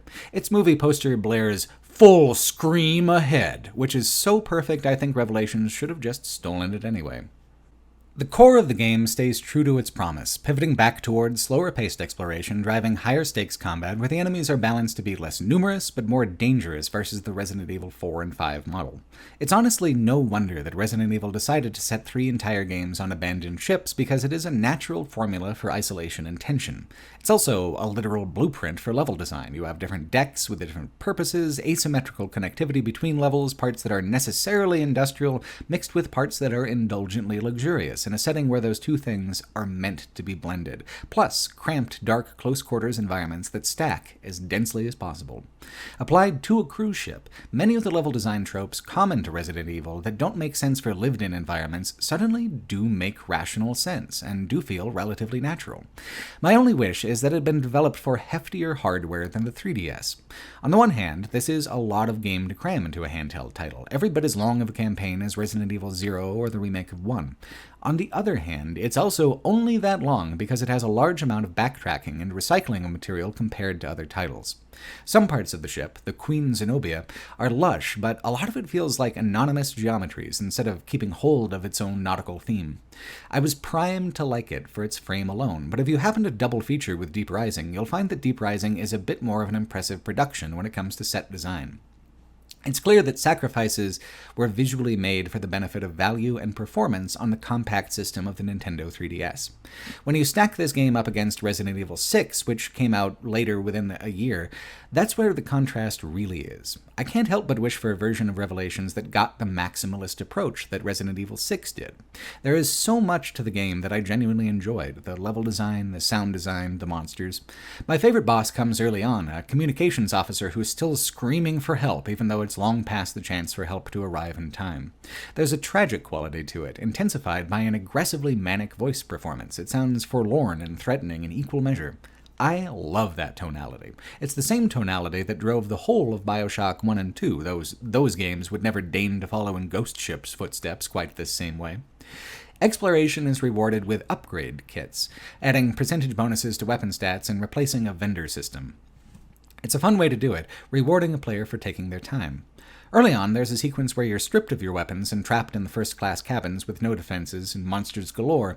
That is the only time that the game ever really tries to create scarcity. Despite all its efforts to stay true in tone and feeling to the early-era games, it's never actually as cruel. Once you begin to acquire an arsenal, you'll never go hungry again. The reason for that is an annoying gimmick mechanic that, if you lean into it, rewards you with items hand over fist. You have a scanner visor with some dumbass name, and if you search every room, you'll get 1 or 2 bonus items per room. This translates into obscene wealth, the way that Resident Evil item scarcity used to be balanced. It negatively impacts the pacing to do it this way, slowing the pacing to a crawl sometimes, but the game is also meant to cause a paranoid, anxious atmosphere, which makes it difficult to just pass up an opportunity to gather these extra nuts for the wintertime. Gone now is the punishment for optional exploration, or the gamble involved at any rate.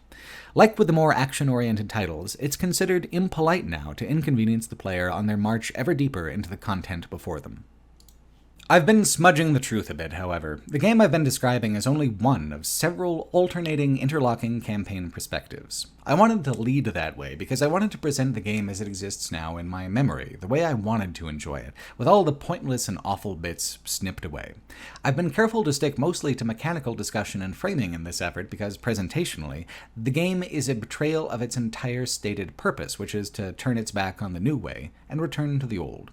While the game mechanically feels much more aligned with its ancestors, its storytelling is an even further acceleration of the conspiratorial fire hose that the main franchise's storytelling had become. Let me use two main examples of how that manifests in Revelations. First is almost frivolous, but howlingly absurd. The second pair of protagonists, following in the pattern of pairs even if there's no co-op, is Chris Redfield, paired with this woman named Jessica. Jessica might be the worst character in the whole franchise, but that's not the point here. The point is that they're racing against time to save Jill and the other guy before they drown. You backtrack through levels you already did an hour ago or less, only to arrive where they are and find them gone. You're on an exact replica of the same boat, with the same infestation of the same monsters, but it's different. It's got a different name. I'm sorry, Mario. The princess has reservations with a different cruise line. Hours later, the absentee villain gives you a video call where you're in a secret lab in the bowels of the ship. He fires an orbital superweapon at the ship, and wow! The ship is completely destroyed! It's a psych-out. He did that to the other ship, just to rattle everybody's nerves, even though the correct action as villain would have been to kill everybody while he had the chance. Instead, we did the second boat surprise twice. I don't expect games to always respect my time or respect my effort, but I enjoy them to at least give me the benefit of assuming that I have object permanence. I'm sitting here, still stunned that they pulled a Scooby-Doo quality switch like this and then thought, you know what? If it's nice, do it twice. Amazing. This is what I mean about adding complication without a deeper complexity behind it. You thought it was thing A, but it was really thing B, which we didn't set up and has no meaning, the USS MacGuffin. The second thing is what has even broader, more damning implications.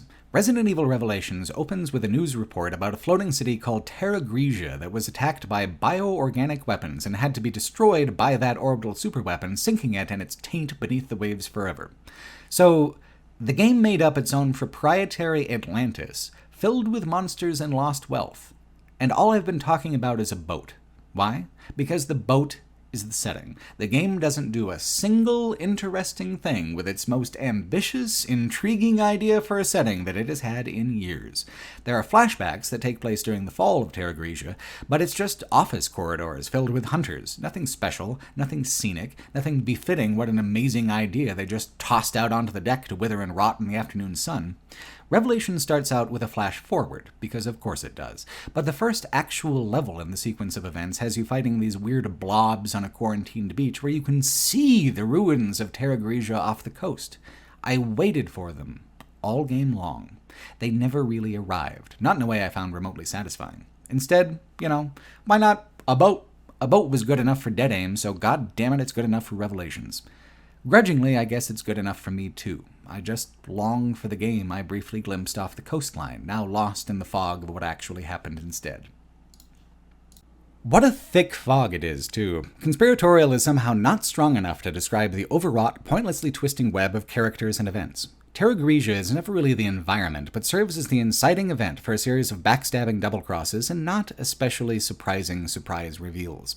There's a group called the Federal Bioterrorism Commission, run by this Rasputin-looking guy named Lansdale, and they destroyed Terra Grigia themselves by giving the terrorists the weapons for the purpose of gaining power by turning a small genocide into a PR event. Look at the danger! You need the FBC! Every character is connected to the other ones, not through human relationships, but Charlie Kelly yarn boards. Parker and Jess knew each other at the FBC, they knew Raymond too, but Parker wasn't in on the plot, while Jessica and Raymond were, but you don't know that because you think O'Brien is behind it. He's shady. He's only shady because he's onto the plot that Lansdale hatched, and no one knows exactly what that plot is besides Norman, and Norman's dead, unless he isn't, except maybe Jessica knows the whole story, but definitely not Raymond, who saves Parker from Jessica when Jessica betrays Parker to side with Lansdale, even though Raymond's in on it, and Parker isn't in on it, because Parker's okay. I guess it's pretty simple, actually, when you phrase it like that, right? A lot of that background conspiracy is handled by a third pair of protagonists, two military tech experts named Jackass and Grinder. Those aren't my nicknames. Those are the game-given proper nouns. They're the comic relief characters because they tell each other worthless jokes and banter endlessly, but if you can't figure out that they're the comic relief from that, they also get their own musical theme to make sure you understand that they are goofy and you ought to be laughing, you bastard. Their entire plotline could be easily cut, should be easily cut, because these characters spend their entire arc refusing to explain anything or narratively contribute. I'm not being metaphorical. They find the information they're looking for basically right off the bat. Grinder says, "So who's behind it?" And Jackass says, "I'm not going to tell you till I'm 100% certain, but I know. I'm pretty sure I'm right." And then he says that twice more until the endgame arrives and the whole Jackass Grinder arc just confirms things the other characters already know by that point from their own plot lines. The villain has already confessed by the time Jackass arrives at his 100% certainty. A bit of banter between Grinder and Jackass also illuminates what is so awful about Jessica as a character. Grinder asks Jackass if he's stalked Jessica to her home yet, and he replies that she drives too fast and no luck so far. Haha, casual stalking. Jessica is written from a perspective that doesn't see anything weird about that. She's over-sexualized in a way that is detached from reality, not just over-sexualized, but driven by a childishly petty view of women in general. Jessica pouts when she doesn't get what she wants. She has no personal integrity. She hits on everything that moves. She talks about her ass and her body as if selling a used car. She acts intensely jealous of just about every other woman who even casually comes up in conversation, and then speaks at length about what a high-maintenance and expensive date she is. Jessica is very much a bitter man's idea of a hot girl, and it's incredibly annoying to have to bear witness to. Just look at this character design, a skin-tight wetsuit with one leg redacted and a purple swirl. It wouldn't be even worth commenting on, even with both legs taken off, but the one-leg affectation is such a bizarre and artificial costuming decision. If Jessica Sherowat was a real counterterrorism professional and showed up looking like that and acting like that to work, it would be hard not to assume she was having a breakdown or a stroke. Do you know where you are? Who's the president? How many fingers am I holding up? Jessica, what did you take? Jill's got an equally skin-tight outfit, but it's fine. She looks presentable and professional in it, as much as anyone can in the weird world of Resident Evil. Jessica is the result of an old, worn-out line of thinking that goes, what if spy, but also skank? Terrible as she is, she's got plenty of company in the cliché. Even James Bond was in a real movie named Octopussy, after all. One of the few actual revelations in Resident Evil Revelations is that terrorist leader Jack Norman disappeared along with the rest of the Il Veltro organization aboard a third identical cruise ship, this one being slightly different in that it's already sunk. Out of any individual chapter, this last one is the most disappointing because of how much promise the final set piece had. This was supposed to be the grandest of the ships, housing the elite of the organization, trapped beneath the waves for years with no food, just the virus and a dwindling supply of air. There's even a cutscene of Norman trying to inject himself with the virus, declaring himself the last steward of the truth about Lansdale the Betrayer. The environment is a direct echo of the Spencer mansion, peeling wallpaper, smudged paintings, cracked sculptures, plus other environmental storytelling details that are more directly connected to Norman and the crew, like endless lines of tally marks and blood counting the days, and a long molded feast laid out in the luxury dining room. What happened to the crew? Did he eat them? What did they become? You already know, actually, you just ignored the possibility because it's lame. They're those blobby boys from the beach in the beginning. Even the big reveal with Norman is weird because he's just regular looking, as if it hasn't been a long time or a big deal, and he does this whole speech pretty much exactly like the speech in the video, and then injects himself like he did in the video, only this time for all the marbles, I guess. It's an odd moment of deja vu, a villain speech I swear to God I just heard 30 seconds ago. I'm split on how I feel about the boss himself. On the one hand, I love the design, like a mystical fish priest who prays to the ones who swim in the dark. On the other hand, the game leans into that vibe so hard that they give him actual magical powers, powers of illusion and teleportation. I know you're allowed to make up anything you please as a creator, and Resident Evil has always given itself plenty of room to get weird with it. I mean, we already had the Leech Wizard, why not the Fish Priest? Like with Terra Grigia, my frustration is in thinking about what it would mean if they had just stuck with that idea and dialed it out a bit more. Suppose instead of all this international intrigue, it went with a Resident Evil 4-style gothic sensibility with more ghost ships, older ghost ships, and temples built in the deep. I'm already more excited imagining this potential game than I am remembering the game that I actually played. The game whose grasp of its own lore is so loose that Jill ends up swimming in a literal vat of virus. I honestly did have fun with the game, but it was the Jill Valentine portions alone that actually worked for me. Even then, those portions worked for me mostly because of the coincidence of my enthusiasm for bad, ocean-bound creature features. I was predisposed to enjoy it, and I would still gut it like the flopping, gasping creature it is, trimming the bones and offal down to the fine fillet that I know is in there somewhere. Resident Evil 6 came out a few months later, eclipsing any kind of deficiency on the part of Revelations with a blinding supernova of garbage. Resident Evil 6 is a once-in-a-lifetime kind of game, so rare is it to see this much money being spent on what are obviously irredeemably terrible ideas. It's hard to even know where to begin with the game because, in addition to its terrible ideas, it cannibalizes every kind of action or horror game that it's even possible to be over its bloated run of 4 interlocking campaigns. Each campaign is the size of one of the early era games. It's longer by hours than any other title in the franchise, even today.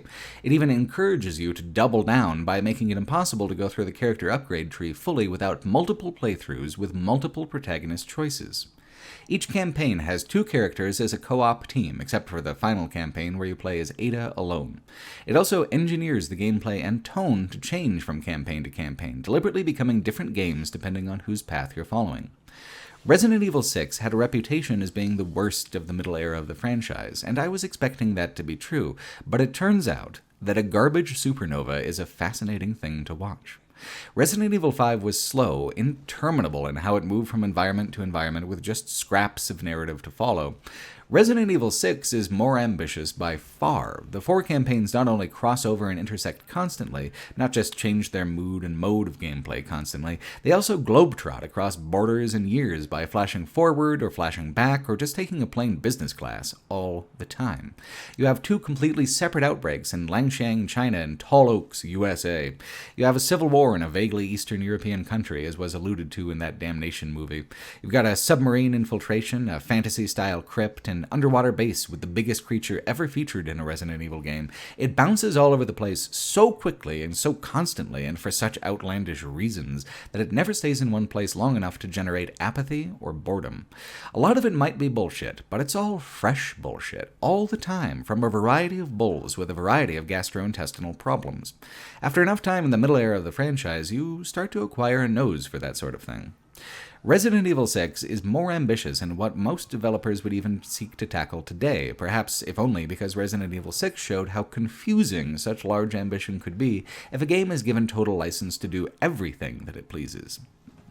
Resident Evil 6 wasn't even conceived of as a single game experience, not even from the beginning.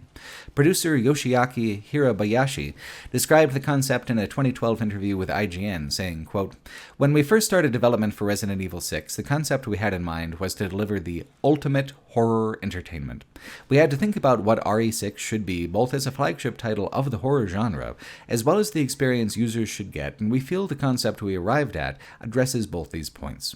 With ultimate horror entertainment in mind, we hope to provide all the fans out there with an exquisite balance of all the things people love about the series. So of course we are focusing on horror and gameplay aspects in RE6." End quote. This is key to understanding why Resident Evil 6 is the way that it is. It didn't start with a story. It did not start with a mechanic. It didn't even start with an emotion. It is a creation without a foundation. Instead, it began at the very top, with the most ambitious and presumptuous position it could hold, not just the flagship of the franchise, but of horror media altogether.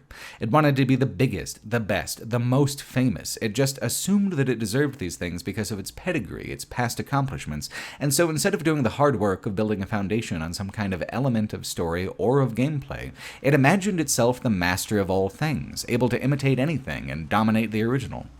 Resident Evil 4 was a stroke of true creative genius. Even where the script ages poorly, the mechanical legacy is all around us to this day. It worked hard to break away from what came before because of the certainty that without change, the franchise would die. Resident Evil 5 took the ideas of its predecessor and adapted them to best capitalize on the way Resident Evil 4's mechanics had been cannibalized by the broader world of action gaming, trying to get out ahead of its competitors and lead the pack. Resident Evil 6 set out from the beginning to dictate those trends, to unequivocally create the ultimate horror entertainment. Whatever smaller element of the game in the mechanics or the narrative went wrong, it pales in comparison to the one true problem with Resident Evil 6. It's the first game where the franchise took itself completely for granted. I honestly can't do better than the game itself to explain just how wild this shit gets. This is the very, very beginning of Leon's campaign, the first actual 90 seconds of the game besides a lengthy flash-forward tutorial sequence. There's no context to set up with this clip, because this is the first thing that happens. I've always valued your friendship, Leon. Stay right where you are.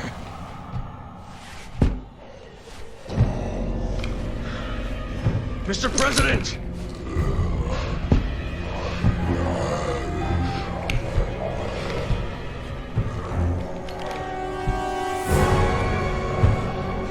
Don't make me do this.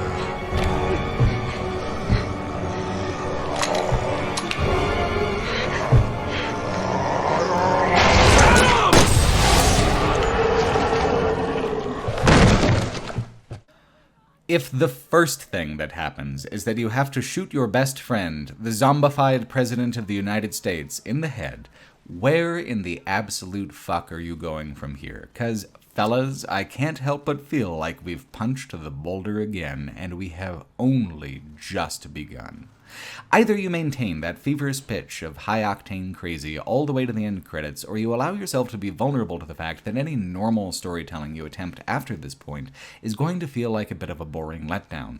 Which is exactly what immediately happens. You wander around empty hallways with lightning flashing in dark ballrooms, you find a guy looking for his daughter's bit, you take her anyway for whatever reason, and then it reaches a head in an honestly pretty cool elevator tragedy sequence where she eats dear old dad, and the game actually begins, mechanically. It's a solid 10 to 15 minutes before the energy comes back up again after putting down the president like a rabid dog, just a repetition of what's probably the oldest zombie story in the book, zombie child versus concerned parent.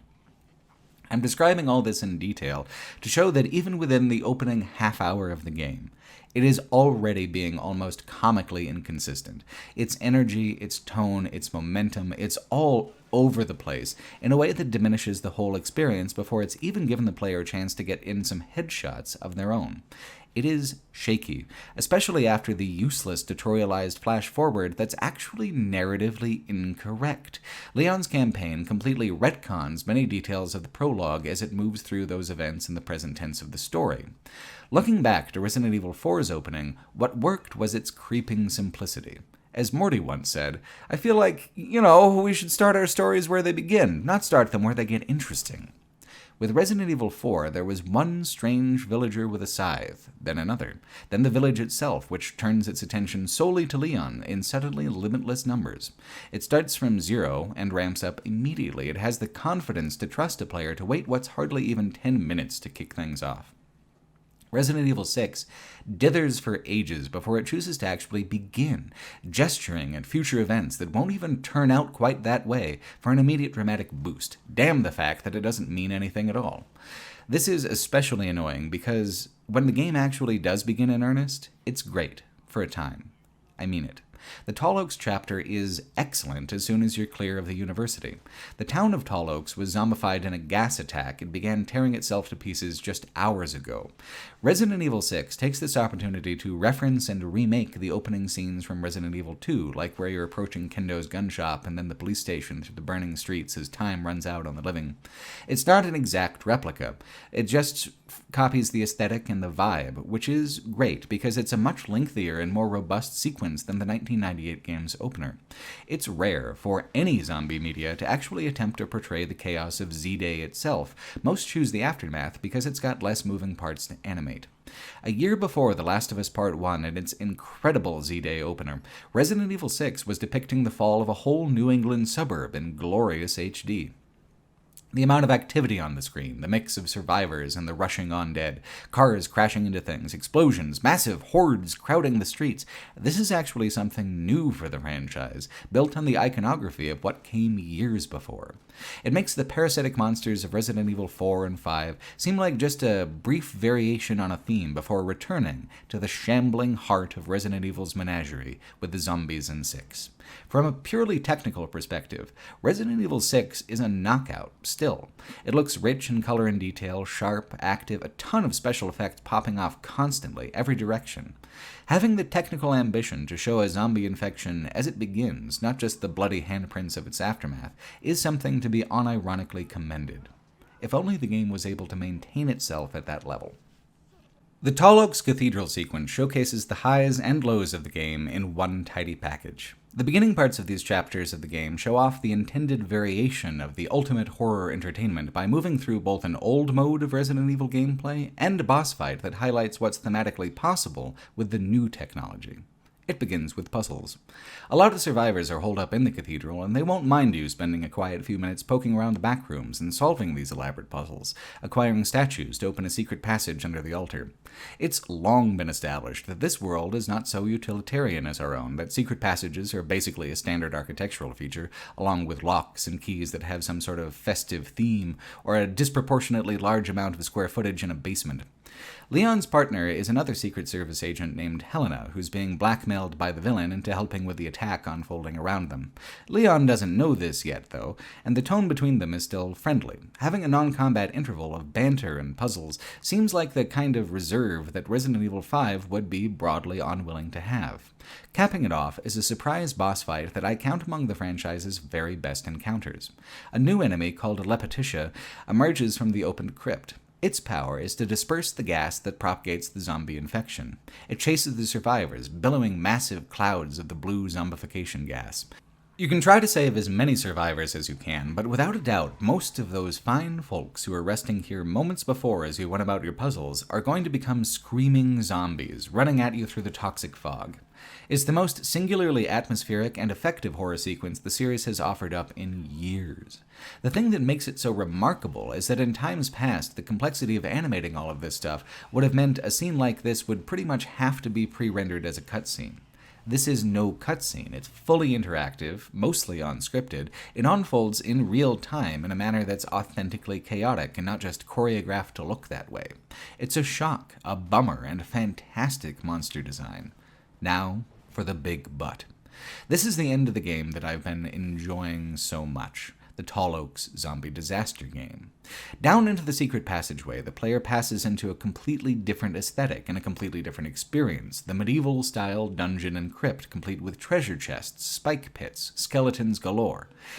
Why is this down here? If I was willing to accept this same kind of thing being underneath Sunnyvale, California in one franchise, I ought to be willing to accept this. That isn't the complaint. Not the main one, anyway.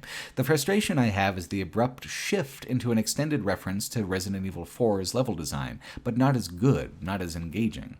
Everything had been going so well, but we're basically repeating Leon's journey through the whole franchise in miniature with the first half of this campaign, so now we're stuck with a spooky dungeon interlude. Resident Evil 6's approach to being the ultimate horror entertainment is to abruptly stop being one kind of horror to pivot to a completely unrelated kind. It does this over and over. In that IGN interview, Hirabayashi also said, quote, "Of course we will have that type of horror experience where you dread what's around the corner, of what is behind the next door, but we also think there are many other kinds of horror as well. People are afraid of different things, and with RE6 we want to provide a multitude of different horror experiences for everyone. This goes for the gameplay aspects as well. There are people who like the action elements of the RE series, while others like the survival or adventure aspects. We really want to balance all of those things out in this game in order to give a complete gameplay experience to fans of the series and those who may not have previously played an RE game." End quote. Resident Evil 6 can never be a truly great horror experience or a truly great action game by trying to check all of the above. Truly boundary-pushing games know quite well the things that they are not. Resident Evil 4 was driven by its need to separate itself from what came before, and now those contrasting styles sit limply side by side as if sweaters in a department store. Resident Evil 6's desire to be all things to all people not only causes tonal whiplash, it also sometimes pushes a boundary too far. Mostly those are boundaries of rationality or believability, but sometimes it is a boundary of taste. A question the franchise runs into a lot is, how horny is too horny? Generally, Resident Evil aims right for the median of B-horror schlock. Ambiently horny, not distractingly so. The climax of the crypt sequence is the low point in the whole franchise for what pushes the envelope too far, and it's all in the way that the game sets up its own scene. Helena is being blackmailed to help Director Simmons, the villain, with his nefarious schemes because he's captured her sister Deborah. This whole underground expedition to the crypt is to save her and reunite the two. It is, of course, too late, and Deborah has turned into one of the chrysalis things that monsters are born from in this new C-virus's pathology. The monster she turns into is a naked, dripping she-demon who summons her back tentacles by taking a moment to rub herself down and pet the cat a little, right in the middle of combat. What makes this too horny for its own good and a breach of taste is a combination of three things. 1. Deborah is already established to be a traumatized innocent who would not have wanted this to happen to her. 2. The player is meant to be peppering her body with bullets even as she's slinkily showing it off to you. And 3. The only person meant to benefit or be titillated by Monster Girl Deborah is the player, and the player alone. For Helena, this is a tremendously painful tragedy, or it's supposed to be, because it ends with Helena letting her sister fall into darkness to die, rather than go on being this way. For Leon, for Ada, this is a matter of solemn professional obligation, another innocent victim lost to the global bioweapons industry. And for the player, it's a chance to look at them tig old biddies and the muddy curves of her mutant ass. Sexuality and nudity have a venerable place in horror media especially. The issue here is that sexuality in horror works best from one of two angles. You can take it deadly serious and incorporate it into the horror aspects to create discomfort and distort the intimacy into something dark, like in a lot of Clive Barker works, or you can use it as a tonal counterbalance, a way to lighten the mood in B-horror, like the famous graveyard dance in Return of the Living Dead. Resident Evil 6, with its blind insistence on doing every possible thing at the exact same time, is trying to have it both ways at once in a way that is mutually invalidating. Its own script wants it to be serious, but its animators and cutscene directors went a complete opposite direction into Monster Girl Cheesecake. It's not a prudish outside perspective that makes this boss fight extremely gross. It's the game's own construction of Deborah as being a victim, as this being something horrible that was done to her, while at the same time sexualizing the trauma. People loved the big sexy vampire from Resident Evil 8 not because she's any less prurient, but because it's possible to enjoy her campy sexuality in an easy, breezy B-movie way that actually fits the tone of the franchise as a whole. Perhaps you'd enjoy Leon's next game within a game better. I did. The centerpiece of Resident Evil 6 is a scenario shared by all 4 campaigns, the Outbreak in the fictional Chinese city of Langxiang. On the way, the plane that Leon and Helena are taking comes under viral attack as one of those Lepetitia creatures breaks out in the airplane cabin. This sequence is more complex than the one in the cathedral, with 2 whole QuickTime events for pushing the creature out of the back of the plane, Code Veronica style, and then landing the plane yourself, because everyone else is dead. The outbreak in the city is pretty bad to start, but it actually gets considerably worse during your time in the city, which is also a genuine technical accomplishment. Leon's campaign is the longest because it's the basic setup for everyone else's campaign. Their events and perspectives pivot on how they interact with the basic plot progression undertaken with Leon and Helena. Leon and Helena's campaign builds a sense of familiarity with certain events that the other campaigns can then playfully undermine or adapt into a larger sequence. What's kind of frustrating is that a lot of the game's creative momentum gets used up here in the first campaign, and you have got so many hours of this game left to go. Consider this sequence, though, where a gas-dispersing missile strikes the city. Moments ago, it seemed like you just about wrapped all of this up. A refugee convoy was leaving with escort, there was movement within the plot. Now, all that seemed bright goes dark. This sequence, where the gas and the dead crowd around an office building window, cracking it, threatening to break through, this is so tense and so wonderfully done. Then when they do break through, and you have to run from the gas as much as you do the zombies. Soon enough, you're in a protective Humvee going through the now silent and empty streets. This would be a great zombie sequence, even today. It's a coherently horrifying expression of the approach that the series had already taken to bioweapons, making them part of the current political landscape, or their version thereof, and not making them truly world-changing apocalyptic weapons. So here we finally see them used that way, as a tool of terror and political coercion. While that's been the idea for a while, there's a difference between explaining that role, or making overwrought movies on the subject, and interactively demonstrating what scale of destruction, what tremendous violence the weapons are really capable of. Can you imagine what a game this could have been if it had been able to focus at all, if it had given up on being the ultimate horror entertainment and sought simply to escalate the middle trilogy to its ultimate thematic conclusion? Maybe just choose one city to destroy and really ride that out all the way to the end? The fall of Tall Oaks and Langshan are some of the best individual moments in all of Resident Evil, some of the few moments where the zombies being framed as an international policy issue adds something to the experience, where it feels coherent as a creative approach to the subgenre of zombie media. The imagery is apocalyptic, but the frame is that powerful interests have no motivation for stopping this kind of violence and destruction, that the occasional annihilation of a city is like the annihilation of a fortune on the stock market trading floor, just the cost of doing business. That's a little frightening. I wish the game had had the attention span to commit to exploring that for more than an hour or two here and there. Chris Redfield has his own campaign, of course, centered entirely around themes of brotherhood and military action. When we meet Chris, he's drunk off his ass and harassing waitresses somewhere in Eastern Europe, apparently having never left after his unit was wiped out in a civil war fought with bioweapons. The BSAA boys are back to round him up, sober him out, and ship him off to do action hero stuff in Langshan, where his campaign begins, over halfway through Leon's. Everything about it is brash, brainless, and loud, not to mention derivative. If the voice actor doing radio support is not the same voice actor who was in Call of Duty 4, he's doing a perfect impression. The whole campaign is doing its best impression of Call of Duty 4, in fact. By deliberate design, it isn't even in the same genre as Leon's campaign. In an interview with Eurogamer earlier in the year before the game came out, producer Masuchika Kawada said, quote, "Especially for the North American market, I think the series needs to head in that action-oriented direction. Resident Evil's primary games need to be an extension of the changes made in Resident Evil 4 and Resident Evil 5. RE4 started in that direction, and RE5 kept going in that direction, and I think especially for the North American market, we need to keep going in that direction and take it a step further. Looking at the marketing data for survival horror games, the market is small compared to the number of units Call of Duty and all those action games sell.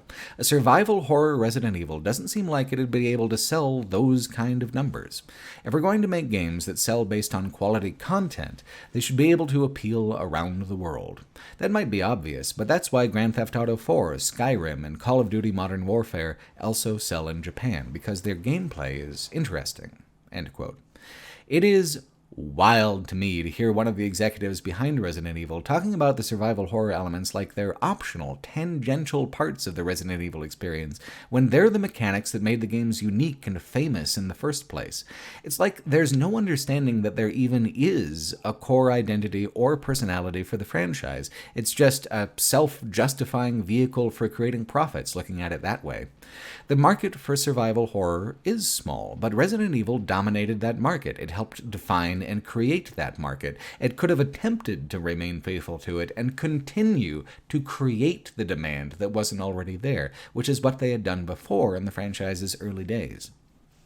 Instead, Resident Evil 6 lost faith in itself. It was not content to just retread old ground like with Leon's campaign. It needed to accelerate the intensity with which it was trying to pretend to be a different game with Chris's campaign. The success of Resident Evil 5 in keeping its identity was all of its meticulous lore work and its recycling of the franchise's own tropes. This is different. This is recycling other people's tropes. It is without a clear identity by design. All the verbs of military shooters are in there, the breach and clear, the radio chatter moving you along, the block-by-block combat.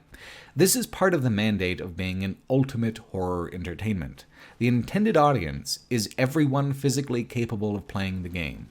It must please them all, no matter how many games it has to be stacked up on top of each other to make that happen.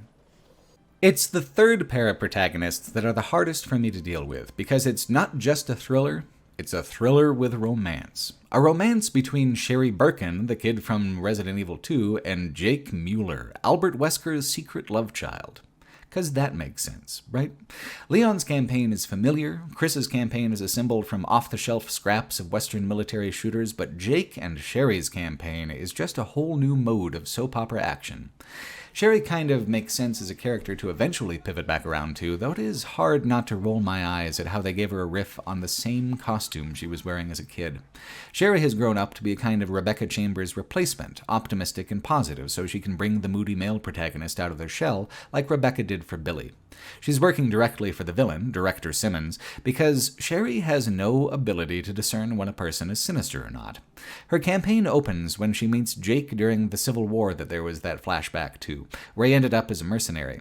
They were all given these little injectors that turned them into monsters, but it doesn't work on Jake because Wesker's genes wear protective sunglasses that prevent it from working. Jake's whole deal is that he is an equal cross between Billy from Resident Evil 0 and Steve from Code Veronica, just older than Steve by a pinch.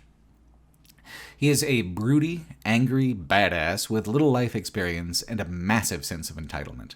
Sherry finds him, and him alone, after having apparently snuck behind enemy lines just to pay him a visit. Their whole dynamic feels like an attempt to revive the Leon-Ashley banter in a way that's maybe a little less creepy, even though putting a character the player mostly knows as a small child into a medical napkin to show off how much she's grown is plenty creepy. Their progression through the plot is awkward as well, because they're only narratively needed every now and then, with big gaps in between. So Jake and Sherry get captured twice, for months on end, to allow them to be where the script needs them to be when it needs them to be there. Despite all the major gaps where the characters are on ice, it is this campaign that decides to mechanically orient around a Nemesis-style boss who follows the characters through all of their events, forcing confrontations and boss fights over and over. This, frankly, is a worse pairing than Jake and Sherry to begin with. The reason Resident Evil 3 worked so well was that it was cumulative in addition to being relentless. It was an unbroken experience, and so the tension could build over time. The resentment could build over time. It was able to actually build an antagonistic relationship between the player and the Nemesis. The creature pursuing Sherry and Jake is the Ustanak. He's too human to be compelling, just a guy in a metal suit with an obsessive hostility. The constant narrative diversions and great geographic gulfs between one Ustanak confrontation and another stops what tension there is dead in its tracks and forces it to begin from the beginning each time the setting shifts. Then, when the game keeps going and the Ustanak is still there, it's just irritating, something you've already done with, reeling you backwards into content you're already satisfied with having completed. Which happens all the damn time in this game, in more outrageous ways than this. Every time the campaigns cross over in a long action sequence, you replay that entire section with the same objectives in each campaign. Take the Civil War level. In Chris's flashback, Sherry and Jake help take down these big flesh giant creatures, where you have to pull out a spleen on their back to expose a weak point. It's like a full 20-30 minute thing. You also accomplish a variety of military objectives, like blowing up anti-air turrets across a shattered neighborhood. It's the same half hour in either campaign. Same objectives, same enemies, just a complete repetition of content. The game is designed for an always-on online component, where it not only finds another player for whoever's in the player 2 slot, it automatically adds 2 more players whenever 2 campaigns intersect like that.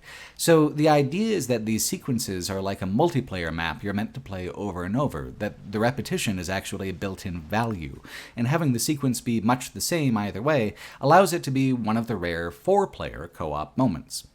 I just very much did not want to play it that way. I refused to, turning off that connectivity in the lobby that you have to enter every time you reload a game. That co-op lobby approach is crazy frustrating because of how it affects the save game system. The game is well checkpointed, and dying never really sets you back too far, but exiting the game for any reason and going back to that lobby point means you have to reload from a much more limited, much farther apart list of save games. I have lost 20 minutes to that system more than once, which is perhaps nothing compared to having restart from the beginning like with the early Resident Evil titles, but having to do parts of this game over accidentally when it's already having you repeat whole sections on purpose is just intolerable. Sherry's part of the campaign also features stealth sequences that are instant failure if you're spotted, but you aren't given the courtesy of a game over. Oh no, you just can't progress. An endless trickle of enemies come in to kill you until you die or get bored and reload. The asymmetrical co-op is sometimes compelling, but often the content is divided into the player who has the gimmick mechanic and the player who has the standard mechanic. This happens a lot in Chris's campaign with the vehicle segments. One person drives, one person shoots, sometimes there's a swap. Resident Evil 6 is notable for having even one of the worst car chases in all of video games. A real feat, because that car chase has to be as boring as it is pointlessly finicky. There's a late instance of Jake and Sherry crossing paths with Chris and Corporal Boy Scout where their paths do meaningfully diverge, but only one pair of them gets to go on to a satisfying boss fight, and it's not Jake and Sherry. First, though, Chris and Jake have to have a man-off. Chris tells Jake that it was him that killed his daddy, and despite the fact that his dad was the total global saturation guy, Jake is ready to throw down in his defense. It's a good way to honor Albert, wasting time on useless drama. One of my least favorite ways of developing a setting is with dynastic characters, the same names and families popping up over and over, where there is room to explore something new. I was so happy that the Wesker Chris thing was over. Now the game is perpetuating it in a toothless, useless way. Jake is actually meant to be the Player 1 character of this campaign. I chose Sherry instead because she was familiar to me, but the idea is that this is Jake's story, and Sherry is just there to help him realize his potential as an heir to the Albert Wesker throne.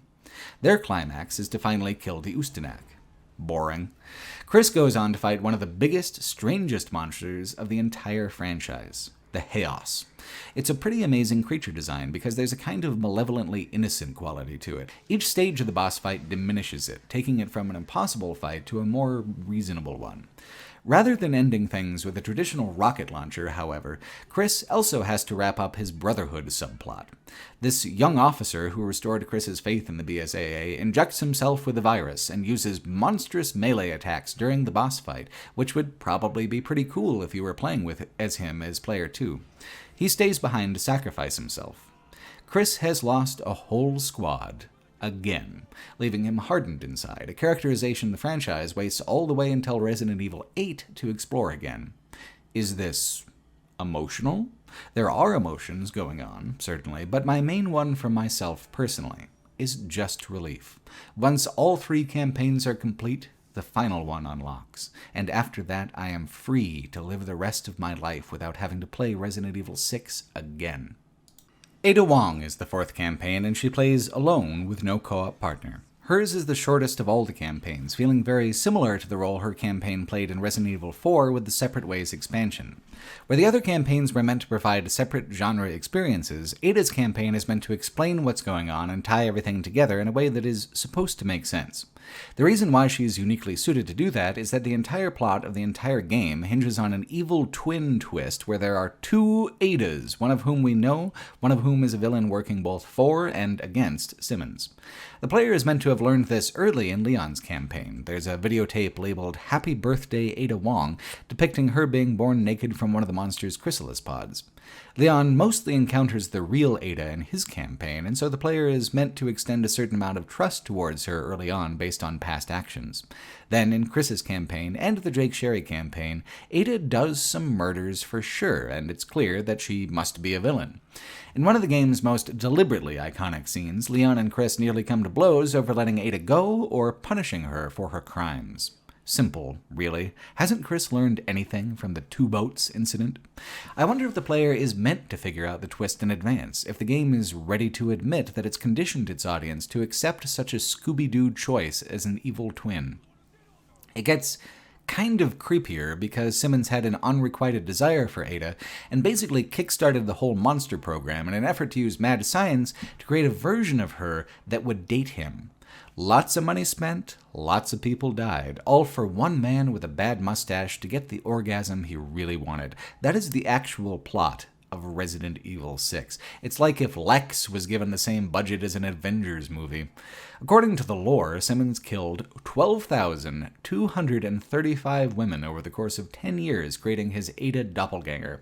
Early on, Leon's campaign explained that his pal, the President, had been intending to reveal the government's involvement in bioweapons research with Umbrella back in the 90s and make amends. Simmons arranged the Tall Oaks gas attack to silence the President, yet the woman whom he killed to make his fake Ada, Carla, still had some willpower, and she was the one who arranged the attacks on Langxiang to try to kill Simmons herself. She also made the Chaos creature to destroy the world that Simmons was the master of if she failed or if she faltered in her commitment to revenge. The real Ada was involved so that someone would try to stop Carla, a twist of conscience on Carla's part, while she was Ada's twin. While the twists are communicated in overwrought, self-consciously dramatic ways, the quick pace of the campaign and the actual answers it provides, even if they're bad answers, are very welcome after spending all 3 previous campaigns mostly tiptoeing around the context of the events you experience. It is interesting how little is added by all the other campaigns to what you experience in Leon's campaign, which is the most coherent way to experience all the meaningful events in the correct order. Chris and the Chaos Beast are a side story, even for fake Ada, whose real target is Simmons. Sherry and Jake add almost nothing contextually and exist mostly to perpetuate past character relationship dynamics into a new era if new games wish to pick up on those threads. Ada's campaign is the first time since Leon's campaign that it feels like Resident Evil 6 is moving towards a tangible conclusion. The same conclusion as before, perhaps, but this time with the weight of all the other events behind it, giving it enough force to finally swing the door shut on this overstuffed mess of a game. Resident Evil 6's inconsistency wouldn't be so pronounced if it didn't also go out the way it came in, momentarily surpassing expectations for just long enough to make a person question if they hadn't been overly critical. Trust your instincts. It is trying to fool you. The final boss fights of both Leon and Ada's campaign versus Simmons and the fake Ada are incredible set pieces, though, and it is fine to give the game credit for going out on a good couple of hours, while still admitting that it wasted 20 others. The game's best horror moment is here in Ada's campaign when the fake Ada dies, as witnessed during Chris's campaign. After helping clarify what the hell is going on, she collapses into a monstrous form that's like a rapidly mutating fluid. She begins to spread like a malignant cancer over the ship, bubbling up as bodies emerging from the walls, limbs reaching out from a pool of seething goop, faces emerging from the ceiling. It's unnerving, gross, sad, overwhelmingly powerful compared to what the player can do. Take this part of the boss fight where you have to punch through her rapidly regenerating flesh long enough to freeze it with an exploding barrel behind the face. It is fantastically memorable, and in fact, this is one moment where an idea from Resident Evil 6 actually persisted over to the design of Resident Evil 7, when that game pulled a hard reset of the entire franchise. This isn't the last boss, though, because we already know that Simmons himself is the final confrontation of the story. The best part of the fight the player already got to experience back in Leon's campaign, in a spectacular action sequence where you fight on a series of moving trains, jumping and being thrown from one to the other, and having the narrow dimensions of the train car create an almost 2D arcade arena in which to fight. It's got its keen sense of color and pacing. By any metric, it is an amazing action scene. It's a fair representative of what the ultimate horror entertainment was supposed to be. It's as loud and intense a thing as Capcom could possibly create in 2012. It meets the requirements of bigger and more. Is it meeting the requirements of being called horror just because it has a large monster? I would argue not, especially because neither the tone, nor the overtone, nor the undertone touch on any of the emotional qualities of horror media. We have loud, ultimately meaningless action that's meant to be fun before it's anything else, bracketed by a context where the villain and his plan are so bizarre and laughable that the more dramatic it attempts to be, the more comedic it comes across as. This continues up the city's tallest skyscraper, where Leon and Ada fight together in staggered intervals, one person doing damage, the other person doing long-distance support, then swapping as Simmons turns his attention and leaps around the arena. Simmons just keeps coming. He has many different forms, and the fight has so many phases that Leon and Ada are able to catch up on their relationship and rekindle their entire romance while the boss fight rages on. Hell, the guy turns into a giant fly, even. 3 campaigns pass after Leon shoots that giant fly with a rocket launcher, signifying the end of the story. Did anything help make it more ultimate? Or have we just exhausted and diluted the few things that even casually connected Resident Evil 6 with what the games used to be about? The contrasting endings of Leon and Ada's campaigns illustrate quite beautifully the damage that Resident Evil 6 did to the credibility of the franchise. Leon's fight ends with Simon falling onto a conspicuous pillar, the one featured at the end of the prologue. As he bleeds out, it forms the umbrella symbol, so familiar to fans by now. Like Simmons, the game has sacrificed everything on the altar of brand recognition, in the loudest cry for attention that it was technologically possible to create in 2012. Ada's campaign ends with her making fun of Leon for being confused about what's happening, then going off to destroy the last of her clones and make sure that Simmons takes the blame for, you guessed it, Neo Umbrella. Not even gonna bother with something as simple as Tricell this time. Nope. Neo Umbrella. As Ada walks away, burning the lab behind her, she casually takes a phone call and accepts a new mercenary job. No one has changed. Nothing is different. Not only have we learned nothing, this is triumphant. Ada's back, baby, let the good times roll. There is no room for change or self-reflection in the ultimate horror entertainment. It is already perfect. Perfect in every way. This is a creative position antithetical to truly creative work. What stagnation couldn't kill in the early 2000s, pride had dealt a near fatal blow in the early 2010s. Resident Evil staggered forward, groaning and drooling through the next few years. Good work was done with the HD remasters of previous titles, but no new titles were released in either 2013 or 2014. Resident Evil 6 and its vision for the franchise had soured public opinion in a way that was difficult for even such a prolific franchise to overcome. Its attempt to dictate the terms of horror entertainment had backfired so badly, Resident Evil was in danger of losing its seat at the table altogether. Tentatively, Resident Evil Revelations 2 would test the waters to see how people felt about a return to form, focusing on survival horror like the first Revelations had promised in the moments before it distracted itself. Revelations 2 is a more focused game than the first Revelations, but its focus comes out of a kind of quiet desperation. Resident Evil has actually, finally, lost track of the things that work and don't in a survival horror game. So long has it focused on its bizarre international conspiracies and action-first co-op level design that there's almost a senility to Revelations 2 as it relates back to the old games. It's stumbling around in a fog, half remembering lost glories, but finding the present gaming landscape changed in ways that it reacts to with irrational mania. Its strangest choice was in its basic structure. It is the only Resident Evil game to have attempted an episodic structure where its different chapters are released one at a time as separate purchases, or else as a season pass. Then, there are 2 smaller bonus DLCs on top of that. It was a slightly confusing way for the game to even be sold, chasing a trend that by 2015 was beginning to wane. The success of some horror games using the episodic model, like Telltale's Walking Dead series, got Capcom thinking about trying to use that momentum to create another pioneering moment for the franchise, where it's way ahead of the pack like it was with Resident Evils 1, 4, and 5. In an interview with GameSpot, producer Michiteru Okabe talks about the reasoning. Quote, "We know that disc and retail sales are important and will continue to be important, and that's kind of our bread and butter. We know how to do that. But we also know that we're living in a world that is becoming more and more digital, and there's a lot of ways to deliver digital content. We think episodic is an interesting way to do that, especially with a game whose story is structured this way. So in addition to giving people the disc content they expect, we're also trying interesting delivery methods to see how this works for people. It hasn't really taken off in Japan just yet. Some Western games that are distributed that way have made it over, not a lot, and there are almost no Japanese ones. I don't think we're the first, but we're one of the first to do it with a big franchise like this. I think Japanese users understand that it's big, that this is signaling something important, a shift in the way people view and consume digital media. One thing we want to do is try to foster communication between players who are enjoying the game, see them exchanging ideas about how they felt about this week's episode and what they think will happen next time." End quote. It's always kind of interesting to listen to folks talk confidently about a future that didn't quite work out that way. Games as service ended up completely usurping the corporate throne from episodic delivery, which wasn't even sustainable for Telltale in the end. Capcom was certainly correct about the pivot to digital, though.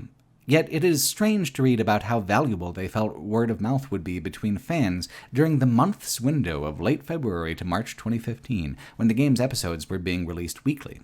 It's ironic because Revelations 2 is one of the least discussed or remembered games in the franchise. Its one gimmick, an episodic release schedule, means nothing outside of a single month in the spring of 2015. What's left is something both familiar and unfamiliar. It's new content, a new story with new monsters, but the entire game is basically assembled from the spare parts of other Resident Evil titles through the years. Borrowed motifs, borrowed characters, deliberate references and callbacks mixed with some other cliches that are new to the franchise, but old hat in any other horror context. While the absolute end of Resident Evil's middle period is 2016's Umbrella Corps, Revelations 2 is the final full campaign to wallow in the stylistic trends that Resident Evil 4 began. It's an admission that the series was in just as much of a creative rut in 2015 as it was in 2003, while at the same time, it's a refusal to do what needs to be done and make transformative changes, the way Resident Evil 4 chose to shatter the cage the series had built for itself. Revelations 2 turns instead, somehow, to Franz Kafka to save it. That's not like a joke or an illusion or even just a random lie. Each of the 4 episodes is a reference to some kind of work by Kafka. He's continually referenced and quoted in the story, and in interviews the developers talk about how they used Kafka as a kind of thematic anchor for the entire work. Revelations 2 just doesn't engage substantively, though. Its interest in Kafka is on this surface level of regurgitating quotes and references in circumstances where the application is tangential, literal, or some kind of non sequitur. The game's director, Yasuhiro Ampo, said when asked about the Kafka motif, quote, "I'm pretty sure that was suggested by the scenario writer, Satu-san. He felt that integrating a writer that exists in the real world would help ground the story in reality, and that would make it easier for people to become immersed in the game. Rev 1 similarly used passages from Dante, so I like to think that by doing this, we've established a common thread. We also tried to give more meaning to the quotes by linking the themes of Kafka's works, like The Transformation, to the story of Rev 2, end quote. The story of Resident Evil Revelations 2 is not that. It's about creepy psychic children, a sci-fi witch, a virus triggered by fear, and plenty of backtracking. The idea of a real-world writer somehow making any of that more believable or grounded just by name-checking him is strange. The Dante references in Revelations 1 felt out of place and like it was grasping for a cultural credibility it was uniquely unsuited to ever acquire. Amid the still smoldering wreckage of what Resident Evil 6 did to the franchise, this is an especially weird intellectual flex. The effect of having these references scattered around, contrasted immediately to the actual gameplay and actual dialogue, is a perplexing whiplash. This game is not Kafkaesque. It is not Kafka-adjacent. It is a hodgepodge of Resident Evil tropes too stale and characters too tangential for a mainline numbered game. It is the last gasp of Resident Evil's conspiratorial mode of storytelling. The episodic format just makes it worse, encouraging the game to chop up its already spare and confusing story into 7 staggered cliffhangers across 2 campaigns, one taking place months after the other one. Revelations 2 is a blend of Resident Evil's middle-era co-op style and a variety of A playthrough, B playthrough approaches from various titles in the early era. Each episode plays through roughly the same level twice, once from the perspective of Claire and her co-op partner Moira, and once with Barry and his co-op partner Natalia. What's notable here is that Revelations 2 is a bold, high-profile use of asymmetrical co-op, where each pair has one player who serves a mostly non-combat support role, while the other player progresses more traditionally. Claire plays just like she always has, although Revelations 2 is farther along in the timeline than any of her movie appearances. It directly follows up the 3D movies by having Claire working at TerraSave, the humanitarian project she's been a part of for years in the side media. She's older than she's been portrayed as before, more adult and composed, which is meant to contrast her partner Moira Burton. Barry Burton's estranged daughter, Moira, is a hip and cool firebrand who the kids these days can relate to because she won't stop cursing in trendy new ways. Or what someone imagined was a trendy new way. Moira's voice actress does the best she can with the script she's given, but let's dial this out a bit to her most important character moment in the entire game. Moira won't use guns, ever, throughout the campaign because of an unspoken trauma that, when it does get spoken, actually kind of makes sense why she would still refuse to use guns in a situation that clearly called for them. When she was a kid, Barry left one of his guns unsecured, and she nearly shot her sister to death with it. It's one of the most believable traumas yet given to any character in the franchise. The hinge of whether you get the good ending or the bad ending comes down to one single climactic moment.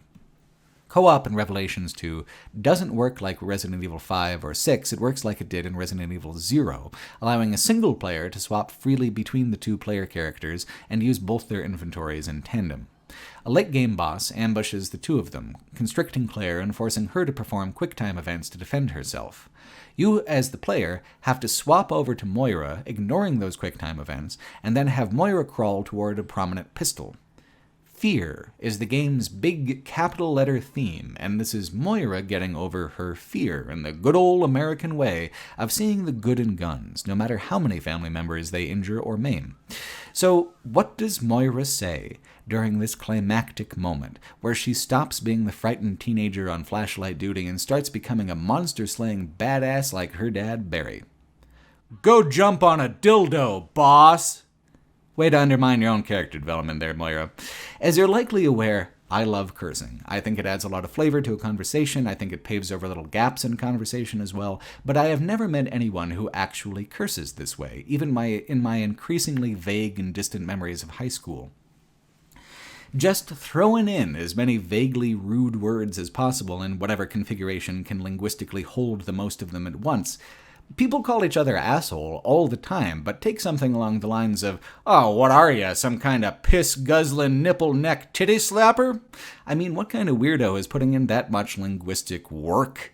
Teenage slang's defining characteristic is generally that teens hate saying the whole word of even short words. It doesn't make for a credible youth to have to work so hard to be offensive to their elders. And again, we're having this conversation right in the middle of her big character moment, on which the outcome of the whole game's story is determined, because "go sit on a dildo, boss" is such bad dialogue full stop that it's like having all the dramatic tension drained out with a whoopee cushion, not just bleeding off into nothing, but collapsing into a staccato.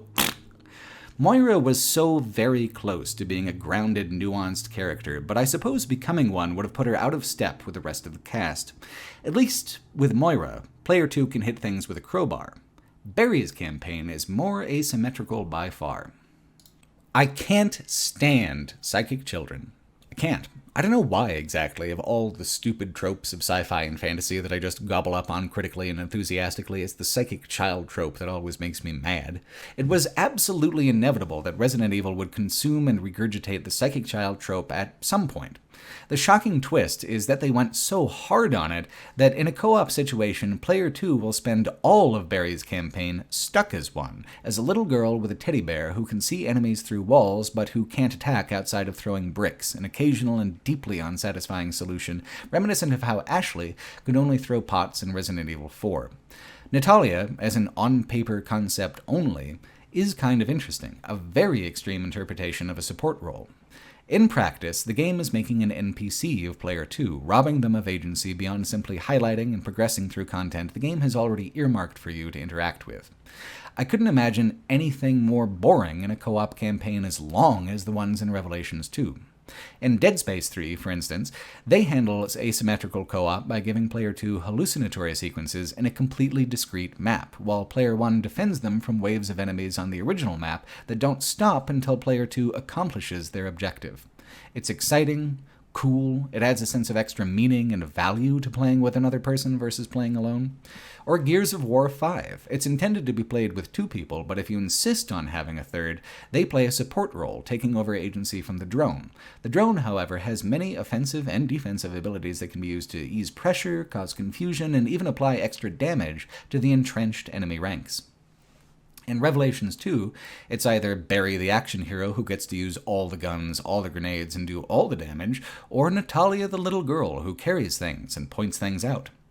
This is pretty much the only reason to swap to her, and to Moira for the most part, because Revelations 2 continues the tradition of hiding bonus items in nearly every room. Instead of a goofy visor mechanic, you need to use either Moira's flashlight or Natalia's telepathy to suss these hidden items out and make them collectible. It confers a significant player advantage. It's a necessity to at least use the mechanic here and there if you aren't willing to search every room, but having one player almost completely dedicated to the role of item finder is a bit of an insult. It's busy work, nothing more, and if you're playing single player, you still have to do that busy work anyway. The AI won't do it for you because that, of course, would be too easy. There's only one instance where the asymmetrical co-op and Barry side of the campaign justifies itself, which is when the game starts throwing these invisible monsters called glasps at you. Playing as Barry, Natalia tells you how to adjust your aim. Instead of the airy pop of a missed shot, suddenly blood erupts and chunky spurts from the shimmering air and a beast falls dead, returning the music and the screen to normal. It's dramatic and tense, and sometimes, like this instance where I got murderated on a staircase, genuinely challenging when you have to account for stuff like height differences. There are also moments like the sewer section that are well put together from a co-op perspective, with characters in alternating amounts of danger as Barry takes the low ground and Natalia takes the high ground to move him through a series of gates below. Natalia needs to mark the glasps for Barry. Then, as a single player, you need to switch between these characters to keep them both alive. If it wasn't for the fact that it's just another sewer level among many in the franchise, it would be a somewhat standout little sequence. It's better than the dual character stuff in Resident Evil 0. Revelations 2 is closer to being a good game than the first Revelations was, but it hasn't got a hook like the first game. It uses the A and B playthroughs to delay providing concrete answers in either campaign for hours on hours, and in the meantime, it's a collection of ideas the franchise had years ago, blended awkwardly with a few experimental concepts like the asymmetrical co-op. It lacks an identity. Revelations 1? Easy. Not a great game, but it's the one with 2 boats. That's easy to remember, an easy template to follow. Revelations 2? What makes it unique? What makes it different? Because it's the one with the Kafka obsession? The one where half the player characters can't fight for themselves? Lacking a core identity, it defaults to being the one everyone forgets to talk about. In saying the game lacks a core identity, I'm fighting against everything the game would prefer to come across as. It's supposed to be the one about fear.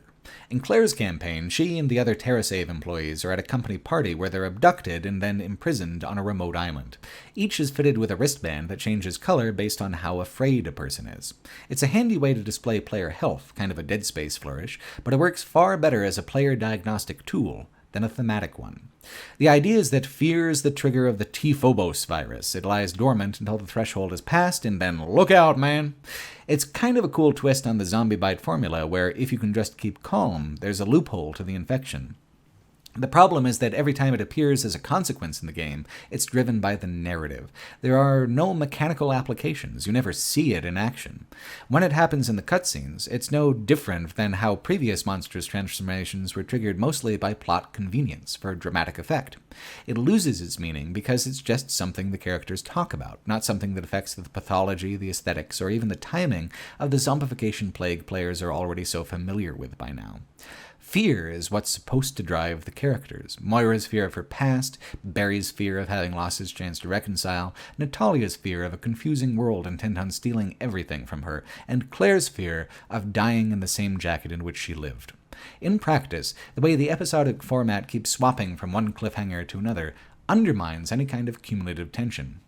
There's a question of whether Moira is dead or not in Barry's campaign, and that depends on your actions in the one scene we already discussed, but there isn't much of any uncertainty in general.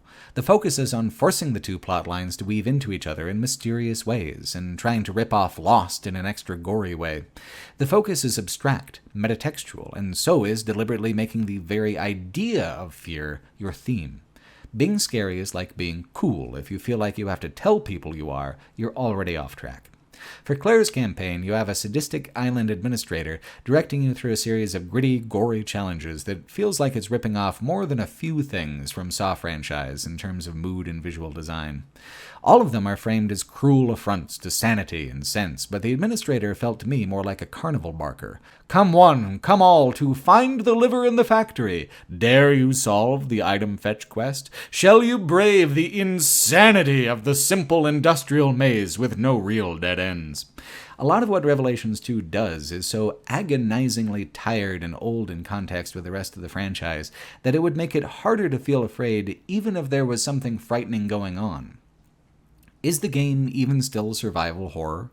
Compared to Resident Evil 5 or 6, sure, absolutely.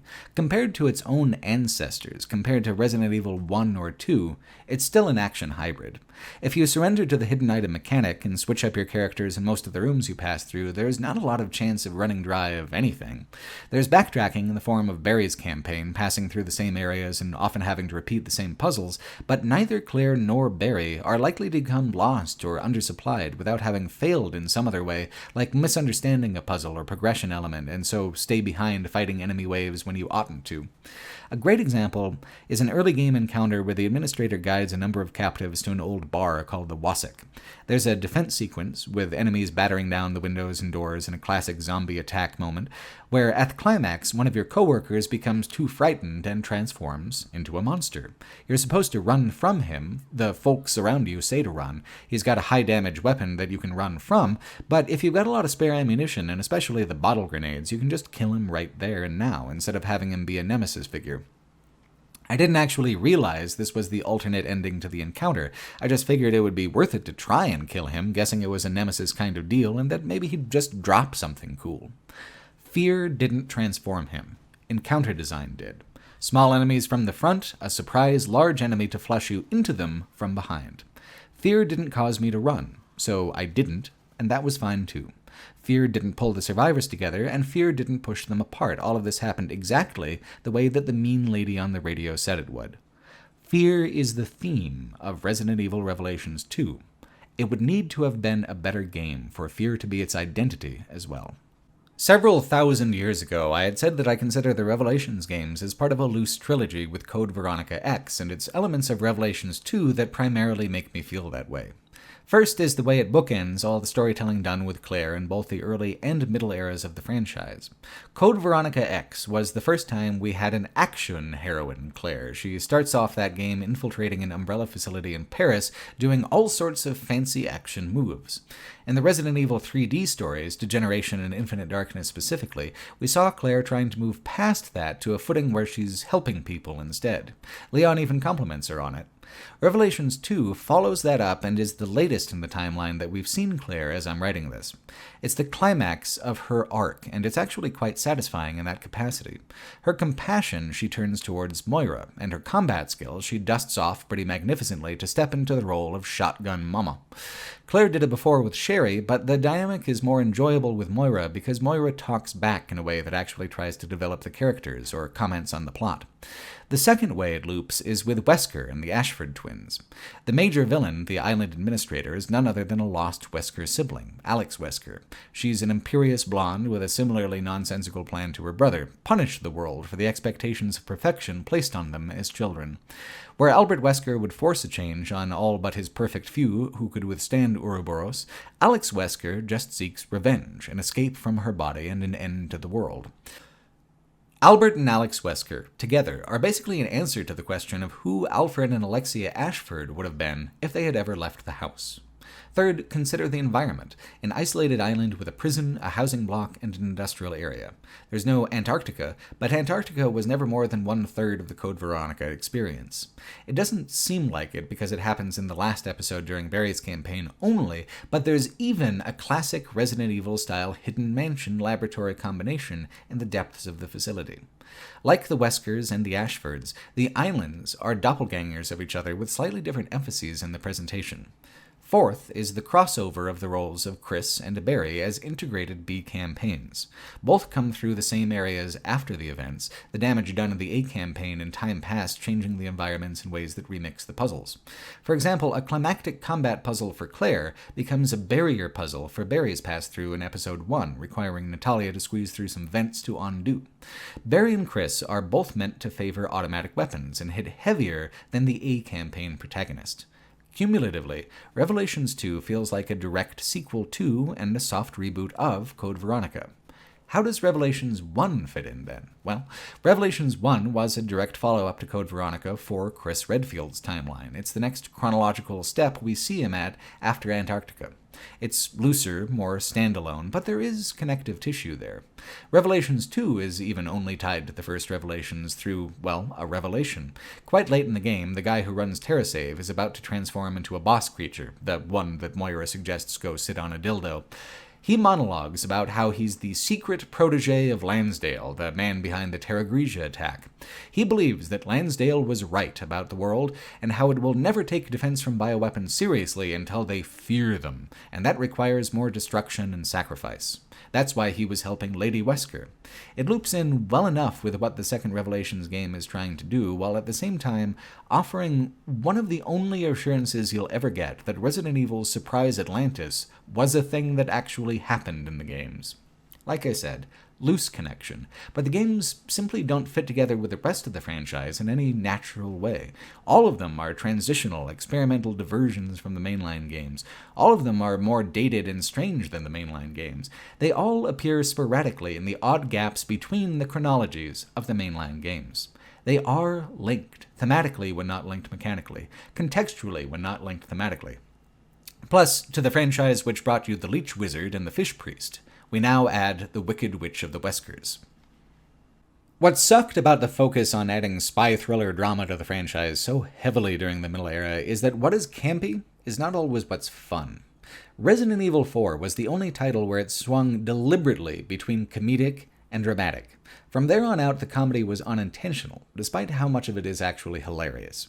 Revelations 2 does try to be serious in parts. It does want you to be invested in the cliffhangers, after all. But there's a sense, with this title at least, that what's campy is just flatly campy, and doesn't have delusions of grandeur.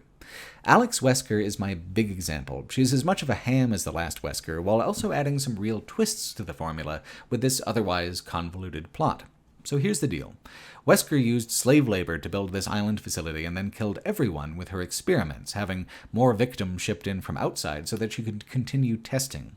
She pivoted from her T-Phobos research, the monsters featured in Claire's campaign, to a modified Ouroboros virus like her brother used. Those are the monsters in Barry's campaign. She wants to use the virus to perfect herself. Unlike Albert, who felt himself already perfect, Alex feels trapped by what she was made into. She wants to transcend to something greater. Her plan is to use Natalia as an intermediary, transforming her over a 6-month process from the scared girl that Claire knows into the creepy psychic child that Barry knows.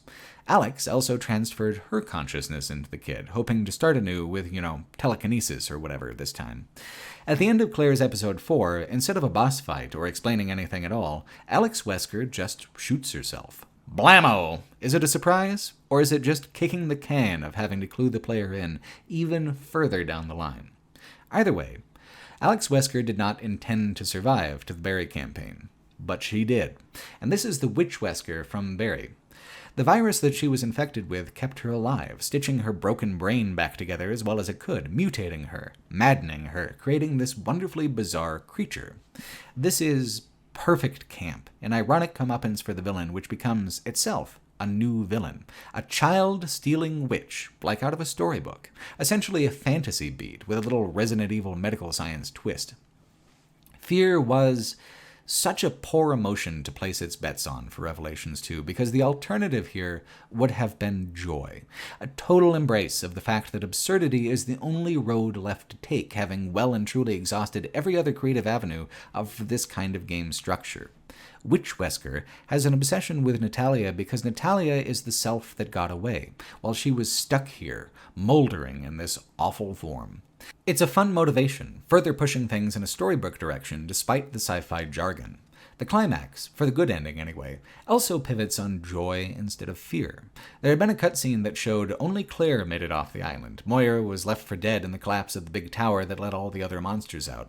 She told Barry where to go looking for Moira, starting him off on his journey through the content. Just like Barry had saved Claire with a handy helicopter rescue time after time, now Claire returns the favor. The character switching becomes incorporated into the final boss fight in a great way, where Moira and Claire provide fire support from the helicopter, and Barry fights the boss monster on the ground. It ends, of course, with a rocket launcher. Revelations 2 doesn't care enough about building a foundation of tension, isolation, and anxiety to ever live up to its own concept.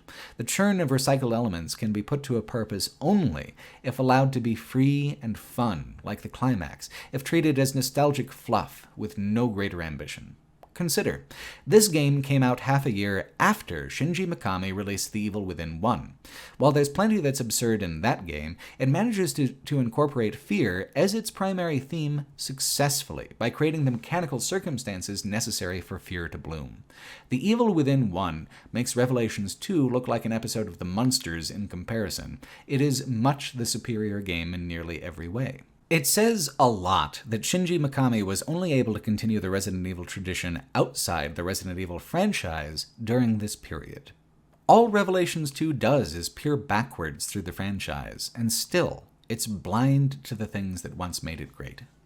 Revelations 2 has 2 pieces of major story DLC, and neither of them are worth playing. I'm going to cover them anyway, and let me tell you why. First is that I'll explain in 7 minutes what's worth knowing about them, and that'll save you 113 minutes of finding out for yourself. And the second is that I am a spiteful creature, and I want you trapped here with me in this creative purgatory of Resident Evil's middle era a little longer. I want you to suffer as I have suffered. I want you to drown with me in an ocean of thick coagulating zombie blood that has no beginning and no end.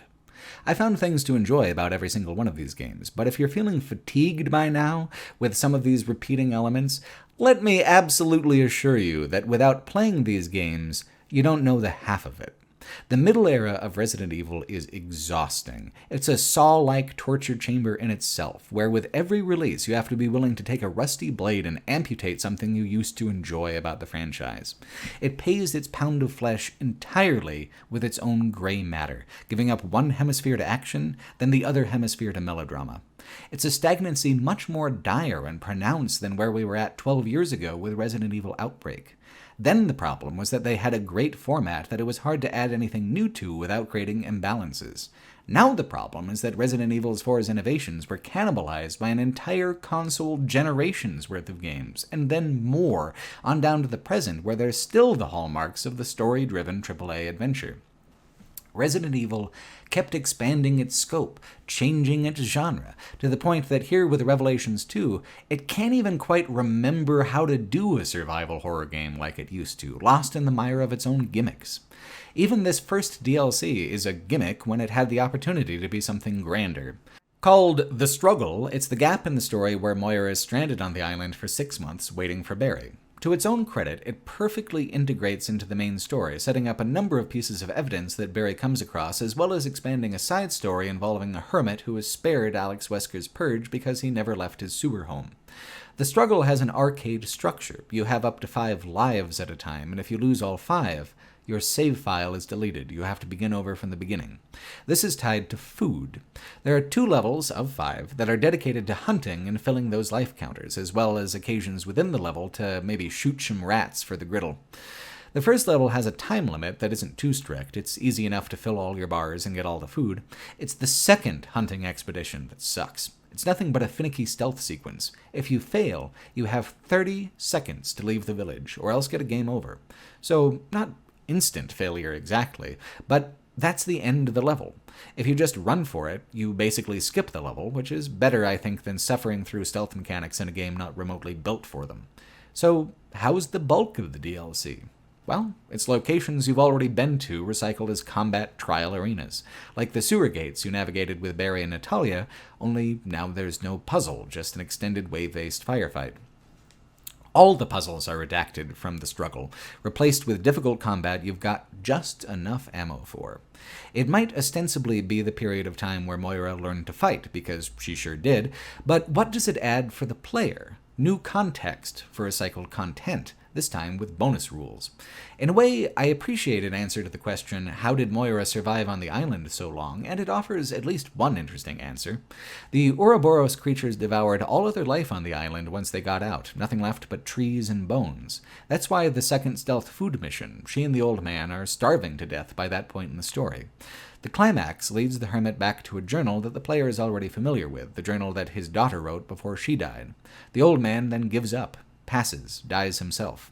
This makes Moira decide that she needs to reconcile with her old man Barry so they don't die alone, having wasted the chance. This is all meaningful and new to the story. None of the gameplay or environments are. The struggle, for me, was just to get through it. If a time trial combat trial hybrid with a story welded on isn't your speed, how about a real gimmick? How about not one Natalia, but two, with her powers divided between them? And how about, instead of 30 seconds grace period, we make every enemy encounter a true instant failure stealth sequence? The player is meant to guide Natalia across a weird dreamland version of the maps from the main game here, using Dark Natalia to start ahead and Little Miss. Dark Natalia is meant to represent Alex Wesker's consciousness trying to usurp control from the original personality. That's straightforward enough for Resident Evil anyway.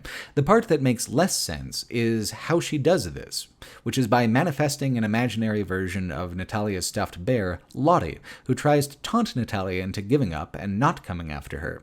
Finding a postcard from Lottie across 3 levels you're already very familiar with is the only objective of the entire DLC.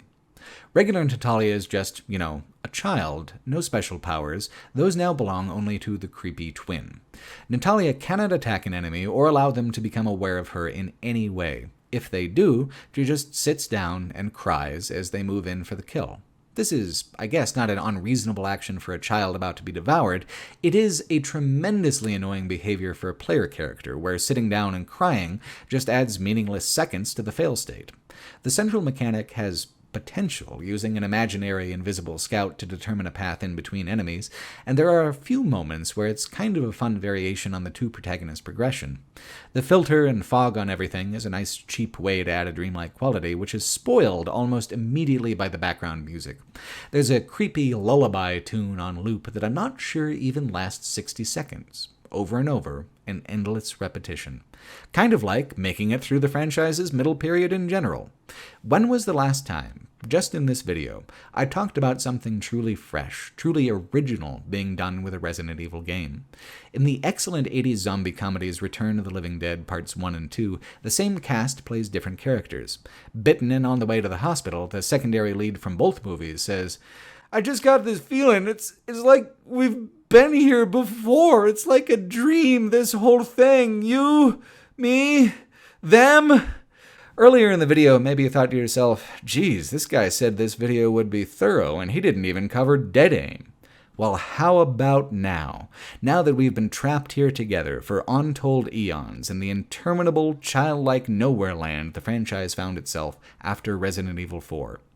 Little Miss might seem like a weird novelty that means nothing and goes nowhere, and that's dead-on accurate, but I think it well demonstrates how far Revelations 2 had to reach to find any novelty left at all.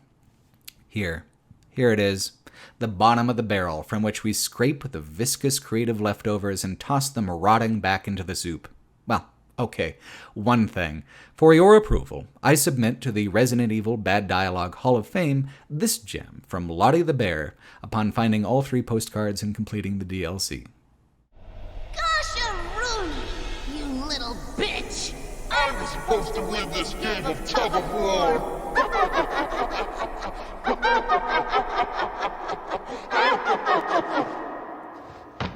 Gosha Rooney, you little bitch. Thanks for nothing, Lottie. The DLC is set right before Barry arrives, and Barry adopts Natalia afterwards. It's shown in the epilogue, however, that Alex Wesker is still in there, waiting to take over. We know this because the kid's reading Kafka. So let's consider for a moment the dangling threads available now that the Middle Era is finally winding to a close. We have 1 Wesker down and 2 Weskers left. Good old action hero Jake, who is shown in Resident Evil 6's epilogue to be a good guy after all, in the most gratingly smug way possible. And we have Alex Wesker, waiting to be reborn as a creepy psychic child who quotes books that she does not seem to have read. We have Sherry Birkin, also ran. We have a number of threads with Raymond and Jessica from their first Revelations game that the franchise has never returned to, and that's fine. We have all the tired old favorites, Claire, Barry, Jill, Leon, Ada, Chris. The old generation of characters is played out, and the new generations of characters are, on the whole, completely ridiculous to the point of being unable to support any dramatic weight being placed on them at all. We have games that are just as trapped in their new format as the early era games were trapped in their format a decade previous. The games have lost artistic credibility. They've lost their identity. They've lost a significant portion of the customers who bought Resident Evil 4 and 5. This can't be solved with bigger, louder, more expensive design. To save Resident Evil from itself, the games would have to do something almost unthinkable from a corporate standpoint. They would have to retreat from what they had become. It would have to reject what it had learned. It would have to return to its roots without simply regurgitating another copy of the Spencer Mansion. It needed to completely reinvent itself, the way Shinji Mikami reinvented Sweet Home so many, many games ago. Perhaps the greatest irony of Revelations 2 is this. In trying so hard to create a game about fear as a concept, nothing could have possibly highlighted better that fear was the thing that had been missing from Resident Evil for the longest time. It was fear that would mark the franchise's path home, out from under the cloud of its own corporate ego, and back into the thrilling darkness from which it was born. Resident Evil 7 is, to me, the most terrifying game in the franchise. It scared the absolute shit out of me, time and time again. It's unnerving throughout, underlined by tremendously well-executed jump scares and boss fights that are more actively frightening than anything I've experienced in the franchise so far. It is, hands down, flat out, one of the finest horror games ever made. And it's in very tight competition with some of the other Resident Evil games to come out over the next few years. Welcome to the revival era of Resident Evil. Congratulations. We fucking made it. What an absolutely miraculous thing it is that Resident Evil was even able to steer itself into a revival period at all. Consider Call of Duty, which attempted to break itself into sub-franchises also, and eventually pivoted into making up its own future wars to continue along as it had been. None of these brand choices hugely impacted public perception. None of them fundamentally changed how people valued the Call of Duty games or fought fatigue with the property's ubiquity. Resident Evil was able to make those changes in perception. It was able, by the time I'm writing this in 2021, to completely turn itself around to the point that it's considered one of the most esteemed, well-received, genre-leading horror franchises in gaming. Again. It wasn't just Resident Evil 7, but it had everything to do with the stylistic changes the franchise was willing to make starting here in 2017. Wilder, the game was directed by Koshi Nakanishi, whose previous Resident Evil credit was Revelations 1, one of the most outrageous, outlandish, convoluted Resident Evil games out of all of them, and one of the more disappointing ones in a lot of ways as well. It took not only tremendous restraint for Capcom to back off its stance that survival horror was no longer the market Resident Evil would serve, to realize that it's better to be the king of one thing than a fool masquerading as all things. It also took professional growth and deep introspection by the developers themselves as individuals. Plus, pop culture was changing on a broader scale. The path Resident Evil was going down at the end of its middle era was out of step with the broader culture of horror, with the amount of creative effort being put in by other intellectual properties in the genre. Consider PT, a demo for a Silent Hill game that never came out. I never had a chance to experience it, and I never will, but even as a piece of promotional material, it became famous for being one of the most innovative, medium-pushing electronic horror experiences yet made. When it was pulled from online stores, never to be made available again, that just made the flame of its legend burn brighter. That was in 2014. The Silent Hill game that it was promoting was canned, and we got Death Stranding instead, which I do not regret. This left, however, a very interesting, very unusual gap in survival horror. There was a demand, tangible, palpable demand for focused and atmospheric survival horror. Konami had stoked that demand, and then left everyone starving.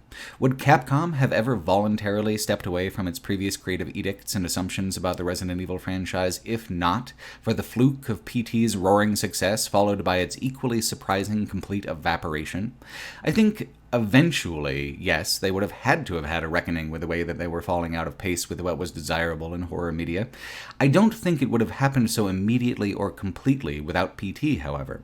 That glaring hole where Silent Hills might have been provided the business opportunity, the financial reward for so thoroughly abandoning the pursuit of the ultimate horror entertainment. What Resident Evil 7 deserves credit for is not taking that opportunity for granted. It's a hard thing to give up on a vision, even a flawed one. I'm impressed that Capcom had the courage to wipe the slate clean so totally, because from that now empty foundation, they built something artistically sturdier than Resident Evil had been for years. Even the name is a promise to start over. Biohazard. There's a sense with Resident Evil 7 that it's looped back around to the very beginning again, to a kind of parallel future remake of Sweet Home that realizes ideas that were too technologically complex for the first Resident Evil to make work, like the first-person perspective. While the choice to go with first-person came first in the development process, Resident Evil 7 was designed to be slightly ahead of the curve by offering compatibility with virtual reality headsets. In fact, the game pretty much swept most VR award categories in the year it was released. This is important because of the importance placed in turn on casual realism. In contrast to both the fixed camera angle style and the cutscene-driven style, Resident Evil 7 uses first-person for absolutely everything, allowing the player as much physical agency as possible within a controlled environment. Resident Evil 7 has ditched zombies and parasites to focus on mold as a monster. Instead of having fear as a primary theme, there's decay, creating an atmosphere heavy with dread and regret. In the middle era of Resident Evil, environmental detail and density took a backseat to the demands of co-op. Co-op calls for arenas and small mazes, areas where players can have room to move around each other and get clear lines of sight on the enemies. Now, with only a single player in mind, using a zoomed-in first-person view, detail is everything. That would not be, on its own, remarkable without the game's complete inversion of the scale of the story and its philosophy of storytelling from the previous decade of games. The scale is even smaller than that of the first Resident Evil. There's still an evil corporation with a sinister product, but that exists on the periphery, not looking at the heart of the narrative. The heart of the game primarily involves just 6 people on an isolated, dilapidated old southern manor in Louisiana. Key to the atmosphere of decay that the game wants to create is a base layer of believability and normalcy. The antagonists are a family of 4, Jack, Marguerite, Zoe, and Lucas Baker. There's mold down deep in their souls. The mold has them. The mold surrounds them. It's consumed the house, and everything sits under a black coating of grime and dust where the mold doesn't actively grow. The jumbled, bland mazes of the middle era of Resident Evil never suggested normalcy. They only rarely even suggested a logic outside of the needs of the level design. The Baker house, by contrast, is more realistically a house than the Spencer Mansion ever was. It still uses classic, instantly identifiable Resident Evil puzzle design, like themed keys and puzzles based around art objects. The rhythm and methodology of exploration is still, amazingly and counterintuitively, exactly like it was in 1996. It's the presentation that's changed. The floor plan just makes sense now. There are older outbuildings that get a little weirder, but this also fits in with their creepy age. 19th century buildings often do odd stuff, even odder as repairs and customizations add up over the decades. These buildings, too, feel like they could have been actual places, in a way that's never before been seen in the franchise. The phrase the Baker house seems to operate off of is lived in. Like it was in Resident Evil 2, every room tells a story, this time a much more detailed and focused story of one family's poisoning of body and soul. There are layers of story. The first layer, most buried, is normalcy.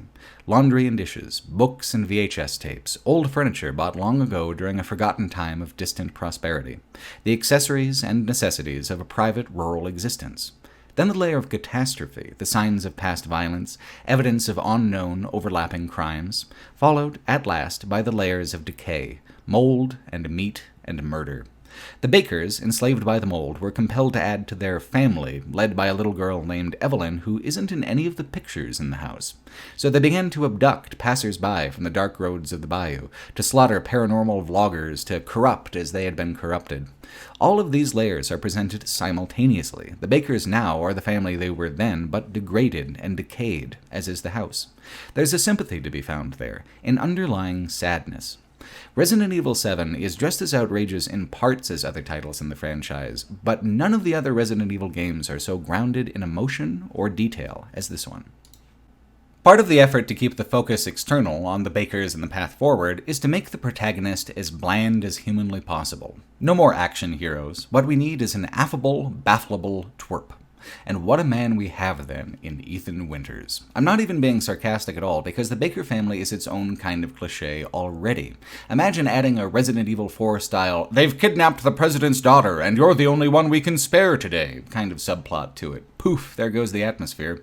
In the wonderful meta-horror movie Cabin in the Woods, it positions the basic horror movie setup as a ritual that has to be performed to keep old gods slumbering. It happens annually and is so dull the operators take bets on what monster it'll be this year.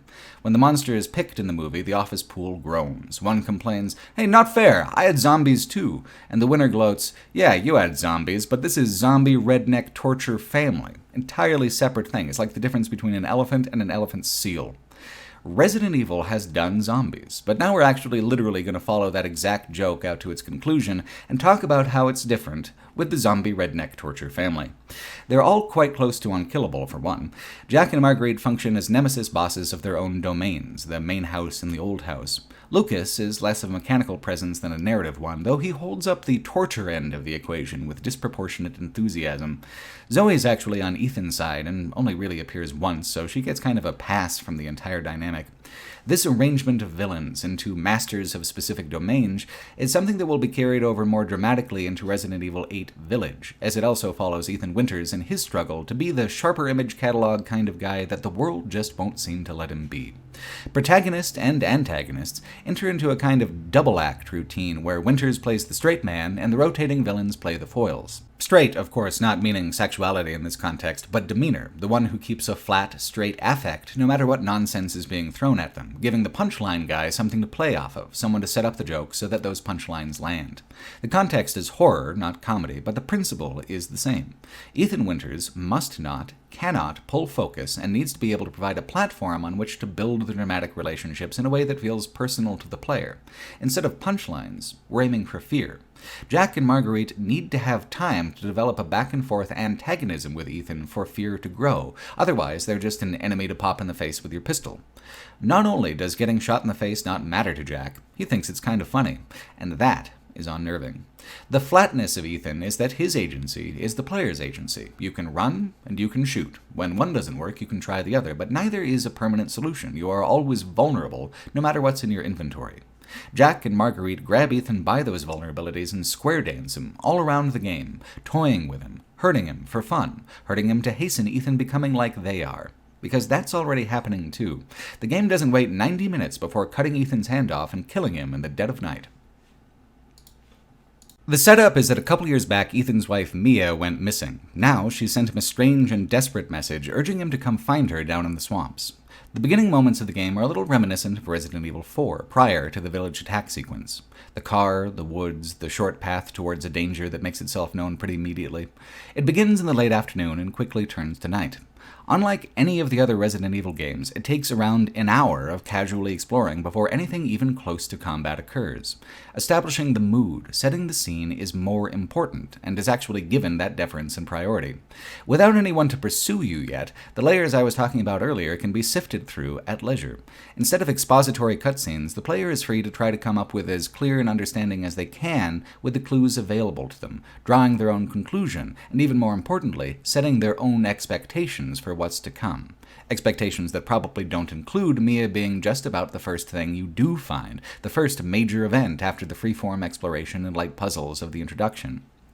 It's clearly a trap, but how? In what way?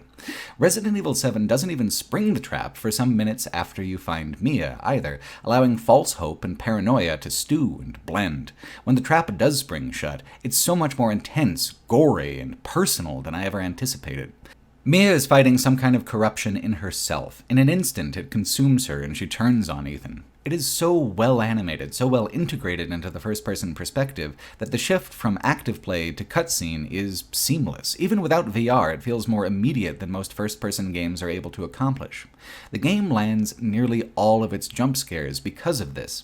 It's not a technical accomplishment exactly, it's an artistic one. Even though the fixed perspectives are gone, Resident Evil 7 shows great finesse with the one camera angle left, doing something more subtle than a found-footage shaky cam that better communicates Ethan as a physical being in the world than most games would bother with. When the player controls the camera, there's none of this effect going on. It only happens when the player is surprised by something, and then Ethan reacts to things for you after that transition to cutscene. The jump scares disguise the transition, eases the player into it. Once the cutscene is over, player control is usually given back in a moment of urgency, needing to run or to fight, wallpapering over the transition back. In third person, allowing cutscenes to take over and then giving back control is much easier, it flows better. First person assumes player agency, always, and Resident Evil 7 manages to add a cinematic flourish by withholding that agency at key moments without significantly interrupting the feel of immersion and control for the player. Back to the early fight with Mia. She won't back down, and Ethan kills her with an axe. What a great job he's done saving her so far. That's just the setup, though, not the punchline. It's shocking and sad when Ethan kills her in that moment, a betrayal of himself, his wife, and the narrative direction. The game lets you sit with that for a while as you do another puzzle. Then Mia returns, fully aware of what happened and eager to do the same to you.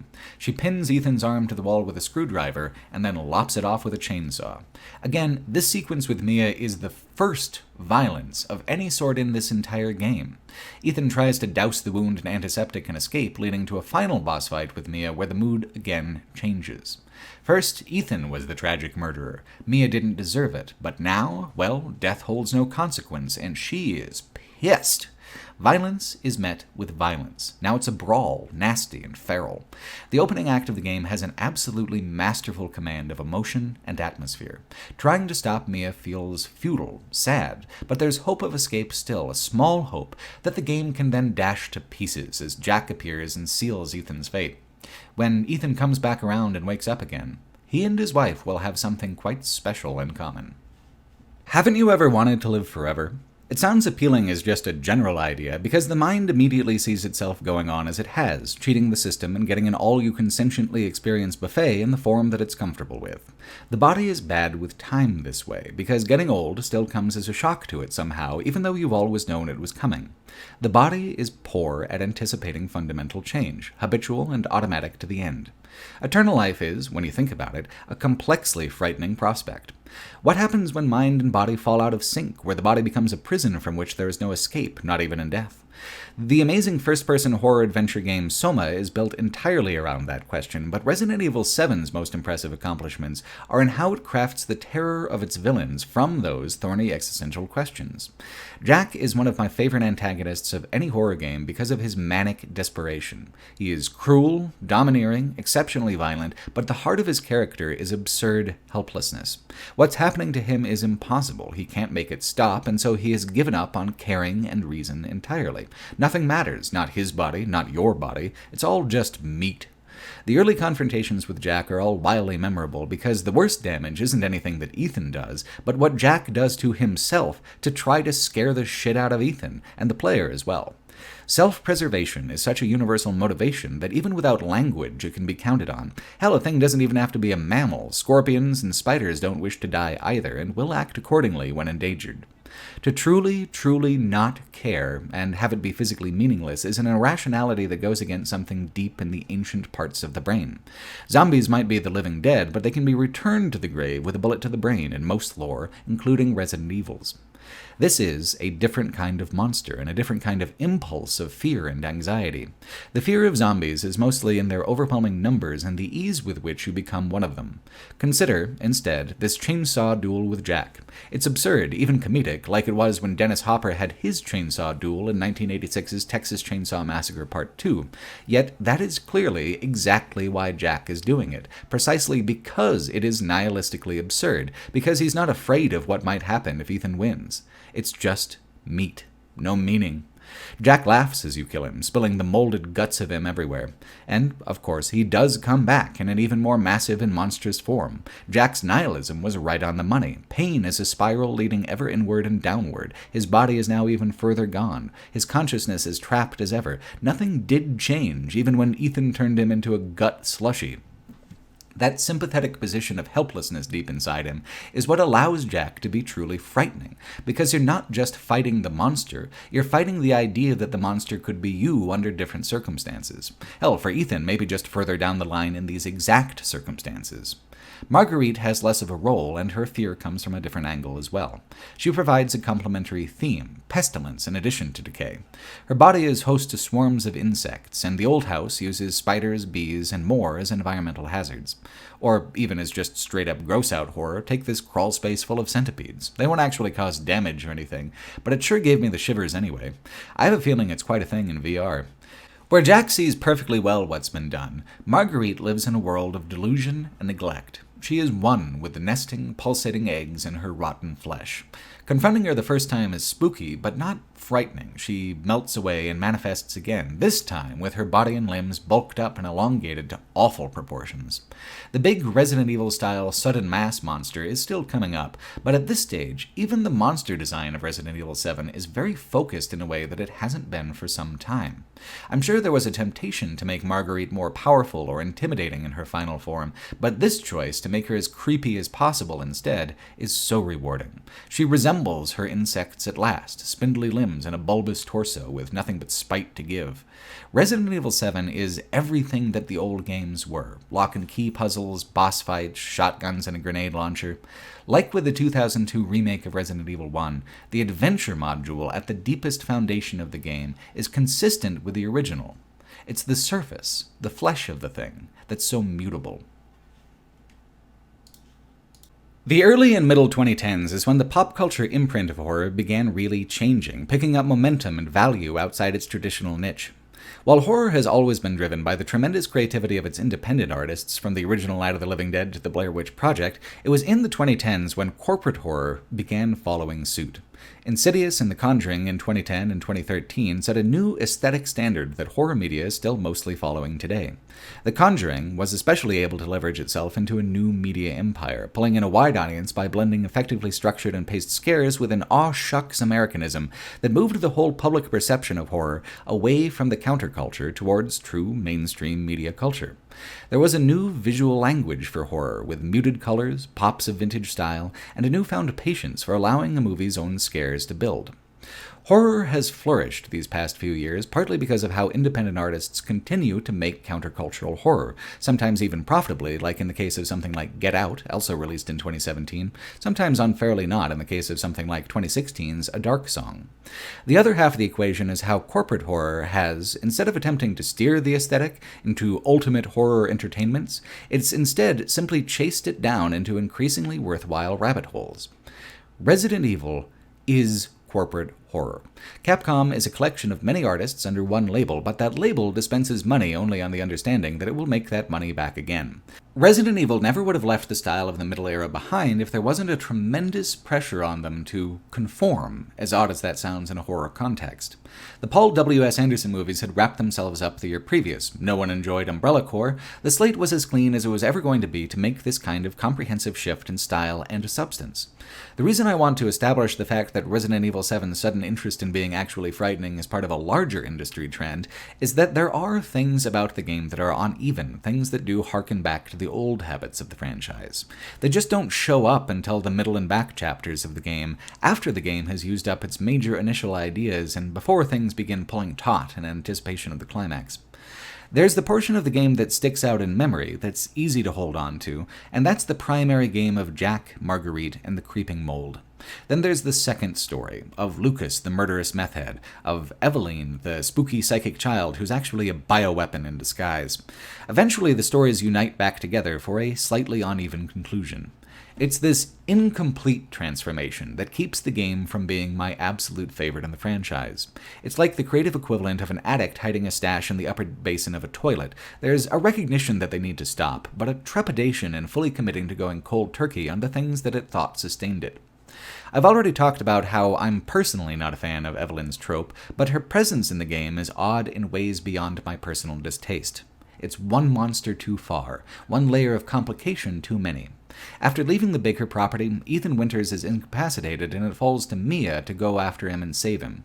Like way back in Resident Evil 3 Nemesis, Mia is a surprise secondary action protagonist, like Carlos was. This is the portion of the game where bioterrorism, an international connection, and corporate science re-entered the picture. I don't think Resident Evil 7 needed any of those things, yet it seemed to feel that it just wouldn't be a Biohazard without them. Lucas and Eveline both come from slightly different subgenres of horror, ones that are driven more by style than by emotional connection. Lucas especially, who's a crazed tormentor type figure. The difficulty with Lucas is essentially that he's a ripoff of various Bill Moseley roles, and if they were going to go that far, they should have just gotten Bill Moseley himself to do it. I'm entirely certain he would have said yes. Moseley, if you don't recognize him by name, you will surely recognize by voice. His first role was as Chop Top in Texas Chainsaw Massacre 2, but he played close to the same character in Rob Zombie's gore and sleaze-drenched Devil's Rejects trilogy. Movies like House of a Thousand Corpses only work when you do not have an emotional connection to them, when you take what's in front of you as a cartoon carnival of the worst possible human impulses and personalities. Abstraction is key to the appeal of torture and gore-driven horror media. It's not that watching people get tortured is a huge draw for audiences on its own, it's that fiction provides a comfortably safe area to explore what-ifs in a way where no one actually does get hurt. In Resident Evil 7, you come across a few different VHS tapes that are actually small interactive chapters of their own. In the first one, a group of paranormal YouTuber types gets captured and murdered. In a later tape, Happy Birthday, Lucas is still toying with a surviving member of that group, Clancy. Lucas has constructed a multi-step escape room where, in accordance with the tradition of movies like Saw, every step towards freedom inflicts some kind of pain. The freedom is a lie, too, of course. The end result is that Clancy set up all the Rube Goldberg pieces necessary to burn himself to death in an inescapable blaze. The interactivity of this sequence even better illustrates the what-if aspect than a movie would. If you were in a situation like this, could you outsmart it? I could not. I would have burned myself pretty crispy. We're abstracted through the lens of Clancy, through the distance of the videotape flashback, through the understanding that nothing in a video game is real. These abstractions allow Clancy's suffering to be interesting. Rob Zombie movies, for example, have too much rape in them for me to find enjoyable at all, but the thought exercise at play in them is, who is the absolute worst human being I can come up with, besides Sid Haig, who already said yes? Any kind of sympathy or empathy causes these movies to stumble, to falter, which is why they're pretty niche. I couldn't get into the Saw movies for the longest time until I read an article on Gizmodo in 2017 by Jermaine Lucier, where he talked about how he started viewing them as the meanest, nastiest soap operas ever made instead of horror movies, and that shift in perspective allowed them to work for both of us in a way that they hadn't before when I took them more seriously. When I added yet another layer of abstraction, of distance, I understood the Saw movies better. Not all gore-driven horror has to work that way, and in fact most of Resident Evil 7 does not. It's the way pity and terror interweave that makes Jack and Marguerite effective villains. Lucas doesn't inspire pity. He just sucks. Everything he does is obnoxious, by design, murderously obnoxious, and that's the Bill Moseley touch. Look at this jackass go, Jesus wept, is the only wavelength of connection that actually works for those sorts of characters. Clancy's death in the Happy Birthday tape is also instructive to the player. You go through the puzzle again as Ethan, but now you know how it works, and this time you can turn the death trap into a way to break the maze you're in and escape. Breaking the maze settles things with Lucas. His domain is complete. You won't get a boss fight with him until the DLC. Lucas's chapter is where the game feels like it's slowing down and sputtering out a bit, and that's not anything to do with the length of the game or the level design. It's because the immersive atmosphere of horror in the first half is incompatible with Lucas's construction as an antagonist and the horror tradition of extreme abstractions that he represents. Evelyn and the mold are one, but the mold is a better aspect of the creature by far. Only Evelyn's motivation and how her obsession manifests in the being she's infested are compelling aspects to me. It doesn't make a lot of sense, but the mold is a weapon with a centralized consciousness, tricked, somehow, into thinking of itself as Evelyn so it can be controlled by its handlers. Mia left Ethan to work for the mysterious criminal organization who traffics in these things. She was one of the mold's handlers, but the boat washed up on the bayou during the storm, and here we all are. Mia's whole chapter takes place on the wrecked ship, in both present-tense exploration and flashback action sequences, but the ship is just not as interesting a context for the mold monsters as back at the Baker house. You first encounter the mold monsters down in the basement, among rooms with driver's licenses of various years and states tacked onto the walls. Some of the monsters are even kept in drawers with their name on them, kept there as punishment for trying to escape when they still had the willpower to try. It makes each monster feel unique in some way, even if, as standard enemies, they are not. Each was once a driver's license on the wall. They are finite. They seem to have taken a long time to get that way. On the ship, it's shown that it doesn't even take that long at all to turn into a molded, and there's a mysterious amount of the molded, as many as the game needs, really, for which you have fully automatic weapons to put them down with. They move from being framed in a way that makes them tragic and individual, to the way that standard zombies work, a horde of faceless enemies being used as an obstacle. That's not to say they aren't still fantastic. The way they move is especially commendable because it must have taken ages to figure out how to make something shamble aggressively the way they do. The molded feel more broken, twisted than zombies, and also more dangerous. Extra teeth, fewer weaknesses. While the mold is certainly fantastical, it doesn't feel supernatural. Evelyn does. She's a projection, a mirage. Even though she's later placed alongside the mold as part of the real world and not the spirit world, it's still introducing another genre element that's contradictory to the initial approach. A spooky ghost child introduces the possibility of the supernatural. Denying the supernatural later just begs the question of why Evelyn is the way she is at all, why she had to take the form of a well-known cliché instead of something sorrowful and disgusting like the mold monsters. The other thing is that Evelyn is actually two characters, in another superfluous twist. This twist I kind of liked, however. There is another member of the family, a catatonic old woman who sits in a wheelchair. She can't be tempted to acknowledge you at all, but she appears all over the house, at strange times and disconcerting places. This is Evelyn's physical form.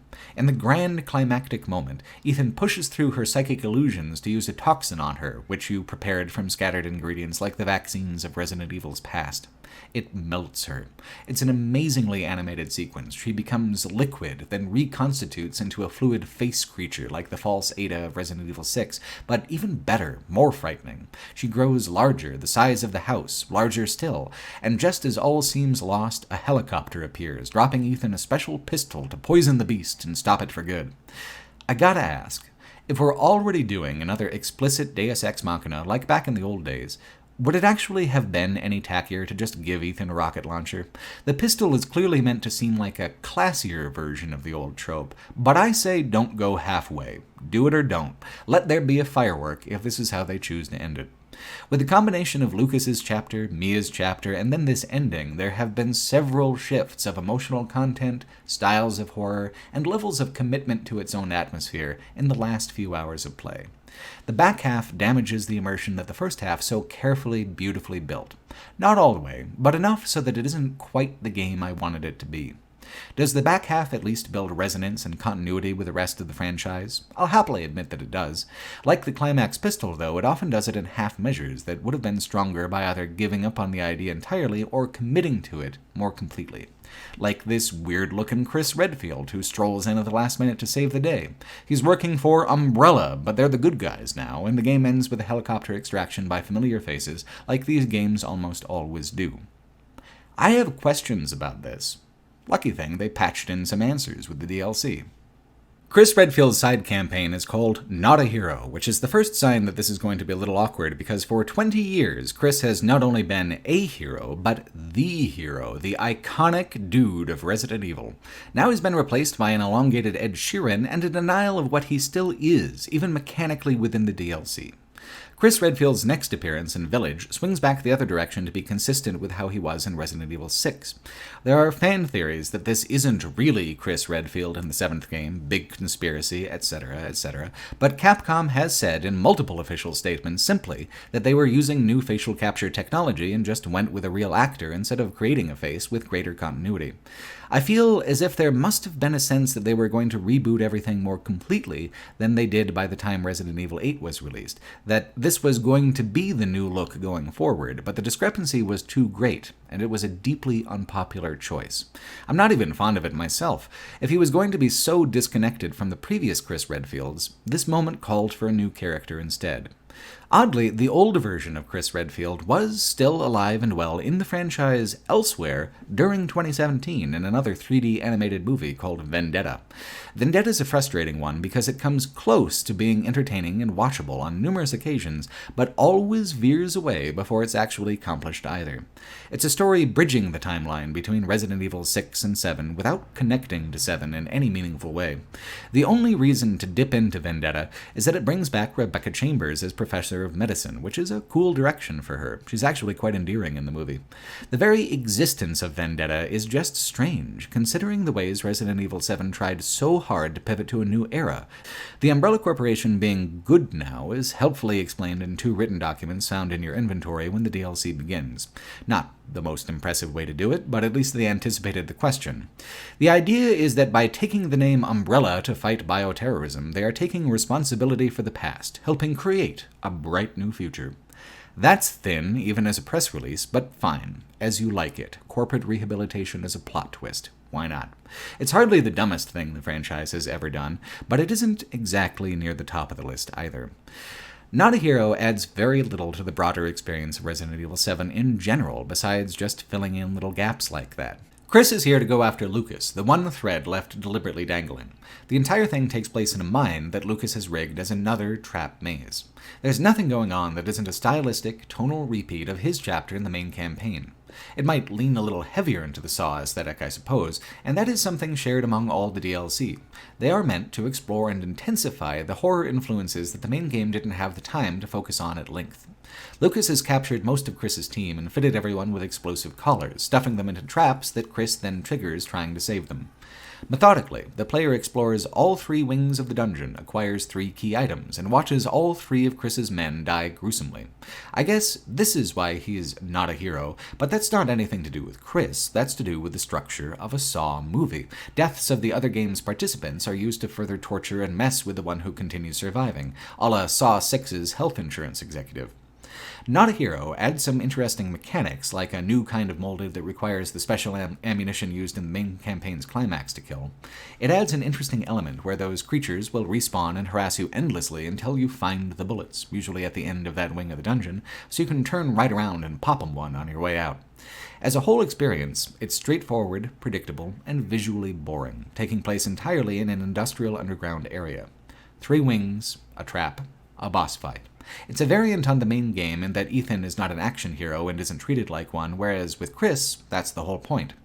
So, how is Resident Evil 7 as a shooter primarily, not a survival horror title? Adequate. Nothing more. If we're going to lean into Lucas being a representative of the Saw aesthetic, let's go all the fucking way. Let's play a game. I'm partial to a little blackjack myself. A lot of the DLC for Resident Evil 7 is in several very short experiences called Banned Footage Volumes 1 and 2. One of them is an endurance mode versus the molded in the basement, and I'm not too interested in covering that because I haven't covered any of the arcade modes. But in other 3 are a narrative, and represent fascinating attempts to try to add more flavors of horror media to the package. In 21, Saw isn't the reference, it's the exact template. Clancy and Hooded Stranger have to face off through 3 consecutive rounds of high-stakes gore gambling. Round 1 is fingers. I lost 1, he lost 2, then I raised the bet to 3, and we tied, so we each lost 3 fingers, him losing his last, and moving the game to round 2. It's exactly the kind of contraptions that Saw would have, with the same rusty, dilapidated aesthetic, the same cavalier tone where the audience wins, no matter who loses. Round 2 is Electric Shocks. Not as dramatic, but allows for more betting to actually have a round where the game is the focus. On top of regular 21 rules, there's modifier cards you can play against your opponent, and your opponent can play against you. It's actually a fun variant. I love playing regular blackjack, so the whole idea was an easy sell for me. You kill your opponent to see round 3, where Lucas uses the corpse like a puppet to play a final round. A spinning wheel of knives moves towards you or towards the corpse as you bet in increments of its movement. Lucas, of course, cheats at the end. The only way to survive is to use a special card that forces your opponent to draw the best card possible for them. Since Lucas is already sitting at 21, that's a bust. It's as much of a twist ending as a game of blackjack can have. Poor Clancy. He's still got Happy Birthday to endure after this, and another one of the banned footage as well. My favorite is this next one, Bedroom, which seems pretty much explicitly like a riff on the 1990 movie adaptation of Stephen King's Misery, with a few classic Resident Evil touches sprinkled on top. Misery is about a writer, Sheldon, who crashes his car in the snow and is found by an obsessive fan, Annie, who forces him to rewrite the ending of a book series the writer had hated and continue it for Annie's benefit alone. Sheldon is injured from the crash and can't much object. In the movie's tensest scene, he temporarily escapes the bedroom he's trapped in and attempts to escape. She comes home early, so he has to scramble back into position. He remembers to put everything back into place, except one goofy statuette set down facing the wrong way. For this, she breaks his ankles with a sledgehammer and a block of wood. It's fucking brutal. In this video game version, Marguerite will play Annie, and Clancy, poor Clancy, will play Paul Sheldon. Like at the dinner scene where we're introduced to all the villains formally, Marguerite is trying to feed you the poisonous foul dishes made using the mold. After she brings you a tray, you can pry your manacle loose and explore the room. It's an escape room, basically. One puzzle solution directs to another puzzle, and so on until the exit has been unlocked through a long chain of interconnected object puzzles. Once you arrive at certain steps in the process, there will be no way forward except to make a loud noise. A timer then counts down. Marguerite comes up the stairs, and you must put everything exactly back as it was. You get one single failure, like, for example, if you try to open a stuck drawer and it permanently breaks. It is such a tense setup. The art and key puzzles are classic Resident Evil style, but the emotions and aesthetics are all new to Resident Evil 7. Clancy escapes, but not for long, as this scene leads to the basement endurance challenge, followed by 21, followed by Happy Birthday, which is where his path ends. The last DLC worth covering is a prequel called Daughters, taking place from Zoe's perspective on the night they all discovered Evelyn and the horror started. The idea is to go in the opposite direction from Not a Hero, to take away all the tools you have for fighting back, forcing you to sneak and run. The problem with Daughters is that it's more interested in the mechanical variant part than the effective prequel part. It's interesting to see the Baker house clean, and certainly a novelty to see them being kind to each other, but the scene is momentary and slight. It only lasts as long as it takes you to bring Evelyn a towel and a fresh set of clothes from the laundry room to where she is upstairs. I already talked about how the molded in the Baker house were better monsters than how they were portrayed in the ship, because the suggested time frames for how things going downhill were longer. Happening immediately just didn't have the hook for me that a slow corruption does. Unfortunately, since immediate infection is canon, that's how it works here in Daughters. The Baker family is destroyed in the space of about 180 seconds. The time it takes for Zoe to leave the bathroom, her father yelling for her to get a rope, and then to come back with the rope, her father now carving huge gashes in his flesh in a snarling rage. The Amnesia Outlast style of first-person horror had been popular for years before Resident Evil dipped its toes into it with this DLC, and like with Resident Evil Survivor compared to House of the Dead, it is a good thing that Resident Evil is what it is and doesn't aim to copy the trends of other franchises. Being able to fight back is an immovable part of Resident Evil's identity. Taking it away is fine for a quick diversion, but Daughters is already too compact in its narrative for the simplification of its mechanics to feel meaningful. There are two endings, but both arrive at the same place in different ways. Bad ending has you being cornered in the garage. Good ending ends with a jump scare in the trailer. Only thing missing is an ending with Janitor Andy. Zoe is the last remaining untied thread of the game, and the DLC to tie it off is by far the most ridiculous and bizarre of the bunch, besides novelty arcade modes like Ethan Winters Must Die and Jack's 55th Birthday, which is, I guess, notable for putting party hats on the molded. End of Zoe is the end of Resident Evil 7. And yet, it's not based on any piece of horror media. It's based, as near to anything else, on Jerry Reed's 1970 country super hit Amos Moses. You play Joe Baker, not to be confused with Joe Don Baker. This lost uncle lives out in the swamps, wrestling alligators, eating crawdads for health. He's come back to rescue Zoe, who's turned crystalline for reasons I don't understand. There's a choice of whether to save her in the main campaign, but only the choice to leave her behind is canonical, so that Joe can find her and cure her in this DLC. The Umbrella team that Joe attacks would have cured her anyway, but this is personal to Joe, and there needs to be a game in here somewhere. Joe sets off to find the cure the only way he knows how, with 2 fists and an overpowering body odor. Rather than focus on horror of any kind, End of Zoe is a first-person brawler. There's 2 attack combos, a light attack and a strong attack, but this DLC is explicitly 90 minutes of punching molded in the face and chucking spears at gators down in the bayou. I feel like this is the moment Resident Evil 7 punches the boulder, or everything in your path, as the case may be. The stereotype is so ridiculous, it's like putting a character who's just literally Crocodile Dundee in an Australian horror setting. It is the broadest possible way to include the regional cliché. It's funny because of how cartoonish Joe is, and as a big Jerry Reed fan, how obscenely well he matches up to Amos Moses.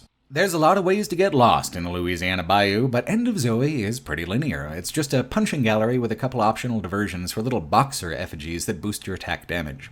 You're stalked from the beginning, though only ambushed at predetermined points, by a hulking pile of mud called the Swamp Man, which riles Joe since he's the Swamp Man, and this swamp ain't big enough for the both of them. The monster is revealed to be what's left of Jack after the third beatdown you give him, as he kidnaps Zoe and sends Joe to the bottom of the brackish water. The creature design is solid, but at this stage you might be wondering why this DLC even exists. A beat-em-up as a way to cap off the story that's the most effective horror the series has managed in an age? Virtual reality is the missing ingredient. With a headset on your face and 2 controllers in your fists, you can just go to town in a way that doesn't come through at all on a regular PC, where you're just clicking the mouse over and over. VR considerations seem to have influenced a lot of the banned footage stories as well, looking back, 21 and Bedroom especially. End of Zoe is an instance where it's almost insultingly pointless to even play it without the VR component. It's better, certainly, than something like Little Miss for Revelations 2, but equally as tangential. Eventually, you get a power gauntlet for extra ridiculousness. I guess it might be cathartic to get to give monsters that used to be frightening the old 1-2 for over an hour. I didn't find it that way myself.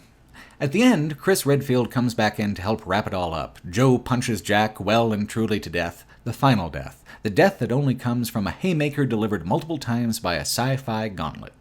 A storybook ending, really. End of Zoe is quite an artifact because of what a regression it is in tone and substance, back to the days of novelty at all costs and damn the atmosphere. Most people did not play End of Zoe, and it had no real impact on the public perception of Resident Evil 7, but it's something to keep in mind when considering some of the ways that Resident Evil 8 Village begins to lean towards camp over terror in places that contrast to this game. The seeds are already here, pounded into the soil by Joe Baker's thunderous blows. The 2019 remake of Resident Evil 2 goes much farther than the 2002 remake of Resident Evil 1 did. Huge chunks of the game are entirely new, and what's transferred over has been expanded on in really robust, meaningful ways. The core of the game remains the same. The police station full of puzzles, Leon and Claire A/B playthroughs, the Birkins, the nest, escaping with Sherry. With the exception of the basic police station floor plan, which has been lovingly preserved, the connective tissue that unites all of these narrative elements and events is like a whole new game. Astonishingly, it's a better game. It's not just because it's been over 20 years since the last one, it's that the remake of Resident Evil 2 is masterful at identifying what was memorable in the art and design of the last game, and refusing to leave any of it behind. The things that were replaced have been replaced with things that serve the same mechanical or dramatic function as the original element. Things that were left behind were only the things that could be discarded without regret, like solving the same crate puzzle in the sewers with both Ada and Sherry. The 2002 remake of Resident Evil was, mechanically and experientially, the same game as it always was. The 2019 remake of Resident Evil 2 is a true modernization. It contains much of the same game, but the experience is utterly transformed by the new systems, features, and art style. When I talked about that older remake, I talked about how it felt like layers of the same game invisibly stacked on top of each other. This game, let's just use Remake 2 for short, is layers of many Resident Evil games stacked on top of each other, not just its own iterations. It is my favorite game in the entire franchise because it carefully chose the absolute best parts of its many disparate selves and united them into one shockingly cohesive horror experience. Consider, the combat here has almost nothing to do with Resident Evil 2 and everything to do with Resident Evil 4, both in perspective and rhythm, yet it manages to maintain the exact same tone as Resident Evil 2, sharper even. Environmentally, it uses the same engine as Resident Evil 7, and despite not being in first person, the level of detail is equally impressive. It has all the same little details of environmental storytelling that Resident Evil 2 used to, in the same places they were before, but made even more luxuriously lush by lighting and effect systems that are light years beyond what even horror movies were generally doing in 1998. Remake 2 isn't just my favorite Resident Evil game, it's one of my favorite pieces of horror in any medium. It's a fascinating combination of cutting-edge modern presentation stacked on top of the 90s puzzle box design that made classic Resident Evil so distinctive. It's not even necessary to play any other Resident Evil game to be able to fully engage with Remake 2. It doesn't require prior knowledge, it feels fulfillingly complete, and it has a greater sense of confident style than nearly any other survival horror game on the market. The closest survival horror experience I've had to it is with Alien Isolation, which adapted its inspiration into something that was a terrifying and beautiful exploration of the source material's original emotions and themes. I feel like that kind of accessibility for people outside the regular fanbase had to have been a major focus for Remake 2, part of the plan to rehabilitate the franchise name. It was a fan favorite 20 years ago, but putting in the careful effort to actually make it as progressive and impactful as it was 20 years ago in a modern games market is just miraculous. Remake 2 doesn't have anything that is, by itself, new, yet it feels completely unique in multiple interlocking ways. The gulf of technical difference between the 1998 game and the 2019 game is so large, yet the creative affinity between the two so strong that it's a transformative leap equivalent to how the first game adapted Sweet Home all over again. Let's start by talking about the gore. The engine that Resident Evil uses for all its games so far in the Revival era is one of the few engines specifically tailored for horror, with such a focus on the deformation and textures of flesh. The gore in Resident Evil 7 had been impressive, nauseating in places, which is tricky to actually convey in a game. Resident Evil 2 pushes it even farther by pivoting away from the fantasy gore of the molded to the classic grindhouse gore of regular old traditional zombies. Why does gore matter? Because it's a major part of the visual language of zombie media.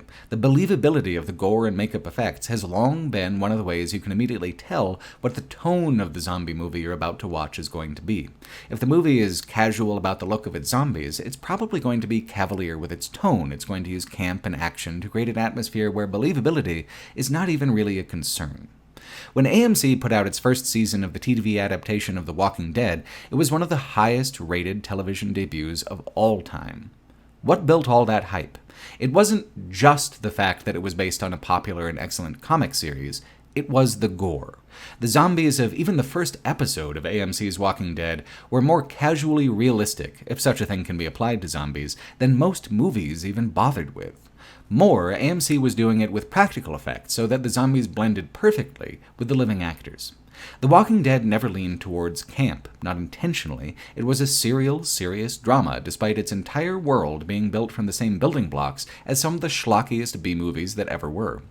Visual credibility allowed a serious mood. A serious mood allowed more complex storytelling. More complex storytelling cemented the sense of the world as being dynamically real. Consider the original Dawn of the Dead. It's got zombies that are mostly just gray makeup. They're not very individually convincing. The tone doesn't attempt to be fully serious when the zombies aren't fully credible. Dawn of the Dead is a satire instead of a drama. It contains moments of fear, loss, and pain, but fundamentally it's treating the zombies as an idea and not a fact because they come across that way, and it's more creatively productive to incorporate this underperformance than to fight against it. The zombies of the 1998 Resident Evil 2 were that way as well, not truly convincing, not really trying to be. Remake 2 has zombies that seem plausible, tangible because of the fidelity of detail, the quality of animation, and the ragged monstrousness of the gore. If they look real enough that you can reach out and touch them, there is a sense that they could reach right out and touch you back, and those are the illusions from which the best horror is born. Gore is also the key difference in tonality between Remake 2 and Resident Evil 4's combat systems. They're both bloody, but the deformation principles in Resident Evil 4 are simpler, more primitive. Resident Evil 4 was about the mob, the crowd, a tide of enemies. Classic Resident Evil zombies are a little different because they're more individually dangerous. They're hard to put down, harder to make stay down. It takes enough of your limited ammunition that you need to consciously choose to fire at one. When there is a mob, they are incredibly dangerous. Even just 2 or 3 zombies is all the game needs to present the same kind of pressure and anxiety that the mob of Los Ganados created in Resident Evil 4. The gore system makes their bodies very visually, mechanically reactive as they come towards you, while vastly intensifying the anxiety and horror when they're still coming after you, despite blowing gaping holes in them. The damage you do, the agency you have, is eminently visible on the antagonistic flesh shuffling towards you.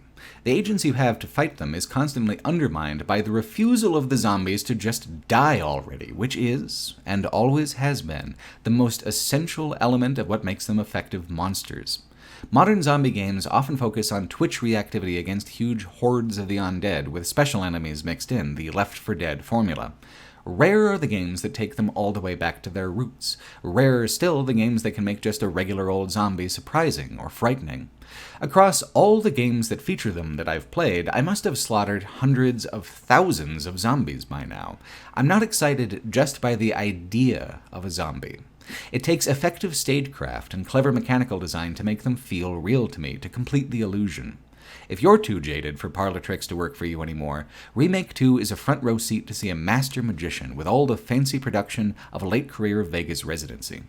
Perhaps the most remarkable transformation isn't simply that they updated the combat system to be in better compliance with modern expectations, it's that they updated the script to modern expectations as well, without leaving behind anyone's characterization or the basic plot beats. Why not start with the fact that Annette Birkin seems like a real human person now? The reason she seemed like a stereotype before is that all there was to her were hastily sketched details that were all negative in their own predictably cliché way. With an actual moving face, an excellent voice actress, and a vastly revised script, she has enough concrete characterization to come across as a real individual. She's still the same terrible parent, but instead of being petulantly so for no good reason, she's seen here as being emotionally callous, sociopathic in an impersonal way, where she simply doesn't see anyone as being really real, including Sherry. She actually has a character arc informed by regret, driven to appeal to Claire to help her right the mistakes she has made, persuaded to give Sherry willingly to Claire in recognition of the pain she's already caused.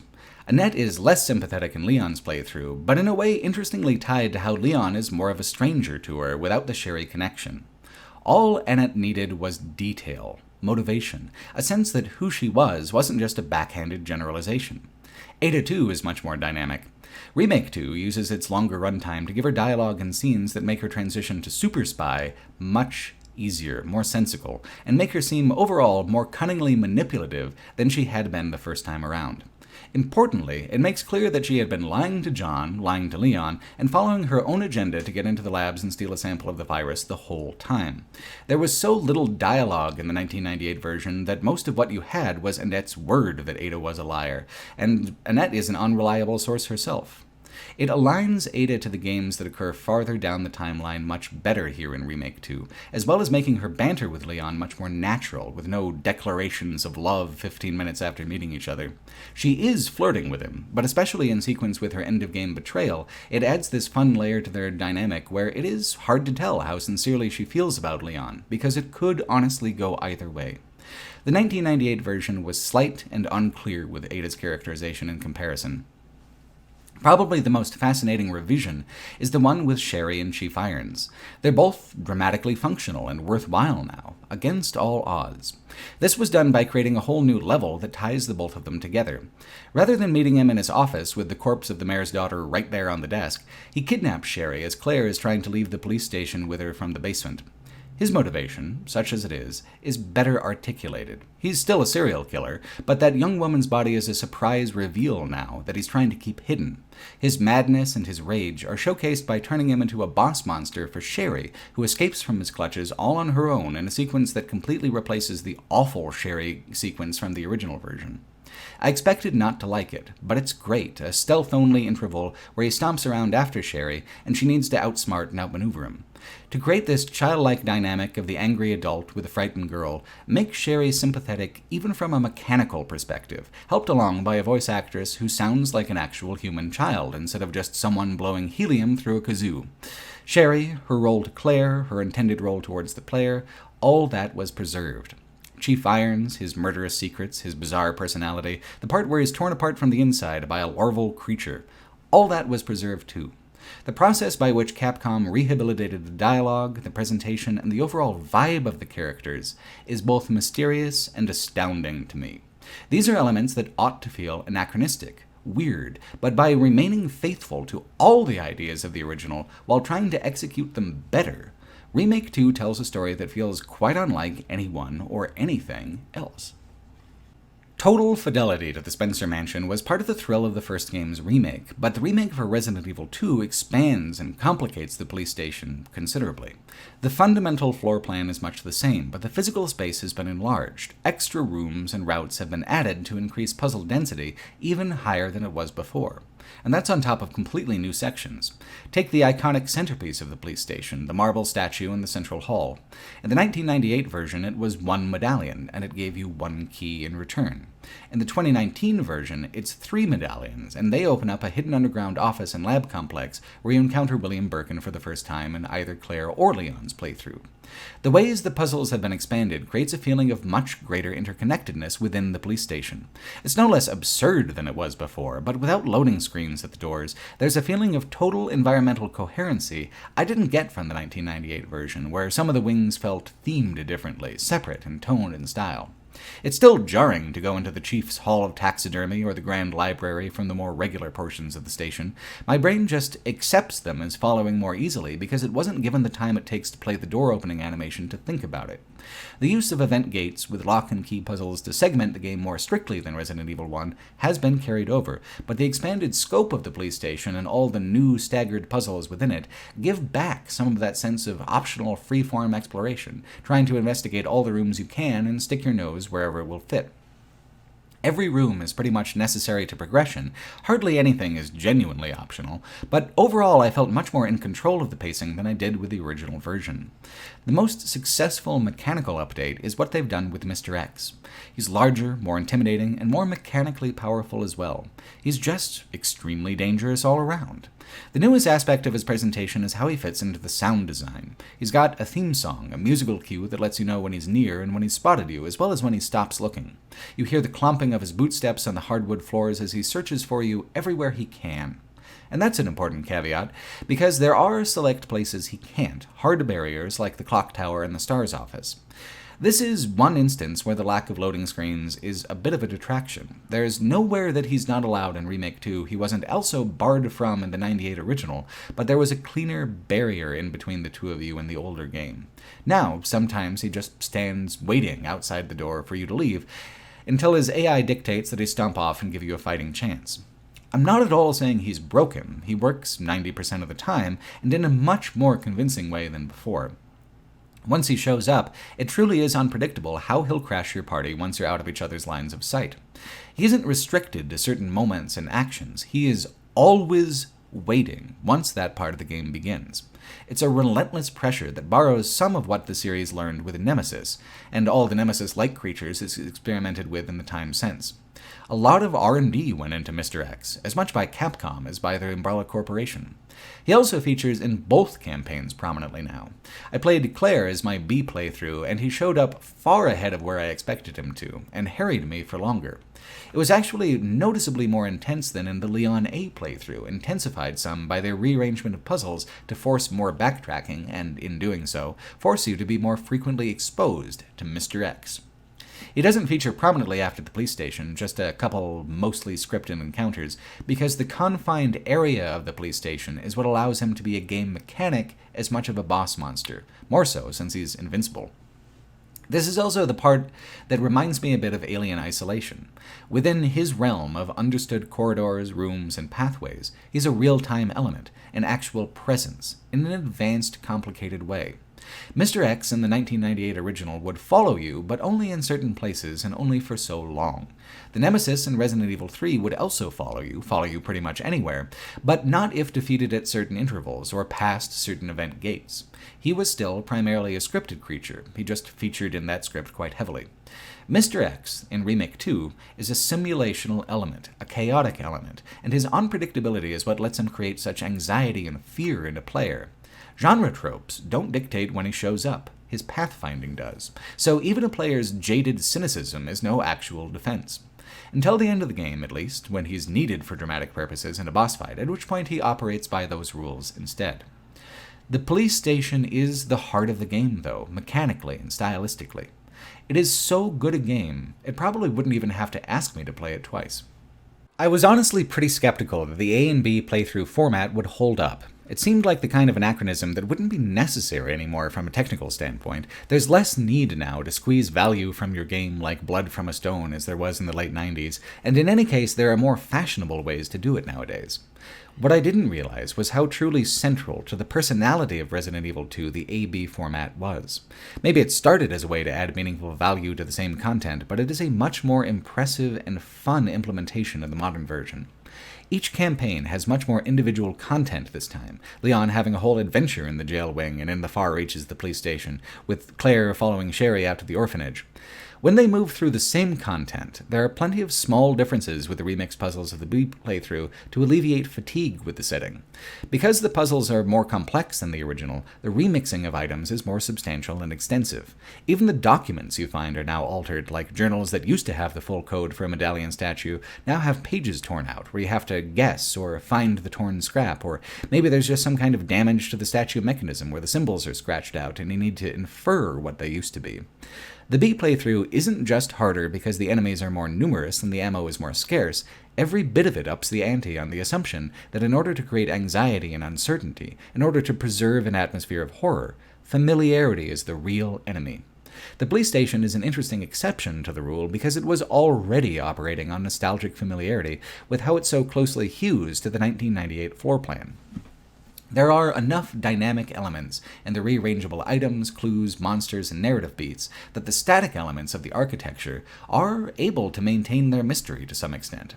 The ammo scarcity makes for an interesting shift combined with a stronger enemy showing up earlier. It makes the remake feel closer to the original version's mechanical pacing, where optional exploration is a dangerous gamble. I actually found myself using stealth mechanics for the first time in my B playthrough.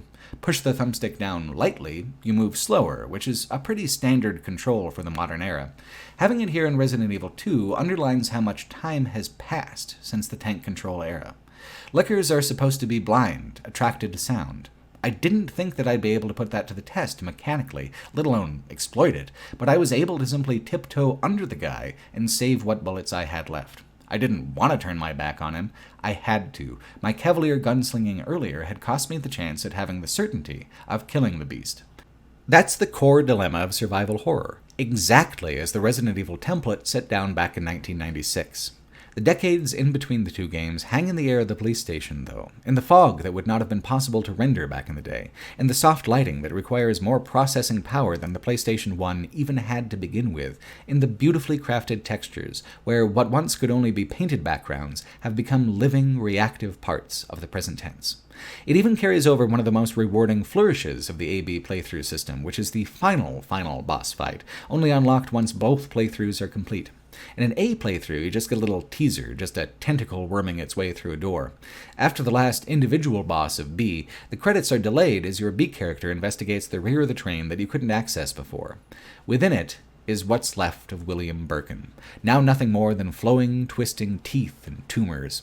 He was impressive enough in 1998 for 1998, but this is impressive any which way you cut it. It's exciting to see video games surpassing the movies I grew up with in terms of special effects and presentation, not just as their former selves. The great accomplishment of Resident Evil 2 is the same in 2019 as in 1998. It flawlessly unites the puzzle-centric, combat-accentuated survival horror design of classic Resident Evil with the rhythms and moods of a cult classic movie. I'm tempted to even try it on the harder difficulties. This game, as well as Resident Evil 7 and 8, bring back the feature where you have a finite item to save your game, plus further remixing puzzles and items for their extreme difficulty. Unlike pretty much every single title of the middle era, this is a game that I just can't get out of my head now that it's there. The 2002 remake of the first Resident Evil felt like the most perfect possible version of that game. This 2019 remake is something more than I even imagined. It is every part of the old game, and so much that is new in both transformational and subtle ways. Modernization is a spectrum too, though, like horror and action. There's farther it could have gone. The remake of Resident Evil 3 takes it the rest of the way. Remake 3 came out just a year later in 2020, having been developed concurrently with Remake 2 to make that 1-2 punch possible. What's funny is that the 2020 remake was just as divisive for folks as the 1999 game had been, equally for the same old reason of greater focus on action as numerous new reasons unique to the reimagined content. Remake 3 is actually a substantially different game from the 1999 original. It cut, rearranged, and expanded its material in such a comprehensive way that it doesn't even sync up with the basic progression of its source material the way remakes 1 and 2 did. For purists, naturally, this is a cardinal sin, and there's no getting past it if you're not of a mind to accept that a remake can disagree with its ancestor. I'll admit that Remake 3 is not as good of a horror game as Remake 2, that the pivot from dread to action is even more pronounced here than it was in the 90s. It's not even as reactive to player input as the 99 original, removing all the split decision moments and reducing the Nemesis appearances down to a handful of big impact moments. It's a different game. It has a different feel, a different pacing, and a different mechanical interpretation of the Nemesis. Remake 2 is my favorite in the franchise, that's true. Remake 3 I enjoy nearly as much, though, just for different reasons.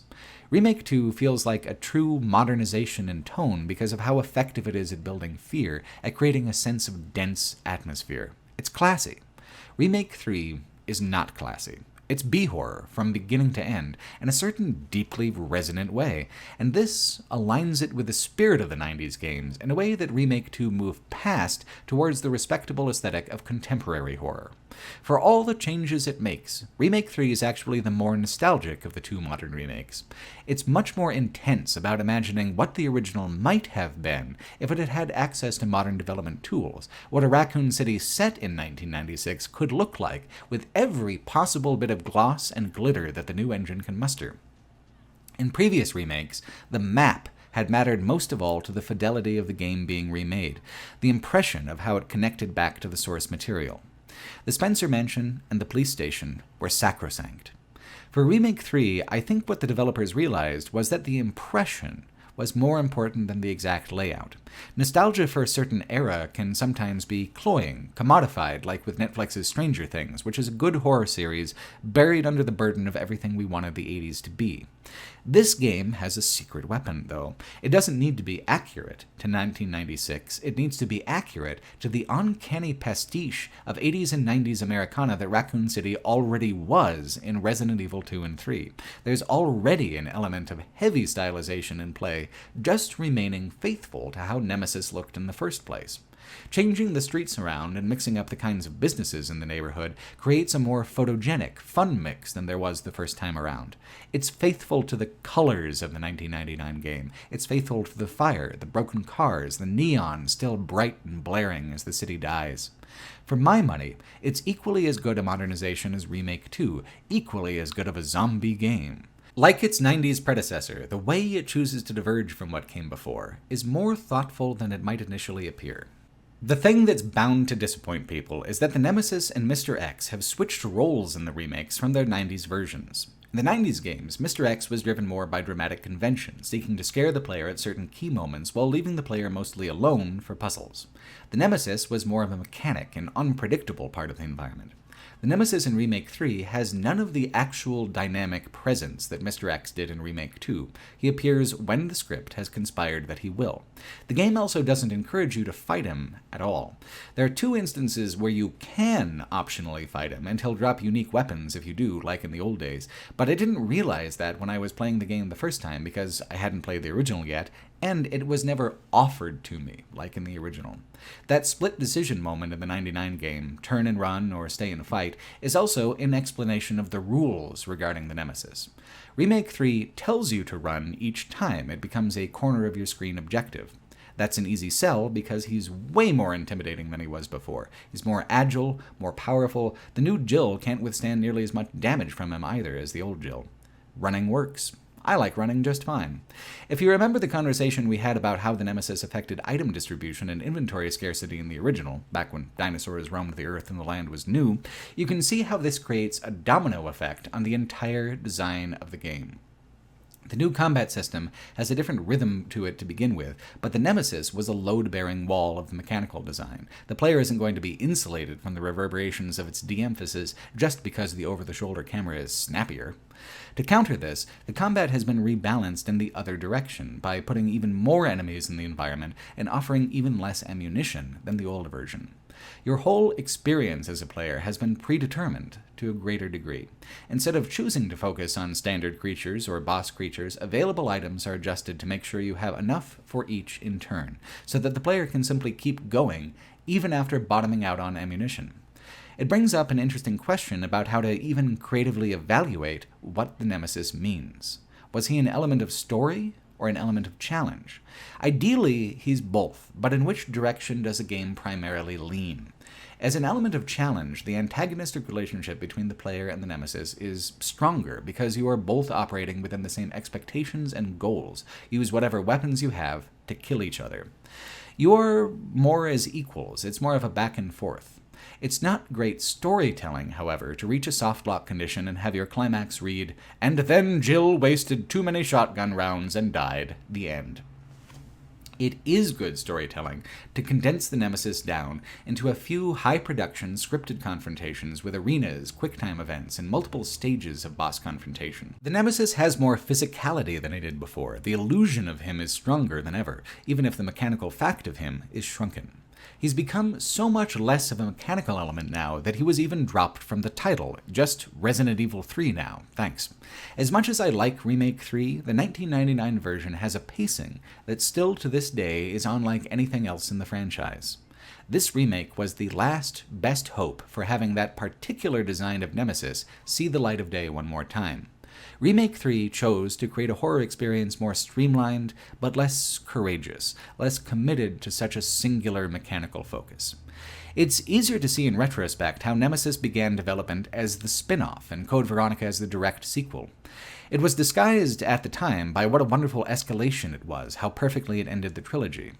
The love I have for Remake 3 is that, in reducing the importance of the Nemesis himself, it funneled that effort into more completely, spectacularly burning down Raccoon City. Although the game no longer has the Nemesis as an anchor, the Nemesis is still part of that intensified spectacle. Take this rooftop arena fight. It's got an Inferno theme, fires blazing everywhere, the Nemesis using a flamethrower to attack, the player needing to blow up his fuel tank to damage him enough to survive. It may not have been triggered by a system like Mr. X, it may not have that unpredictability, but hot damn does it have style. This creates an interesting inversion of how the boss fights hit in this game versus the original. In the 1999 game, once the end was approaching and the Nemesis began mutating into more animalistic forms, the fights got easier and more predictable. He became a less meaningful part of the back third of the game. With spectacle as the goal, these mutations become much more exciting, and the more contemporary arena designs for the encounters creates a larger, more dynamic mechanical challenge. Fighting the Nemesis gets more and more fun, grodier and nastier, bloodier and meaner as the game goes on. Is this good horror? Not A horror, it's great B horror, though. The production values far outstrip what a film studio would likely throw at a project with this sort of tone. As an element of challenge in the 1999 game, I hated the Nemesis, in the way that I was supposed to hate him, as my sworn enemy. As an element of spectacle in the 2020 game, I love him. I am slamming my fists into the table and yelling for him to do the trick and mutate again into something even weirder.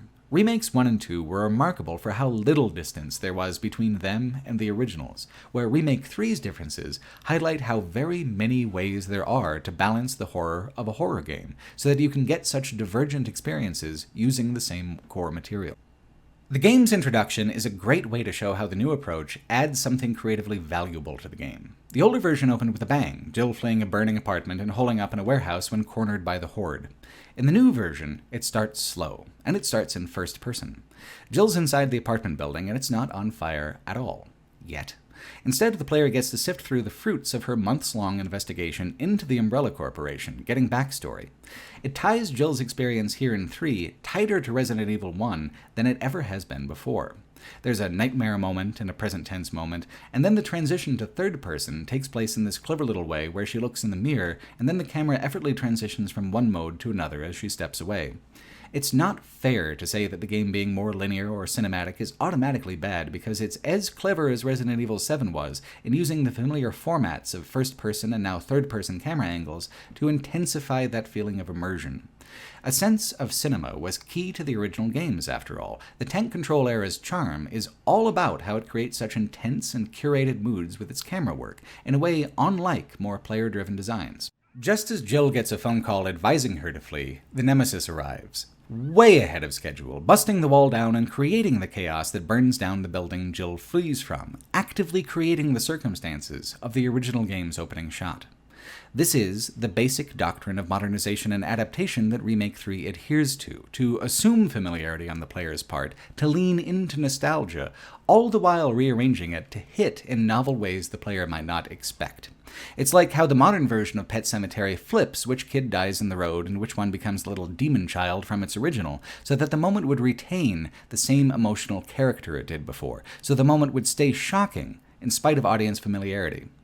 This is the impetus behind so much of the alteration level design, because the original design aged differently than the Spencer Mansion or the police station. It's more sprawling, decentralized. Density gave those earlier locations their personality. A one-to-one recreation of Resident Evil 3's Raccoon City in the modern engine would show, by contrast, how small a place it really was, how simple it was, if you leave out all the long camera shots whose purpose was to give the place an impression of larger dimensions. It's more of a suggestion or an illusion, so it needs to change with the times for the illusion to adequately maintain itself. In the new push towards environmental believability, the clock tower didn't make the cut and was omitted in favor of a vastly expanded hospital interlude for Carlos. This is a major point of contention for some people, and I have to say I kind of miss the clock tower myself. It would have been cool to see something so opulent in among the Midwestern standard architecture, but that was likely a lot of why it was cut, because it would demand tremendous investment of development time and resources to include a part of the game that was short and kind of tangential to begin with. The clock tower exterior is still in the game, and it still hits the same narrative beat where the Nemesis has its first major mutation and infects Jill there, prompting the character swap. The clock tower might be gone, but the fight is so much better. The mine gun used to be a kind of confusing gun to use, but now, as the Nemesis leaps and runs from building to try and pounce on you with its 3 tons of body mass, you can lay down mines in its path and really fuck him up. The clock tower was meant to feel like old-school Resident Evil, even as the 1999 game was changing, a side chapter of locked doors, decadent art, and dense level design. It may not scratch the same itch aesthetically, but providing a chapter of dense, tense interior exploration is exactly what the expanded hospital section is meant to provide. Carlos doesn't have the same inventory Jill had been building up, but he's got his own tools that are specific for this particular location, and the game has completely redesigned the way hunters work as an enemy so that extra firepower is really necessary. Instead of just being like angry lizard people, they now have chunks of armor that you need to blow off to expose their gooey and delicate insides. They are powerful foes, but the way they crack like eggs so the yolk runs out makes them disproportionately satisfying to defeat in a way they hadn't been before, driven by the way the RE engine handles deformation and gore in such an amazing way. Instead of making the vaccine yourself, you have to find a way to get an Umbrella scientist to give you lab access. Carlos learns that Umbrella is behind everything, and Jill trusted him anyway, a moment of recognition of the plot absent in the original game. Expanded in narrative, expanded in scope, expanded in tension, the hospital section is now one of the best chapters in the game, where before, it didn't even really rate. It ends with a climactic wave defense, where those explosives that completely destroyed the hospital in the original now just collapse the entryway, barring the flood of undead that are the real problem now. Wave defense is one of the best ways to mechanically engage with zombies as monsters in a video game, and it's odd that the franchise has had so few of these moments so far. Repurposing the hospital to hold one of those sequences is an opportunity too good for the modernization to pass up. Playing the 1999 Resident Evil 3 versus the 2020 Resident Evil 3 is like an A and B playthrough experienced across time, a remix of puzzles, of enemies, using the same old content. And, of course, it wouldn't be a B playthrough if it didn't have its own unique narrative content as well. Carlos and his band of mercenaries pop up almost as early as the Nemesis does in this remix of events, and they provide much more direction and focus than there was before. When the mechanical focus was the Nemesis, he drove the pacing as well. Pretty much all the events just pivot around trying to create distance between yourself and the big fella trying to kill you. Without that focal point, Carlos and the Umbrella Mercenary team pick up the slack, like they did in W.S. Anderson's Resident Evil Apocalypse. The process of rehabilitating the light sketches of people from the early titles into actual characters continues at the same pace as it did in the last game, helped along even further by the fact that Resident Evil 3 already had some really fun personalities in there to begin with. Out of all the many games with Jill Valentine, this is my absolute favorite interpretation of the character. She's capable of being serious and determined, while also having an easy way with people. She's personable in a way that the early games only kind of suggested. Especially with the introductory bit in her apartment, there's a sense of much better continuity between the Jill of Resident Evil 1, the Jill here, and the Jill yet to come in Revelations 1. Her banter is so much goddamn better than the other titles, though. It is absurd. The amazing facial capture technology is part of the equation, lending everyone the ability to communicate non-verbally in human little ways that build rapport and believability at the same time.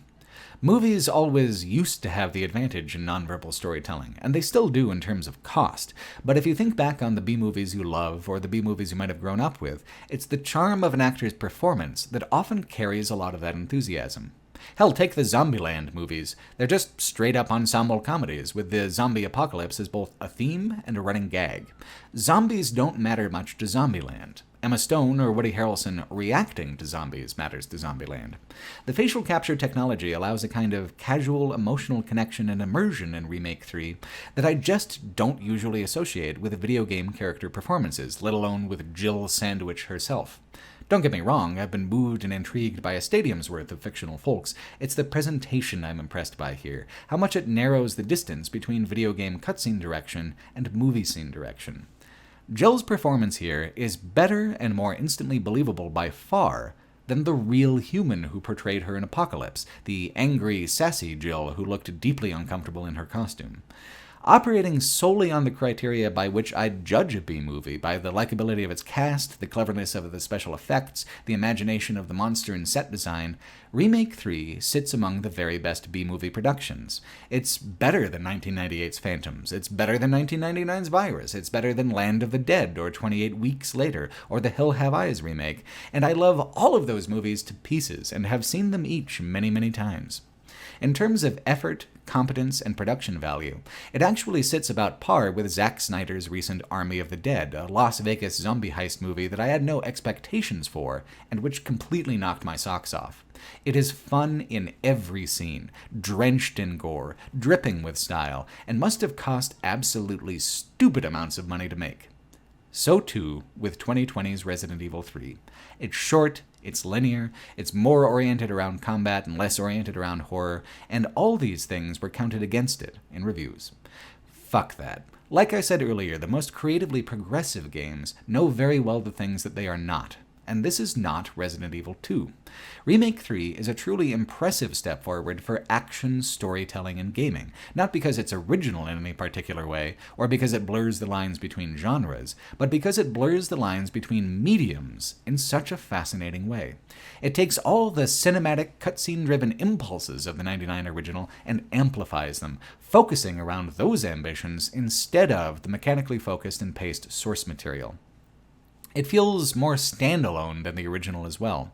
It doesn't feel as complete as the original as a way to cap off the trilogy. The trilogy, in the modern era, is now fractured and divorced through time. The remake of 1 comes from a totally different era with a totally different ethos. The remake of 2 is more faithful, more traditional, and that separates the experience of Resident Evil 3 from its siblings quite strongly. It's the most modern of the modernizations, the loudest, the most colorful. Should it have been more faithful to the details of its ancestor, or is it enough to have been true to its thematic intent? It's not likely to be anyone's favorite Resident Evil, and it isn't mine either, but it is a poor mindset to imagine anyone who doesn't come in first as being a loser. Of all the remakes, this is the most playful, the most exciting. The Resident Evil games exist on many spectrums, not just between horror and action, but between class and camp, between joy and fear. Remake 2 was closer in spirit to Resident Evil 7 with its considered seriousness. The playfulness of Remake 3 ties it closer by far to the tonal shifts that Resident Evil 8 would bring with it just a year later, as we move away from cinematic nostalgia towards full-on storybook fantasy. Resident Evil 8 Village has arguably done more to help the franchise reclaim its throne in the popular consciousness than any other game in the Revival era. It's been one of the best-selling games of all of 2021 so far, the kind of international mega-hit that Resident Evils 4 and 5 were back in the day, and it's done it by focusing on all the things that Resident Evil 6 had completely lost faith in ever being profitable. It's a single-player survival horror title with no multiplayer component, no inherent monetization scheme to con players into grinding for daily rewards, or participating in games-as-service design at all. It is, impossibly, an extremely high-budget, high-gloss production of exactly the same style of Resident Evil game that Mikami had established 25 years ago in his remake of Sweet Home. It stands in such contrast to Resident Evil 6, I barely know where to begin, so let's instead start with the ways it contrasts to Resident Evil 7, its immediate predecessor in the timeline. It's hard to even pick a place where to start there, because the only thing that's exactly the same in both titles is Ethan Winters, and the only reason he's the same in each one is that he's an empty vessel into which the player can pour themselves. He carries over for the same reasons you have a few cardboard boxes in your garage after moving, because the former address doesn't matter, the former contents don't matter. What matters is that you need stuff loaded into a truck from time to time, and a box is a helpful tool for that.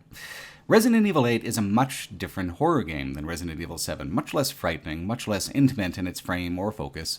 It's actually much more of a creative game, however. It's absolutely bursting with a personality I've only ever seen from the franchise in its breakthrough moment, so confident and excited for its own ideas. On the absolute surface, it sounds sillier than other entries. We're ditching zombies for werewolves and vampires, pivoting like we did with Resident Evil 4 to a European fantasy setting of castles, hateful townfolk, and surprise wizards. This seems sillier because most of us heard these stories earlier in our lives. Castles and werewolves are okay for children, while the filmography of George Romero is usually considered not. What actually makes zombies more mature, though? The Living Dead? Come on, you're already contradicting yourself. Oh, so they just get up and they eat stuff, huh? And then they turn you into one if they get you? Where'd you get that idea, you little baby? Playing tag? No, we associate zombies with being more mature simply because they basically began as an especially gory subgenre and have stayed that way ever since, a monster deemed not suitable for all ages. Resident Evil Village has the creative guts to realize that there's merit to flipping the script of people's expectations and then fully committing to the transgression. Ethan and Mia, in the time after Resident Evil 7, had a daughter named Rosemary. In the opening credit sequence, Mia reads to her from the Village of Shadows, a stylized condensation of the plot to come. Storybook fantasy, childhood fantasy, is the frame of the game from minute one. Yet that doesn't obligate the game to present childish fantasy, and there's where the creativity of the game bursts up through the cobblestones to bloom. It is every bit as bloody, desperate, and cruel as any Resident Evil game of years past, its monsters every inch as intimidating and weird. Resident Evil 7, as amazing a horror game as it is, was still in large parts derivative. It was, in a certain way, safe. Well within the boundaries of the look and feel of horror already being consumed across the multimedia horror sphere. Resident Evil 8 is not. It's a huge gamble. It's a bizarre but welcome rejection of what came before, even when what came before was working and making money, in an effort to become something more meaningfully unique. After 25 years in gaming, after essentially kickstarting the entire genre of survival horror that grew up around it, the last thing Resident Evil needed was to be an ultimate horror entertainment, seeking to consume and homogenize all possible game experiences. What it needed was its personality. What it needed was not to cannibalize its peers, but to cleave off from them, to sharpen itself into a point capable of breaching the ever-thicker membrane between the familiar and the fantastic. That Resident Evil took this leap of faith at a moment where it was actually doing well and not starving for a new direction is, well, miraculous. The structure of Resident Evil 8 is a nesting egg of the pacing and level design choices of Resident Evil 7 sitting comfortably inside the aesthetic frame and rough sequence of Resident Evil 4. Like 2019's Remake 2, it draws strength from selecting choice elements of its past incarnations and weaving them together in newly complementary ways. The Revival era is clever in how it's retracing its own steps through the grand back history of Resident Evil. Resident Evil 7 Biohazard was a loose spiritual successor to the first Biohazard, to its limited scope and intimate feel. Then Capcom simply remade Resident Evil 2 and 3 directly. Wham and bam, there they are, birthed anew and even better than before. Now we're doing a soft remake of Resident Evil 4, using the Village subtitle to identify its lineage the way 7 used Biohazard, thoroughly adapting all its key elements into a contemporary, hybridized framework.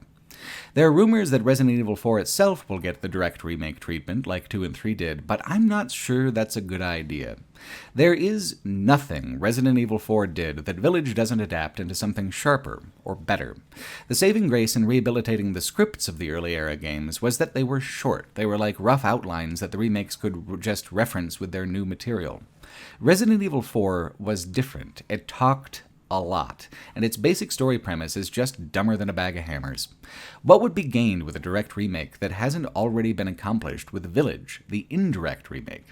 The only thing that gets truly lost in translation is the mechanical rhythm and presence of the Los Ganados parasite hordes. The Lycans of Village behave much differently and create a different mood in the combat. Contrast the two opening sequences. Structurally, they are the same. You arrive alone and confused, and instead of an explanation, you're given an onslaught that lasts for long minutes and does its best to murder the bejesus out of you. The Lycans are an acceleration of the enemy balance from Resident Evil 7 and the zombies of remakes 2 and 3, a balance where each individual enemy is extremely tough and dangerous, where if you allow them to group up, you're in deep trouble. They don't move like a tide, like a flood. They attack as a wolf pack, or a werewolf pack in this case. Each individual enemy being so aggressive, tough, and agile means the player must keep moving in a way antithetical to the old rhythms, where you had to stand and ready yourself to fire. One chaotic encounter pushes you in a certain direction, another chaotic encounter pushes you off that path onto a new vector. You bounce like a pinball between ammunition and safe houses. In this way, the encounter design echoes Resident Evil 4, but the pressure and pace is like a fire hose compared to the earlier game. This also echoes the fact that Resident Evil 4 gave up a significant chunk of its atmosphere to combat. The Lycans and the general pace of combat is part of what spoils the horror atmosphere, that pushes it towards bloody action-adventure instead. Zombies move slow enough to build dread, even when attacking in mass. The Lycans cause so much flux and chaos with the amount of pressure that they apply that I felt like Jesse Ventura in Predator when he opined, "I ain't got time to bleed." The combat is excellent, some of the best in the franchise by a huge margin, with encounter design that's consistently superior to the arcadey, obvious battles of the 2004 inspiration. This breathless excitement, the thrill and joy of meeting the challenge of the combat, works against emotions of fear or helplessness. You are not helpless. You're just not killing things fast enough if you feel that way. There's an interesting zombie show on Netflix called Black Summer, notable for having long scenes without dialogue, where the screamingly fast zombies of its setting just chase people through intricate and sprawling sequences that lead characters all over the damn city. It's intriguing to watch because it's very tense, but also incorporates elements of slapstick chaos. Sometimes humans do clumsy things, sometimes zombies do clumsy things, sometimes two events cross paths in a way that derails them both. An outcome is never certain, and the balance of power between predator and prey can shift in seconds. It's not the best zombie show, but Black Summer's focused interest in the choreography of a zombie apocalypse is unique and memorable. It also has huge resonance with the ways combat plays out in Resident Evil 8, with the way it pressures the player and the ways the player is able to respond and survive. Resident Evil 7 used the first-person perspective to make Ethan feel small, alone, to foster an atmosphere where jump scares can land. Village doesn't do that so much. It uses the first-person perspective instead to establish physicality and immediacy. You are not a third-person character. You are not really Ethan Winters very much. You are you, they are they, and they're a-comin', right the fuck now, with claws and teeth and clubs all dripping with blood. First person reduces the distance between you and the monsters. It reduces a player's calm, peels away some of the layers of abstraction in the hopes that you'll react as animalistically as the enemies being thrown at you. Not all the combat in the game is like that. This is where the Resident Evil 7 structure comes in. The game is divided essentially into 6 chapters, 6 domains, 6 villains, all of whom have contrasting enemies, aesthetics, and mechanical rhythms. This chapter with the Lycans is merely the introduction, the process by which Resident Evil 8 establishes itself in creative sequence with Resident Evil 4, so that it can more meaningfully diverge when the time comes.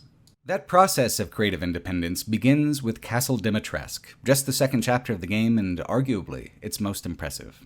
It is simply beautiful. There is no comparison to the castle of Resident Evil 4. That bland and gothic pile of rubble is absolutely nothing when put side by side with this Baroque wonder. It's at a level of lush and luxurious environmental detail that I've only ever really associated with Arcane Studios games, and Dishonored 2 particularly. Castle Dimitrescu is so absolutely gorgeous that it serves as the obvious focal point for the game's strange tonality. What we have here are childhood monsters, impossible places, obvious fiction, presented with a kind of spectacular detail that makes them seem incongruously real, where your eyes begin to argue with your brain over the plausibility of what's in front of you. It's not realism, it's like a hyper-realism, opulent and richly imagined to the point that it's easy to simply stop applying the expectations of realism to what's in front of you, to accept what's in front of you as fact at the same time that you accept it as impossible, the contradictions blending into each other and sealing the cracks in the logic. Consider just how far we've come now from the old Spencer Mansion. 25 years ago, it was a struggle just to suggest the environment. Now the real-time textures and backgrounds have begun to surpass what an actual movie might be able to afford to portray in terms of set design. Like, there's a pretty okay Nick Cage movie called Season of the Witch, which had some real style, some actual money being thrown at it, and its set design looks so bland and cheap in comparison to Resident Evil Village. The hyperrealism is such a peculiar pairing with the storybook frame, such a counterintuitive blend. I find it extremely compelling. I just never would have arrived at it myself. I would not have tried to mix low and high art, childhood and adult fantasy, in such a heady froth. The game took guts to make, artistically. It really did. Not because it has something deep to say, or something sharp and controversial, but because it did something that opened it up to ridicule and failure, but pulled it off with such panache that audiences lifted it onto their shoulders and threw it a goddamn parade. Of course, it wasn't art and architecture alone that got folks fired up. It was, in large part, the mistress of the castle, Lady Dimitrescu, the 9-foot-tall vampire woman, and her 3 bloodthirsty daughters. Before the game was even released, Lady Dimitrescu caused an absolute internet firestorm, a tidal wave of fan art and anticipatory glee. Why? What makes her stick out so much? Part of it is certainly that Resident Evil has finally found the perfect golden ratio of horniness to immersion. You don't need a wetsuit with one leg removed to present to the audience in a flirtatious way. Her vampirism allows her to adapt a feminine flirtatiousness into an aspect of what makes her monstrous, without being mean about women in general. All these ladies do want Ethan. In a way, they want his blood, so there's a predatory desire there, which is such classically campy fun to do in a horror context like this. Lady Dimitrescu's wealth and taste just puts Ethan further below her from a certain kinky perspective, while also perfectly keeping tradition with vampires being monsters of parasitic aristocracy. Vampire media is typically always a little hornier than most horror media, from Twilight to True Blood, generally more steeped in the imagery of decadence and excess. I mean, remember the blood rave from 1998's Blade? Who could ever forget? Blade isn't exactly a piece of horror media either, for similar tonal reasons. It's having a little too much fun to slow down and scare anyone. Yet in adopting horror elements as core themes, as stylistic flourishes, it manages to find a truly charismatic personality, a unique look and feel. Lady Dimitrescu is one of the most vivid, remarkable villains in all of Resident Evil because of how playful she is with genre expectations. She is every bit the classic vampire, Dracula style, with the castle, the wealth, the whole package. Yet instead of decay, stagnation, recognition of her monstrousness, there is pride. Lady Dimitrescu may not have originally wanted to be a vampire, but now that she is really living her best life, dripping in gold, silks, and the viscera of those who fall into her traps. Her pride, her confidence, is what seals the deal on her being such an excellent villain. Take this scene where, pursuing Ethan, she lops off his hand like it's tissue paper. You have to go back and get your hand from where you left it after running away, stick it back on, and then use some kind of mold magic to screw it back into place. It's absurd. The absurdity doesn't make any of it less shocking, thrilling, or fun. It might even intensify those things. When I was talking about enjoying torture and gore in media, I talked about how abstraction allows those things to work. Absurdity is a layer of abstraction. So is visual hyperrealism, allowing the brain to detach consequences from the actions in front of you. Allowing a 9-foot-tall murderess with blade fingers to be something you seek out actively, intentionally, for fun, is the fruit of abstraction. Horror media is not built on rationality. Rarely has Resident Evil ever been so smart about how it constructed its own irrationality as here in Resident Evil Village. Resident Evil Village even manages to rehabilitate the worst section of Resident Evil 7 into its absolutely most terrifying chapter. Lucas was the weakest character of 7, deliberately irritating and far too effective at it. Structurally, though, his section was an interesting lull in the action. If the traps had been better, more compelling, if Happy Birthday wasn't the only escape room puzzle design it was able to offer up, that lull might not have deepened into a rut. Village keeps the same structural concept, a puzzle-driven break in the combat that's still creepy in some way, while injecting its trademark sense of extreme style into it and puffing up the flat bits of the Lucas experience. Resident Evil 7's bedroom DLC was already a much better escape room than Happy Birthday was, and now the Donna Beneviento house eclipses even that with its creeping, ratcheting terror. Donna is a doll maker. For entrance to her house, she demands a photo of Ethan and his family. Ethan has a chance to roam around upstairs for a little while, but the doll maker is pulling together something specifically for him in the basement that takes everything in the photo and corrupts it absolutely. Once Ethan heads down there, he's trapped until he unravels the escape room puzzles. Escape rooms are popular to do in real life. I've been told they can even be fun, plus they can be hybridized with haunted houses for a layer of anxiety and fear. Reality ain't got nothing on the Donna Beneviento house. It's able to fuck with Ethan and with the player in ways beyond what's even physically possible, in addition to all the clever sleights of hand it pulls, trying to slow-boil the tension until the time is right. With horror, patience is a virtue, more for the storyteller than for the audience. The centerpiece of the room is a doll version of Mia. It's got a ton of hidden clues and solution items, hidden within its body, in strange compartments and behind its eyes. It's obviously not gory, but it is emotionally transgressive towards Ethan. He's being asked to disassemble his wife in effigy. That's disconcerting in a fascinating way, creating an unease as the base layer of horror. When Ethan goes off to solve other aspects of the escape room, the effigy becomes updated. The room changes in small ways. Someone is watching and following and silently rearranging things just behind your back. The unease builds.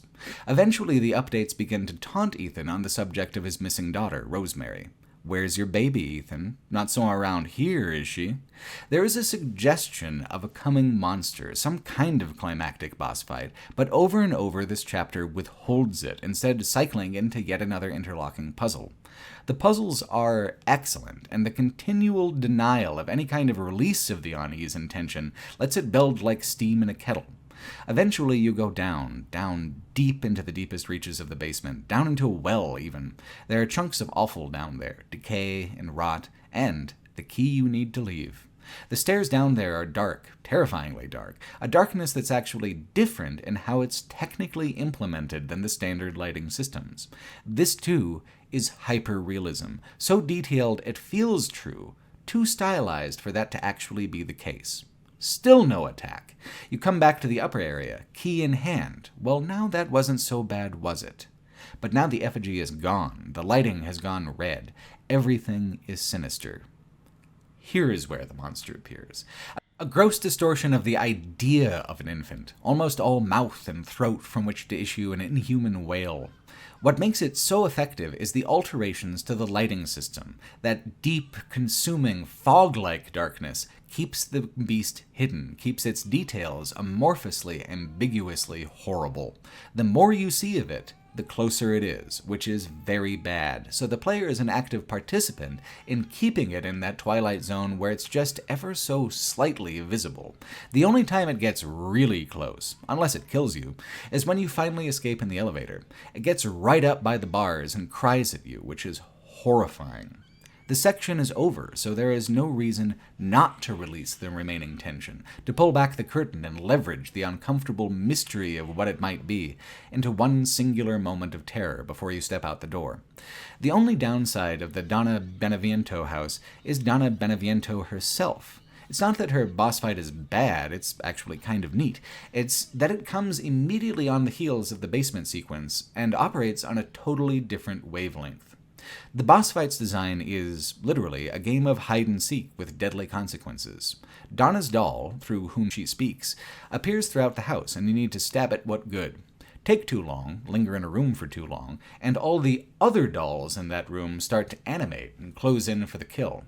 It's campy fun, but it is like double featuring The Descent with Dr. Giggles. It isn't really a palate cleanser to go immediately from excellent effective horror to effervescent camp. It's not as bad of a tonal whiplash as it might have been in Resident Evil 6, but as Village goes on, there's a question I can't help asking. Has Resident Evil actually let go of the idea of being the ultimate horror entertainment as much as I thought they did? How are the different villain domains of Resident Evil 8 actually different from the many-genred campaigns of Resident Evil 6? Have we not gone from orienting various thematic, dramatic vibes with a protagonist to orienting them around an antagonist instead? Materially, we have. Presentationally, it's a much more subtle and considered affair in how each mode of horror transitions from one to the other. The world is given further definition by the Village and the Lycans as an unaffiliated enemy faction, which unites all the disparate, more highly differentiated modes of horror by location and connective tissue. You have to physically pass through one kind of horror to reach another, the mechanics and mood of the Lycans functioning as default horror for the setting. It's a great choice for default mood because it's aggressive, it demands attention, and punishes the player for not existing strongly in the present tense. This, naturally, does act as a palate cleanser, allowing a more graceful pivot from one mode of horror to another. The problem with Donna Beneviento's house is that the connective tissue isn't there between the two encounters. An elevator is all that separates you from the howling fetus monster and the cheesy Hot Topic doll. In trying to be the ultimate horror entertainment, Resident Evil 6 gave no elbow room to its conflicting subgenres. It stacked them all in like rush hour subway commuters. The Village of Village is like a narrative mechanic in how it serves to allow each villain's domain to breathe. They are neighbors, not roommates. Yet the overall guiding design structure is that of a circus tent. Many acts, one ringleader. It may not be trying to be ultimate, starting with a foundation of tense action from which it can build up, not an airy assumption of superiority from which to build downwards, but it is still horror entertainment, and not just horror flat. The villains are all attempting to be different things to different people, to incorporate various modes of traditional Resident Evil gameplay. Salvatore Moreau's Lake, for instance, is a short chapter entirely without standard enemies. The only danger is Moreau himself and his giant mutant fish forms. He's there as a navigation hazard as you cross the lake, trying to turn the power on to the sluice gates, and then, once those gates are open and the lake drains, he becomes a more traditional arena boss. He's huge, though, larger than even William Birkin in Remake 2, and has special attacks like an acid rain from which you have to take periodic cover. The irony of Moreau is that he's a disgusting coward. His personality is as gross as the rest of him, and he's petulantly malevolent, instead of predatorily so, which is a great twist. His chapter is just kind of boring, though, because there's so little going on mechanically. You get an obstacle course, and then you get an arena fight. Nothing more. The last primary domain is Heisenberg's, who is a steampunk wizard building an army of clockwork super soldiers. Moreau was a good villain with a boring domain, while Heisenberg is a boring villain with an excellent domain. His factory is a condensate of dozens of other spooky, rusted-out industrial environments featured in Resident Evil's past. Where Moreau's Lake had no standard enemies, Heisenberg Factory is filled to the brim with them. The funny thing is that the aesthetic and general mix of strong and weak enemies is exactly like Claire's campaign in Resident Evil Revelations 2. They have a more World War II vibe to them, and in fact there are portions of the chapter that feel an awful lot like Wolfenstein the Old Blood. Yet the zombies, metal-studded heavy weapons enemies, and tetanus-inducing environments could be swapped with Revelations 2. Easily. They are siblings in creative intention and execution. Revelations 2, especially Claire's campaign, was already trying to iterate on nostalgia to try and modernize the same old zombies as before by adding barbed wire and even more aggression. Heisenberg's Factory feels equally traditional as a Resident Evil experience. And that's what's disappointing. Just like how Resident Evil 7 couldn't leave well enough alone and included a bunch of awkward material in its back half to better connect to the franchise at large, Resident Evil 8 seems to feel utterly obligated to partially turn its back on the storybook frame so it can do the same thing it always has, the same way it feels comfortable with, the way it knows its audience is comfortable with as well. The factory is absolutely huge, yet it adds nothing to the overall experience because of how creatively regressive it is and out of pace it is with the other domains. Plus, I guess I've never been fond of the wizards of Resident Evil. They're just one toke over the line for me when it comes to narrative credibility. I admit, though, that I was shocked and impressed that when the time came to defeat this particular wizard, Chris Redfield was nice enough to loan me his homemade tank. The Chris Redfield in Resident Evil 7 felt especially pointless because he was so utterly blank and empty, like the Chris Redfields of the early era. The rebooted version had no personality. Again. Even if Chris's entire arc in Resident Evil 6 was awful, it had at least seasoned him some. There was even more of a sense of an individual somewhere under all those abs in Resident Evil Vendetta, as odd as that movie is. Resident Evil 8 realized that rebooting him didn't do anyone any favors, and so chucks that whole rebooted version to replace him with a Chris Redfield who's a direct continuation of the long-running character. We meet this new old version at the end of the introduction when he casually drops by Ethan's place for dinner. A note about this domestic situation. It contains a hidden cliché, a cliché I guarantee you we both thought the franchise was done with. From the horror games that brought you 2 boats, Resident Evil Village presents 2 wives. Ethan doesn't know it yet, but we've replaced his regular wife with an ancient priestess to the mold that created Evelyn named Mother Miranda. Let's see if Ethan can taste the difference. I mean, he can't. Mother Miranda is very domestic and flattering to Ethan, and so Ethan just has no fucking clue. The audience doesn't either, really. The false Mia isn't given enough time to give herself away before Chris and the BSAA team shoot her and burst through the windows. What's odd here is that, for script purposes alone, Chris never tells Ethan what the deal is. Even his own team gives Chris shit for it, noting that it was both unnecessary and cruel to just let Ethan go on believing that they killed his actual wife. Real Mia is alive and well in a small cell elsewhere, which will get released from just in time for the helicopter ride out, a la the unused protagonist in Resident Evil 1. I like the idea that the events of Resident Evil 6 darkened Chris Redfield a bit, made him more of an asshole, because at least being an asshole has more texture than the stick of mozzarella string cheese he was in Resident Evil 7. Eventually, Ethan earns Chris's respect as a monster slayer, so Chris shows him approval in the only love language he knows, which is loaning out his military equipment. Nonetheless, the whole plot hinges on Chris withholding plot details he absolutely could have shared if not for a capricious antisocial impulse to just let Ethan go fuck himself in the opening scenes. The tank is an apology, a bonding moment for the two of them, and just an absolutely ridiculous moment in the game as you go fight the wizard in it. The wizard can control magnetic fields, technically, but your tank has lore reasons why it's not affected. From a special effects perspective, this is kind of a cool fight, but from a tonal and narrative perspective, oh boy. Interestingly, Heisenberg chooses this moment to refer to Chris as a boulder-punching asshole, which is a hilarious callback for the game to make it all, made slightly suspect by the fact that this fight is where, thematically speaking, we're all punching the boulder pretty hard. I'm using a tank to slay a mutant wizard. Calling back to Resident Evil 5 does not fully distract me from the fact that things have gone off the rails a little bit here towards the end of Resident Evil 8 as well. In a widely panned move, Chris has his own miniature integrated B campaign, a combat-heavy side chapter that sets up small elements like Mia's extraction for the climax, while Ethan is busy being mostly dead. He plays entirely different from Ethan as a player character, or even any other secondary action protagonist in all of Resident Evil, even himself in the Not a Hero DLC. Now, he is a hero for absolute certain, with his chapter mostly consisting of a short, introductory combat sequence moving through the village towards a massive wave defense sequence at its center.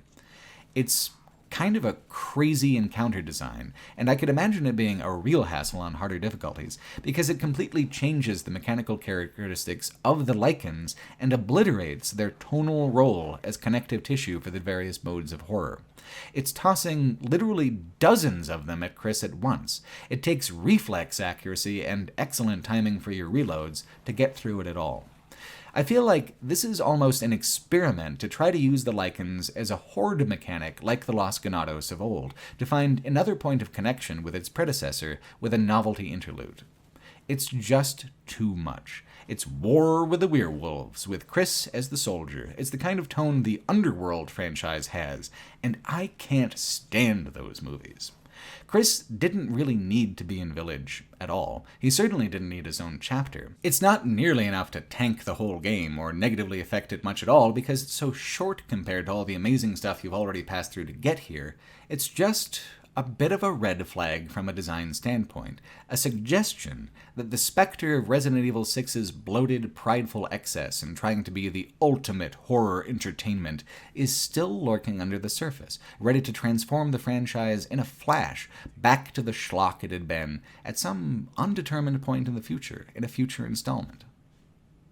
I find it especially concerning because of how the final act of the game is so explicitly about passing the torch on down to a new generation of characters, a new mode of experience, separate from what came before, without a clear indication of what this new phase of Resident Evil might look like. The satisfying aspect of this shift, though, is that Ethan Winters' arc is wrapped up very conclusively, creating a moment where he even gets to act like a protagonist and not just an armed sack of Dryerland. Mother Miranda might have the least screen time and presence out of all the villains, but she sure knows how to make an appearance. You see, in addition to fighting the lords of the various domains, Ethan has been collecting his daughter this whole time. In jars. Rosemary has been diced up into pieces, and now Ethan has gathered all those pieces into one handy place, ready for Mother Miranda to do with them as she pleases. She rips Ethan's heart out. Not emotionally, there it is, in her hand. What a moment that is. This is the opportunity the game takes to pivot to Chris and explain a few things, like Ethan being already dead, already part of the mold. It's hard to believe that Ethan is so slow on the uptake this has to be explained to him, but it sure does. This is why, despite the fact that his left hand has been stabbed, bit, cut off, burned, stapled back on, and more, it's still pretty much good to go when he needs it on shotgun duty. The reason for this has less to do with the mold than it has to do with how Ethan is just a transparent stand-in for the player, and the only part of the player that meaningfully extends into the world are these virtual hands. Ethan's hands are the only place the game can reach out and give the player an impression of personal harm, physical harm, not just a change of color on the status bar. So, these hands take a lot of abuse. What's great about the ending is how finally understanding this changes Ethan as a character. He knows he won't survive the confrontation with Mother Miranda, and now he has no intention of doing so. He's already dead, and there's a fine fatalism to be found in that. Fatherhood has been a theme of the game, but with Rosemary in jars, it just isn't a very active theme compared to the domains of the villains. Now it is. Now it feels like Ethan actually has something to him, some kind of grit that isn't just the player's shared interest in pressing forward. What's being done with Ethan in this moment of sacrifice is a great conclusion to the Resident Evil 7 and 8, capping it off in a tidily complete way, like Nemesis capped off the original trilogy. It's the ways that this story doesn't end that concern me. Resident Evil 8 ties itself to the older games in the franchise in some of the most bizarre ways. As Chris, you discover Mother Miranda's study, uncover some of her plot. She and Oswell Spencer were friends back in the day. She helped him find the progenitor virus, helped him make the T-virus. All this mold stuff was in parallel development all along to the original material of the series. Even the Umbrella Company symbol is borrowed, apparently, from the ancient ruins where the mold has dwelt for centuries. That symbol is all over the place in the game, carved into edifices far older than 1960. It's a purposeful, directed lore dump, like Lost in Nightmares was for Resident Evil 5, tying an outlier of the franchise back to its core concepts and events by force of will and deluge of words. By far the biggest, strangest red flag is the epilogue.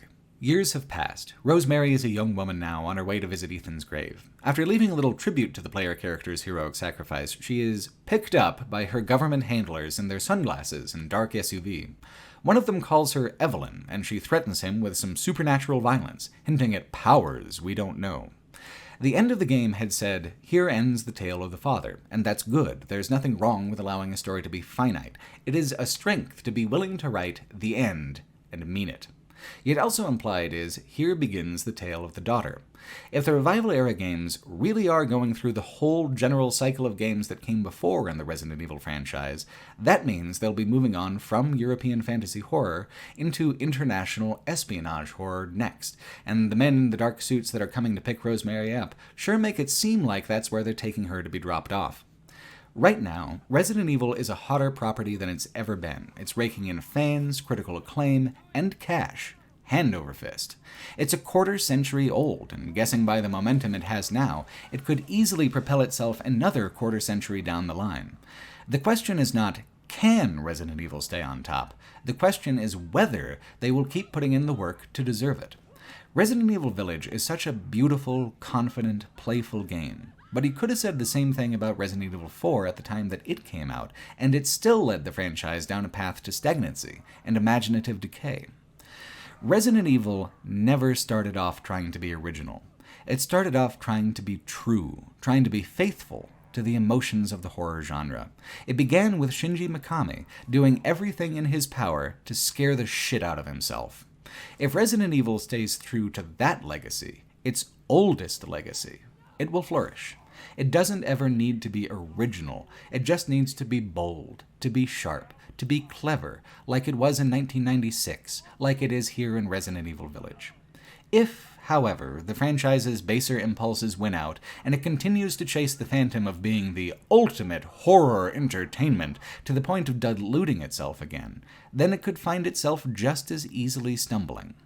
Universal appeal is a poison masquerading as a medicine.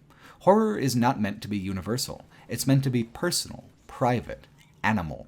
It should creep along the darkened hallways of your thoughts like a ghost, tickling the ancient parts of your brain that still have some distant concern that something, somewhere, will try to eat you. Resident Evil knows this. Time and time again, the franchise has produced works of tremendous creative value, games that are historically important, games that are mechanical trailblazers, games that are visceral and effective horror. It's only Capcom's corporate ego that has the strength to topple those pillars and smear its own good name. Or perhaps the franchise's ego is deserved. Perhaps it doesn't matter if the franchise shoots itself in the head, because it will simply rise up from the grave again, hungrier, stranger. Will Rosemary go on to join Sherry and Jake? Or will her path take her somewhere new, somewhere more daring? The hardest thing about Resident Evil, for me, was just knowing where to even start. 25 years of oddly labeled games, a roller coaster of quality, history, design. This video has been my best attempt to make sense of these games, to put them in context with one another, and also to simply experience for myself a game series that people have been telling me to play for my entire life. I should have listened earlier. I would have had a lot less catching up to do. Thanks for watching.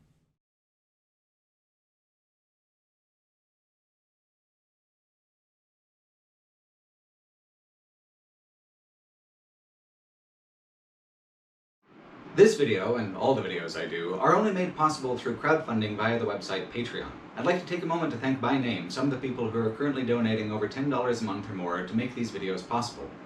People like Siegfried Pinzer, Alex Hansen, Jonas Hansen, Nikolai Vladimirov, Savannah Kestrel Photography, Patrick Madulid, Leo Neal, Tyler Collins, Connor McLeod, Eli Bergmass, SG Response, John Paul Queller, Aaron Williams, Eddie Burton, James Sullivan, Soeb Sheik, Zach Millington, Carol Henderson, Caleb Brennan, Callie Buffalo, Carew Hogue, Cato, Corey Bofill, Dan Tdax P, Daniel Phillips, Dennis Clark, Jack Dawson, Jake Mays, Jason McClemmer, John Cooper, Marcello Ferrara, Mieszko Saha, Rebar G. Niemi, Stephen Garrett Day, Tyler Robinson, Adam Sprack, Alexander Brown, Alexander Leister, Ryan Hill, Charleston Wall, Edward Clayton Andrews, Igor Babiuk, Jesse Wilkison, Joseph Mogul, Kumaran Vijian, Morgan Mall, Mr. Mush, Nobody, Simon Murray, Chris Haley, Dave Connor, David Allen, John Contad, Molotok, Scott Adams I, Spren, Aaron Heaton, Alex Prodorovic, Andrew McLean Bowman, Corey Haggart, David Martin, John Whistle, Venus in Furs, Vodka Blitz, Agandine, Julian Renault, Humanity and Identity, Jared Meyer, T. Kelly, Lewis, Oksana Lisa, Patty, Al Steaksaw, Aaron Dembski Bowden, Aaron Goldbeck, Aaron Hendricks, Aaron Noble, Adam Alla, Adam Finley, Adam Howard, Adam NH, ADC 400, Adrian Komole, Adventure Top, Angus Cunningham, Augustin Castro, Aidan Hensel, Aji Pandey, Aldo Curtis, Alec Barcelos, Alec Blue, Alan McKitten, I apologize, Alex Keane, Alex McDonald, Alex Ryan, Alex Salato, Alexander Smith, Alexander Clatworthy, Alexander Romanov, Alexander Sundin, Alastair Struck, Alison Sugar, Andreas Larson, Andrew Battenberg, Andrew Boysono, Andrew Hunter, Andrew Nielsen, Andrew Oplinger, Andrew Schultz, Andrew Sousa, Andrew Tapp, Andy Bennett, Andy Gershuni, Angel Ortiz, Angelo Socaris, Anna Phylaxis, Anonymous Yarn Boy, Anthony Bardale, April McMahon, Aquatico, Argus Swift, Ari Adair, Arik Strickling, Armuda, Arnie HD, Asbjorn Vol Kvalvian, Askance Glance, Astrozoid, Austin Martinez, Austin Matheson, Austin Oleosio, Avery Holmes, Avery Thorpe, Bebop de Unsteady, Ben Pickle, Ben Willard, Benjamin Glover, Beth Leuenberger, Blind Fighting, Blue Bishop, Bourne, Brad Wallace, another Brad Wallace, Brandon Freeman, Brandon Rodriguez, Brianna Manassa, Brendan Buchanan, Brett Brothers, Brian Barrow, Brian Plockelman, Brian J., Brian Walker, Bryant Vanderlei, Bryce, Bryn Davies, Bryn Gelbart, Byron Callan, C., Cal, Callum T.M., Kate Stock, C.E. Keene, Charlie Pouch, Charlotte M3, Chase Baker, Chase Harrow, Chris Dobbs, Chris Herink, Chris Teckington, Christopher Clack, Sion Higgins, C.J. Engine, Clancy Bundy, Cobra, Cody Avery, Cody P., Cole Wardell, Colin Basnett, Colin Guti, Colin McRae, Colin Stoltz, Comfy Hat, Commissar, Conceited Axis, Connor Plantier, Craig Farrell, Cross Muradian, Curio, Cyber Dragoness Ascendant, Dakian Delomast, Dan Burton, Dane Williams, Daniel A. Russ, Daniel Drexler, Daniel Floyd, Daniel McCarthy, Danston, Daniel Orn Christensen, Daria, Daryl Schaefer, Dastardly Bastard II, Dave White, Dave Cassan, Dave S., David Carlson, David Harpstride, David Rapaccio, David Reynolds, David S., David Schurman, Davis Navarro, Declan Hertel, Deeb, Derek Alman, Derek Sudbury, Devin Fitzpatrick, Devona Uberak, Dijon Wang, Dios, Dr. Maud, Dominic Dold, Dominic Hick, Don't Read My Name, I Don't Care, Donnie, Dune Sheridan, Dorian Sanchez, Dr. Crime, Dragon Cobalt, Gralix 789, Drogan, Dusty, Dewey, Dylan Cabot, Dylan O'Shea, Dylan Robinson, Dylan Scott Isgar, Eddie Boswell Correa, Edmund Horner, Edward D. Heap, Eli Youngs, Elijah Kinch Spector, Elijah King, Eliza Nelson, El Pascal, El Weasel, Emily Julstrom, Epitome 22, Eric Goose, Eric Hamilton Schneider, Eric Joyner, Erica Munson, Eric Jensen, Eric Jepson, Ethan David Stipley, Ethan Hayes, Evan Barnett, Evan Hill, Ezra Holzager, Ferris Atala, Finley M., Finn Gleason, Freddie Guoyle, Frogfoot, Frosting the Birthday Clown, Gabriel Burnson, Golden 8, Gonzo Bama Motherfucker, Garrett Johnson, Gaspard Fleury Hurtabize, Gavin Kuzmik, Geno Shin, George Fotopoulos, Gethin Riss Bims, Giga Watt, Galosan, Gordon, Greg Rucka, Grendel, Raymane GM, G. Sporik, Gustav Lindstedt, Hagop, Han Jiping, Hannah, Haste Guy, Hayes, Henry Millick, HFDJ, JHGD, Highland Fox, Howard Knutson, Hunter Rasmussen, Ian Durdle, I Cannot Fly, I Computa, Imran Mamuri, I'm sorry about that, Ivan Echeverria, Jack Holmes, Jack Roynane, Jack Shahan, Jackson Rolls Gray, Jacob McMillan, Jacob Wanish, Jake Lamb, Jacob McWilliams, Jake Rayner, Jake Tracy, Jacob Sindelaire, James Brandon, James Gutierrez, James Henderson, James Mosca, Jared Kay, Jared A. Hicks, Jason Miller, Jay Elamine, Jay Calder, Jean-Luc, Jeanette N., Jed, Jeff Gibbs, Jeffrey McIntyre, Jens Christian Sorensen, Jeremy Harris, Jeremy Hillier, Jeremy Kirby, Jeremy Saunders, Jeremy Wolf, Jim McGeehan, Jimbo Lessink, Jin Hyung Kim, Jay Mackery, Joe Davis, Joe Bosno, Joe Freund, Joe Mitchell, Johan Lundgren, John Soklowski, John Smith, Jonathan Gill, Jonathan Harrison, Jonathan Sisson, Jonathan Wainio, Jordan Klein, Joseph Smith, Josh Schultz, Josh Waters, Joshua Aslan Smith, Josiah Tull, JRG123, JS, Julius Janice Kevicius, Justin Mitchell, Justin Miller, Cale Perrion, Caleb, Carl Gleason, Carl Zielinski, Kazra Fadowsi, Ken Ollendorf, Kevin Clack, Kevin Martell, Kevin Schaub, Kevin Sheehan, K.H. Maker D, Kim Winson, Kirby Munger, Kirk Battle, Kirk Fury, Kissa, Cold Beans, Konstantin Ivanov, Krimgi Schlepeps, Christian Plank, Kyle Parliament, Kyle Zahner, Lasselas, Leighton Carden, Leo Ziarni, Leo Peril, Leopold Gloom, Levi Chandlock, Levi Thomas, Levi Whitney, Lex Oberwetter, Liam White, Liam Pierce, LIYWJL, LL, Lode Galax, Logan Hickman, Logan Sailors, Lorenzo CF, Louis Lorade, Lo Beyonder, Lucas Staniland, Magnus, Manfred, Mono Weedman, Marcus Smith, Marius Labancha, Mark Phillips, Markaleth, Martin Michelson, Matthias Vandenbosch, Matt Finney, Matt Leffler, Matthew Allen Kelsey, Matthew Burns, Matthew Cassidy, Matthew Flowers, Matthew Frond, Matthew Kenyon, Matthew Mason, Matthew Morell, Matthew Shyrock, Matthew Sutton, Matthew Zander, Matthias Campbell, Maurice Desero,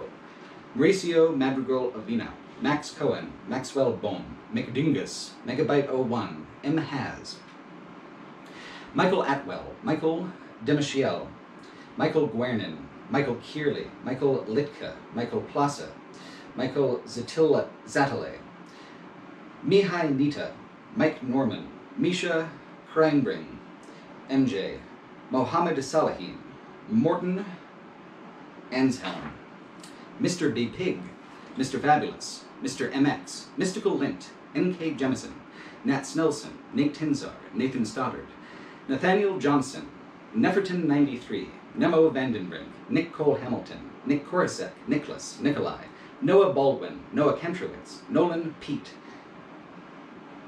Nuan Sonar, Obelisk Art History, O. The Calamity, Old Man Jables, Olaf Persson, Aurelian, Oscar Stangenberg, Ottavio Albanese, Owen Tierla, Paj, Pascal Murray, Pat Healy, Patricio Garcia Damiano, Patrick Gaumond, Patrick McGanahan, Patrick Mills, Patrick Morrison, Paul Beach, Paul D. Mackey, Paul Quast, Pedro Gonzalez Fernandez, Peter Sicolo, Peter Flink, Peter H., Peyton Helix, Phil Harding, Philip A. Coffey, Philip Woolley, Philip Church, Pieface, Pigeon Boy, Piotr Kasperzik, Praise the Fun, Preston Michelizio, Proton Reader, Punk Ass Bitch, Quainin, Q-Ray X, Quitch, Rachel Reeves, Ralph Rainwater, Ranger Ridiculous, Rasmus Jensen, Rasterized, Reda, Reese Kittleson, Riley Peters, Ricardo Gainda, Rich Stoward, Rich to the Ard Yo, Riley Bozarth, Riley Thorpe, Rob Deal, Robert Conley, Roberticus 1992,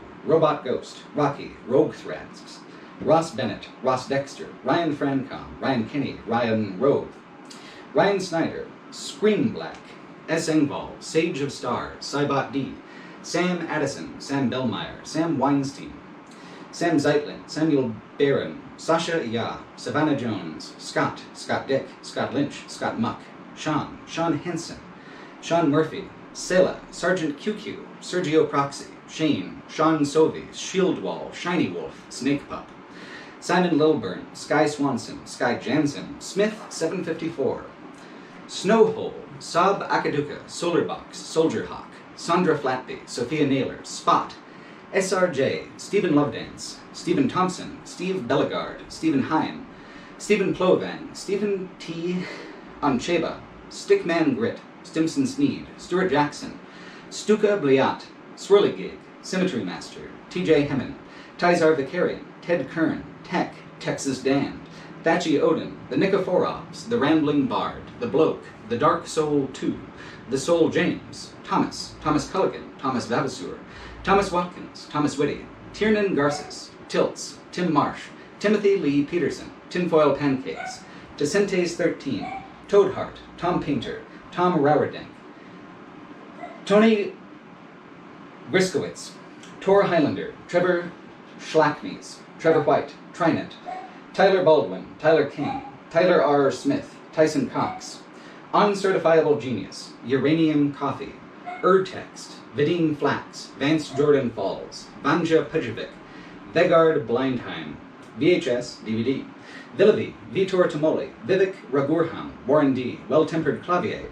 Venerable Herzog, Whitman Shorn, Will Dobbins, William Klein, Willer Niekirk, William Povert, William Tongue, Wolf in White Van, Wyatt Hahn, Yalwyn Kales, Yarrow 12, You Do You Noah, Zachary Brent, Zachary Leonard Roper, Zachary Ziemba, Zach B., Zax M., Zed Supremus, Zero Promises, Oyvind Garberg, Lucas Reslick, Egg Roll Buddy, Alex Fernan, Jack Davis, Timothy Rebeduk, Super Deluxe, Mellow May, David Adrian, Michael Reardon, Kai Sorensen, Aquala, Andresico, Tyler Vetter, Revan777, Paul Field, David, Kevin Olivier, Foritas, Agent Maine, Sean Cullen Bensinger, Dancing Vulture, Alexander Fink, No Pun Included, Dan Ludwig, K, Resell Calendar, Tom Webster, Brandon Richards, Brandon Lodi, Jesse Lax, Rhett Shashiro,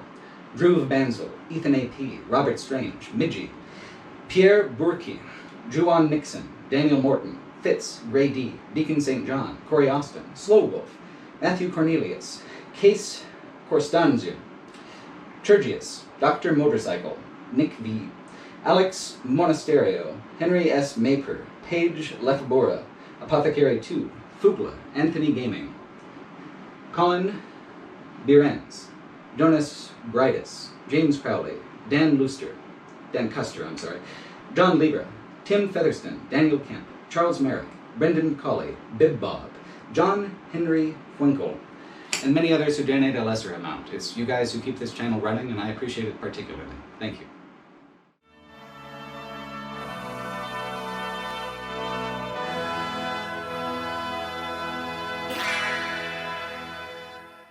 Said the spider to the fly, "How do you wish to die?"